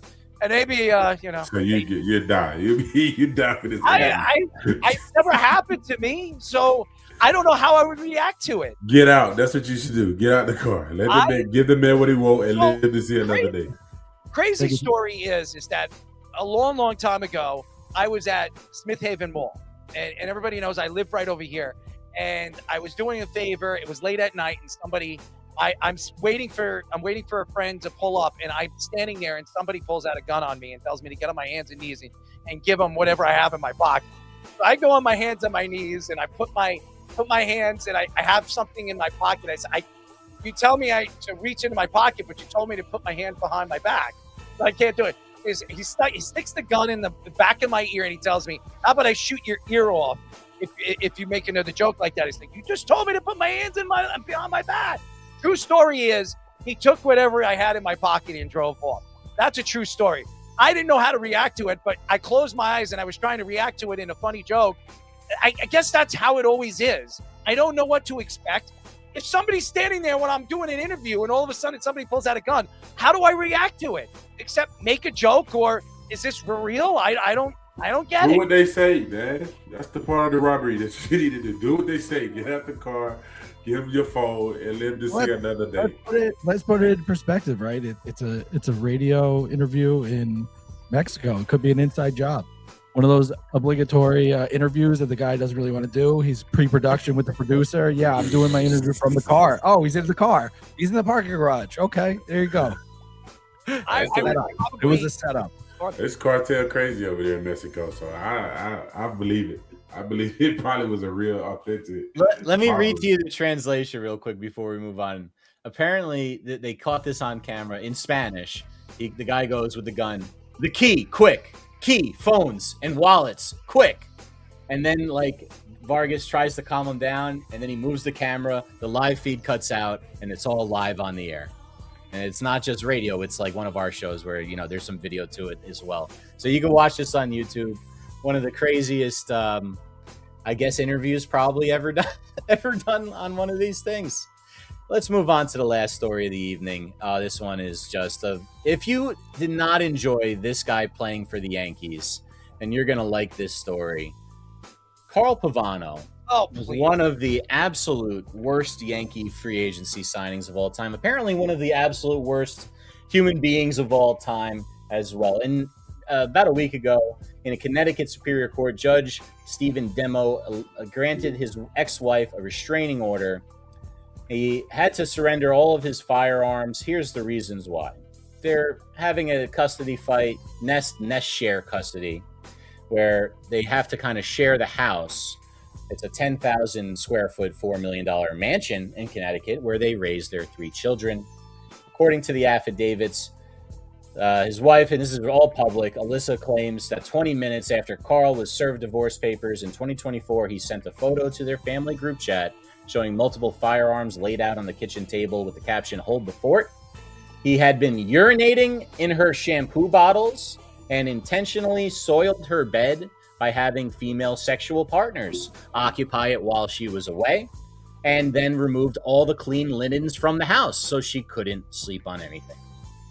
He also was surveilling her, planted drugs on the property, and tried to get her in trouble. and left her a bunch of break-in notes, including one that in her office that wrote, "Good night, mommy." Wow. Some people are just real evil. Errol, dial it up. Let me ask him a question. Wasn't he the one that got hit by a wiener truck? Wasn't that the guy that got hit by a wiener truck and was out for a season because he hurt himself because he was sitting in his Porsche or something like that? I don't. It's got to be him. Honestly, Carl Pavano was an absolute bust. I remember when the Yankees signed him. They brought him in from the Marlins. He had one good season with the Marlins, and they bring him in. I remember Josh Beckett. He goes to the Red Sox. And the Yankees had Carl Pavano. Carl Pavano barely had much of a career with the New York Yankees. It was a complete bust. And then at the tail end of his career, he jumped from one team to another. He made his money as a Yankee. I don't think he needs that $4 million house. He's made hundreds of millions of dollars.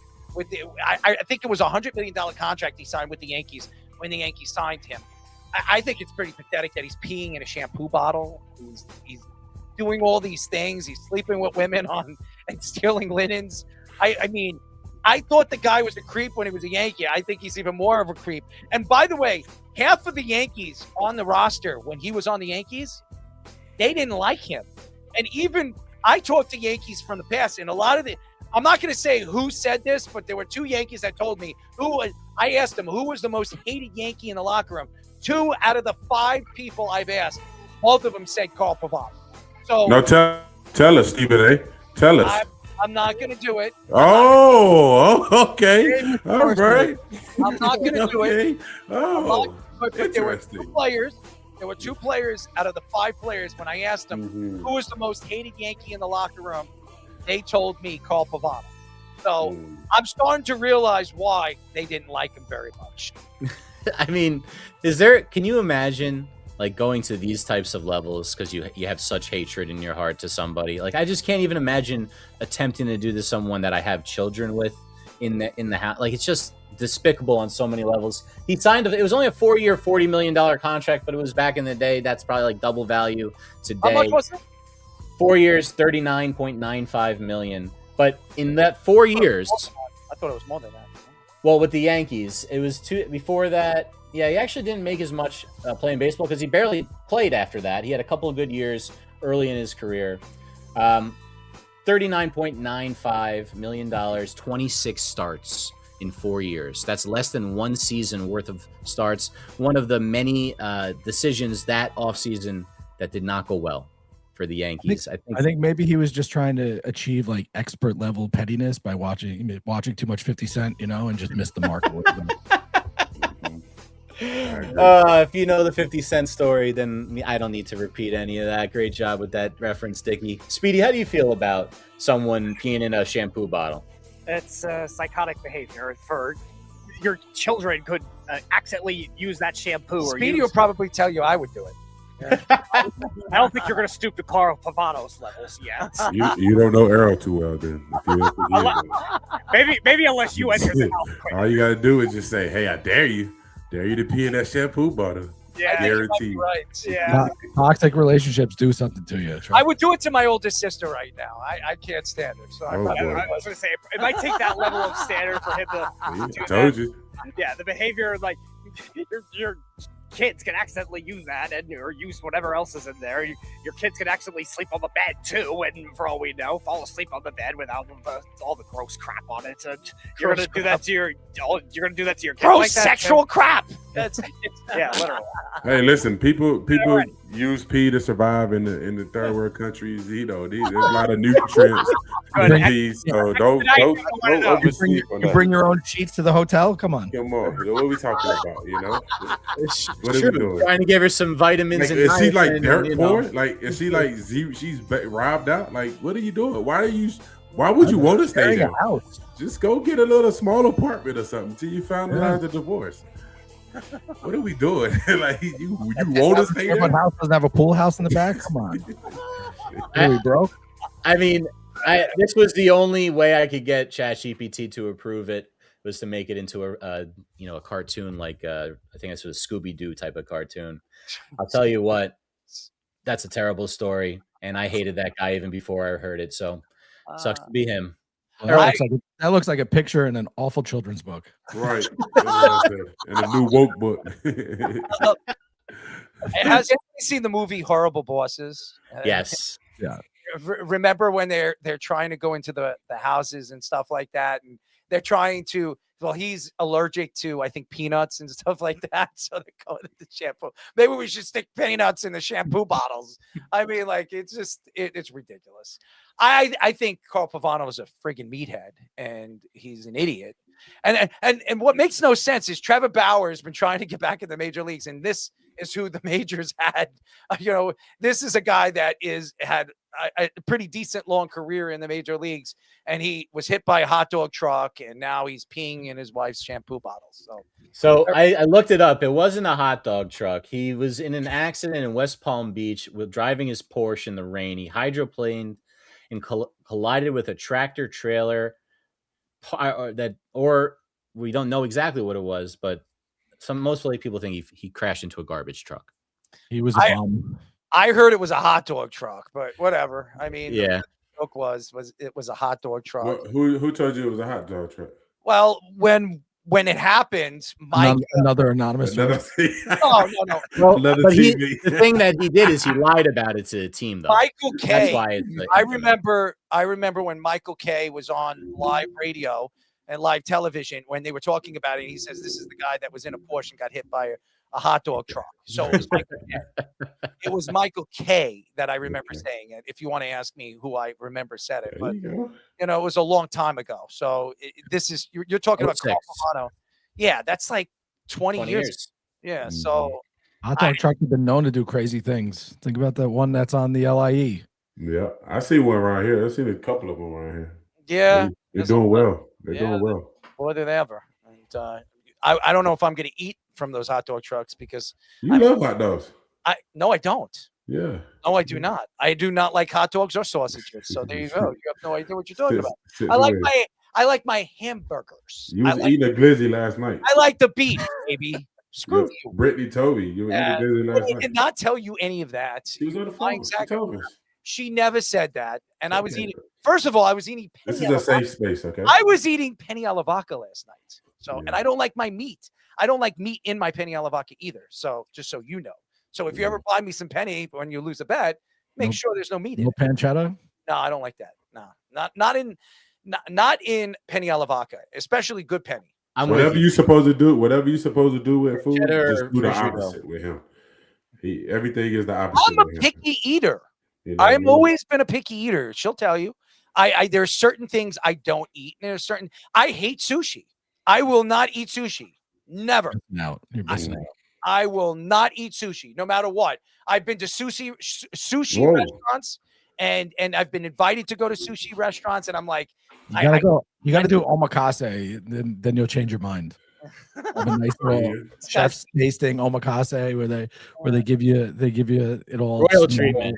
Yeah, the real upper echelon experience. Mm-hmm. That's the way you got to do it. Dickie brags, baby. Dickie brags. Dickie is showing some picky food. Anyways, I am not into the sushi thing, the fishy thing. If you know what I mean. Speedy is. He likes that fish smell, right? It's fine. For my birthday, I had caviar on a chicken nugget. Oh, ugh. I've had that before. 24 carat. They call it a 24 carat chicken nugget. Yeah, it's a place in the city. Caviar on a chicken nugget. It was good. It was good. Ugh. Oh. Anyways, that's it for our show. I hope everybody enjoyed the caviar on a chicken nugget. But thank you to all the fans that tune in to us, and thank you to Karan for joining us. Karan Pierre, he's working. He's probably live right now.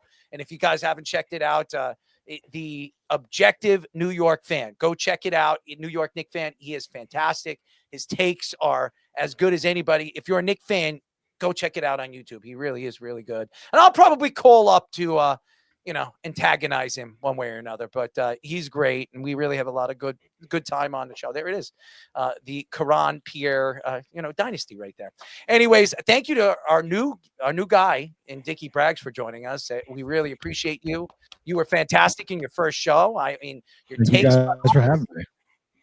Dude, you're going to be a part of the show every Thursday, so we're very happy to have you. And Q is falling in love with you. I mean, look at Good work, Dick, man. Way to team up, man. You came through tonight. I usually get jumped. I usually get jumped by all three of them on the show, so it's good to have a little balance here tonight. I got you. I ain't got it here. Appreciate you, man. Let's thank the Dick Man. Earl. 662. Call me whatever you want. I don't care. Doesn't hurt my feelings. Do the Dick. Do the Dick. All right. Anyways, thank you to all the fans on Spotify and Apple video and audio. Thank you to all the fans that download. Speedy, what did we hit today? Did we hit over 10,000? Last night we had over 13,000 downloads on the audio end. We've been rocking it right now, and we really appreciate all the fans that are downloading the show and checking us out on the video and the audio section. So thank you to all the girls, the guys, everybody tuning in, all the impressions and all that other stuff. Thank you to all the TikTok, all the X fans, all the Instagram fans. Thank you to Sam, by the way. Sam does all the production on the back end with all the different TikToks and Instagrams that we have. He's fantastic, our new producer on the back end. And same thing with Fish, all the guys on the back end, Speedy, all the guys and the girls. And Yahoo, as YouTube is bursting right off. Our new YouTube channel has 550 fans, subscribers. We appreciate every fan that's tuning in and listening to us and checking us out. We really appreciate you guys. Keep racking, keep following, subscribing, and tuning into our great content. And as we knock out the opposing opponents, as we just talked about, I don't know, Mr. Wright, Mr. I'm not going to mention his name because I don't want to hurt anybody's feelings, but you know what I'm talking about. Come on, Stephen A.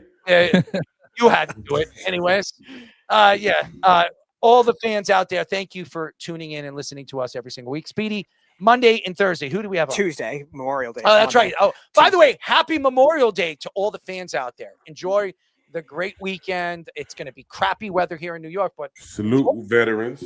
Yeah. All our veterans. If you see me in the Hamptons, no, you didn't. No, I'm not going to the Hamptons. I'm going to Mohegan Sun. That's where I'm going. You're going to Mohegan?